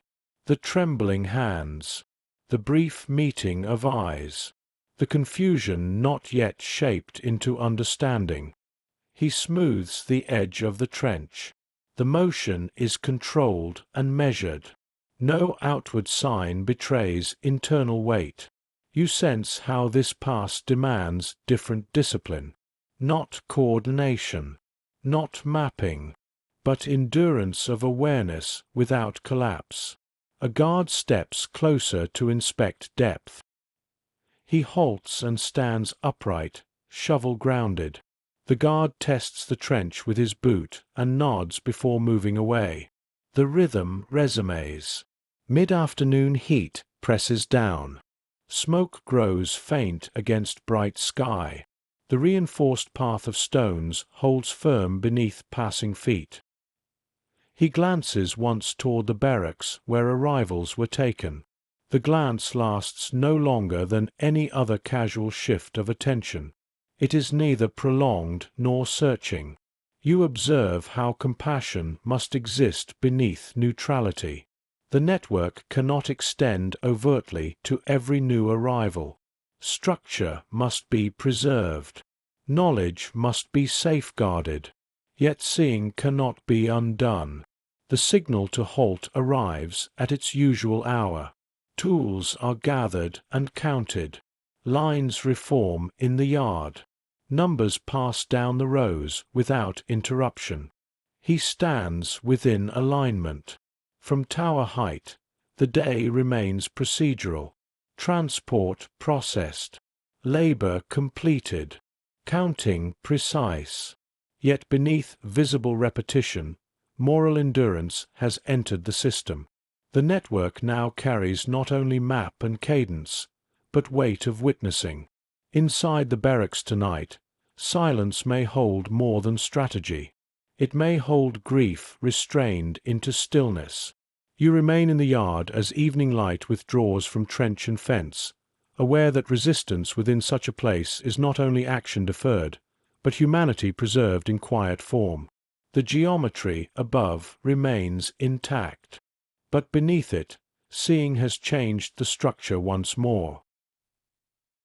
The discipline of remaining human.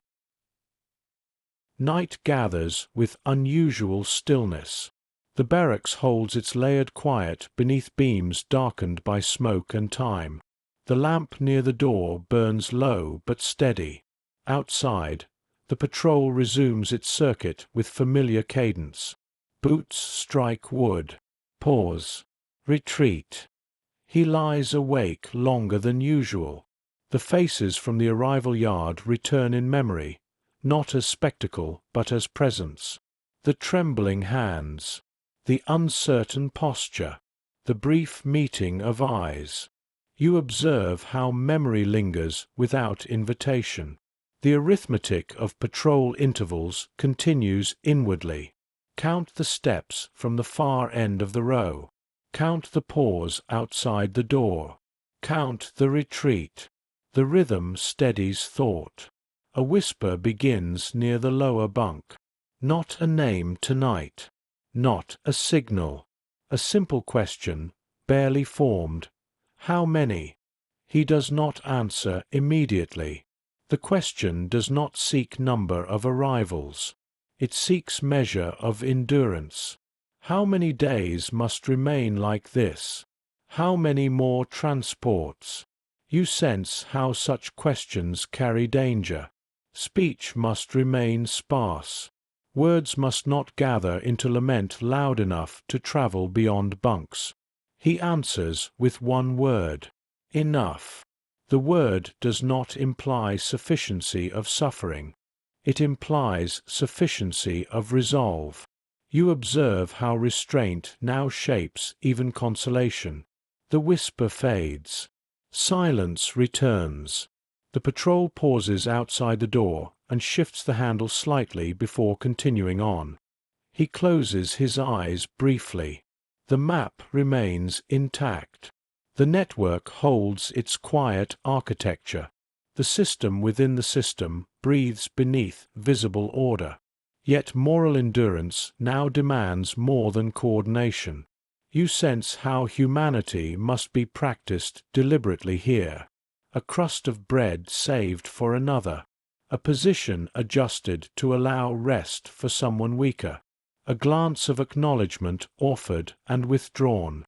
These gestures do not alter the trench. They do not shift the fence. Yet they alter something less visible. The lamp flickers. Shadows deepen across bunks. Breath steadies around him. He counts the patrol once more, then allows sleep to approach in fragments. We remain here within the barracks, where remaining human has become its own quiet discipline. Before dawn, the barracks holds a silence deeper than sleep. The lamp has burned down to a thin wick. Outside, the patrol's cadence continues without variation. The geometry of the camp has not shifted in the night. He wakes before the whistle. Not fully, not abruptly, but with the awareness that comes from sustained vigilance. The faces from the arrival yard remain present, not as intrusion but as quiet weight. You observe how endurance now carries two layers. There is the endurance of labor, of hunger, of cold, and there is the endurance of seeing without surrendering inwardly. The whistle cuts through the air.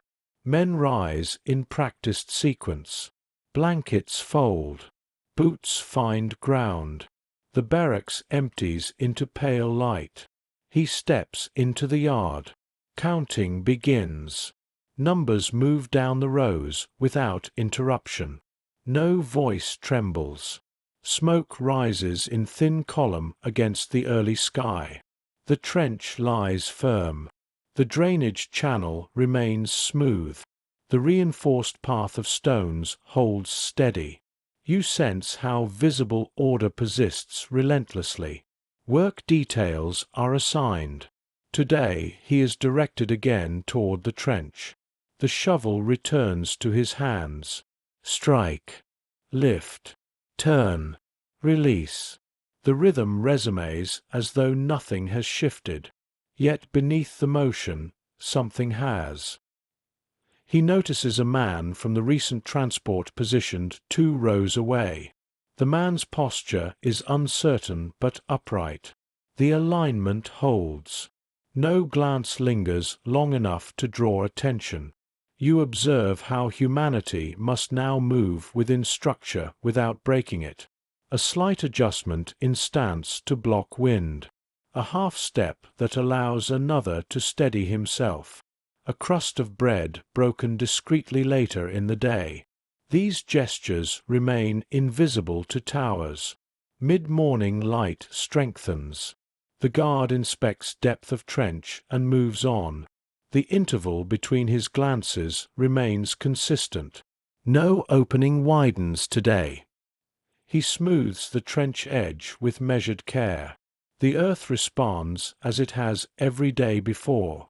The system above continues its order. You sense how resistance now includes preservation of self. Not dramatic defiance.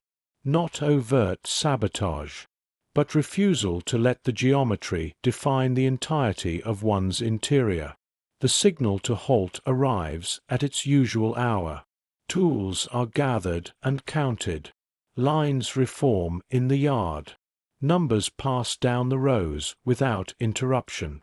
He stands within alignment. From tower height, the day has been indistinguishable from others. Labor completed. Counting precise. Smoke rising. Yet beneath visible repetition, something quieter has taken root. The fourth observational pass, moral endurance under systemic brutality, has matured into discipline. To remain human here is an act unseen and therefore undetected. You remain in the yard as evening light withdraws from trench and fence, aware that the geometry above still governs every visible line. But beneath it, humanity persists, steady and deliberate. The echo beyond the wire. By early afternoon, the stacks of documents have shifted from one side of the room to the other. Bundles lie neatly aligned on a long wooden table. The twine binding them remains intact. Labels face outward, bearing dates and destinations in small, precise script. He lifts another bundle and carries it toward a side cabinet. The weight is modest, yet the sense of gravity within it feels different from stone or sand. Paper holds consequence not through mass, but through record. You observe how the room remains orderly and quiet. The guard stands near the doorway, occasionally adjusting his posture. He does not open the bundles. He does not question the sequence. His attention rests on completion of task rather than content. A loose page edges outward again from one stack. He steadies it and slides it back beneath the twine. For an instant, his eyes register a place name not within the camp. A transfer point. A route beyond the wire. The glance is brief and disciplined. You sense how consequence now extends outward. The geometry within the camp is only one layer. Beyond it lies network of trains, offices, officials. Ink carries decisions across distances unseen from the yard. He returns to lifting and setting without change in rhythm. Mid-afternoon light shifts across the floorboards. Dust continues to drift in narrow beams. Outside the window, smoke rises in familiar column. The trench and fence remain intact. The guard calls for completion. Bundles are counted. Shelves stand partially emptied and partially filled according to instruction. Nothing in arrangement suggests irregularity. He steps back from the table. From tower height, the day has been procedural. Documents moved. Counting precise. Smoke rising. Yet beneath visible repetition, awareness has extended beyond the wire. The map traced in soil and timing now intersects with routes marked in ink. Names spoken in the dark exist also on paper carried across distances. You remain in the room as light fades toward late afternoon, aware that the final observational pass does not erupt in escape or open fracture. Instead, it settles into understanding. What is witnessed here does not end at the fence. It travels outward through record, through memory, through testimony not yet spoken but already forming. The geometry above still governs the yard, but beneath it, the echo has begun to move beyond the wire. After the geometry. The yard no longer holds the same weight. Years pass. The wire is removed. The trench fills slowly with rain and grass. The reinforced stones settle deeper into earth until they become indistinguishable from surrounding ground. Smoke no longer rises from beyond the buildings. You stand where the fence once traced its line. The bend remains visible in the contour of the land, though no post stands there now. The drainage channel has softened into shallow depression, barely noticeable unless you look for it. He is no longer within the yard. The man who once counted patrol intervals and mapped soil density has left the geometry behind. Yet the structure he carried within him does not dissolve with distance. You observe how memory becomes its own architecture. The map once traced in earth now exists in testimony. The cadence once tapped on shelves becomes words spoken in rooms far from wire and tower. The names whispered in darkness become written lines in record. The arrival yard stands empty. Grass grows where transport once halted. The central pump has rusted into stillness. The storage barracks hold dust and light rather than crates and files. He carries what he has seen beyond the wire, not as spectacle, not as accusation shouted into wind, but as careful account, steady and deliberate. You sense how consequence does not require dramatic exit. It requires endurance long enough to speak afterward, to describe the trench, the pump, the bend in the fence, the shortening interval of a guard's glance, the trembling hands of those newly arrived. Wind moves softly across the open ground. It passes where lines once formed at dawn. It touches the place where numbers were spoken and answered in measured cadence. The geometry that once governed every visible line has dissolved, but beneath the open sky, another geometry persists. The system within the system, the discipline of remaining human, the echo that traveled beyond the wire. You've been part of echoes of war, where stories rise on quiet wings, and the past still circles above us, refusing to land.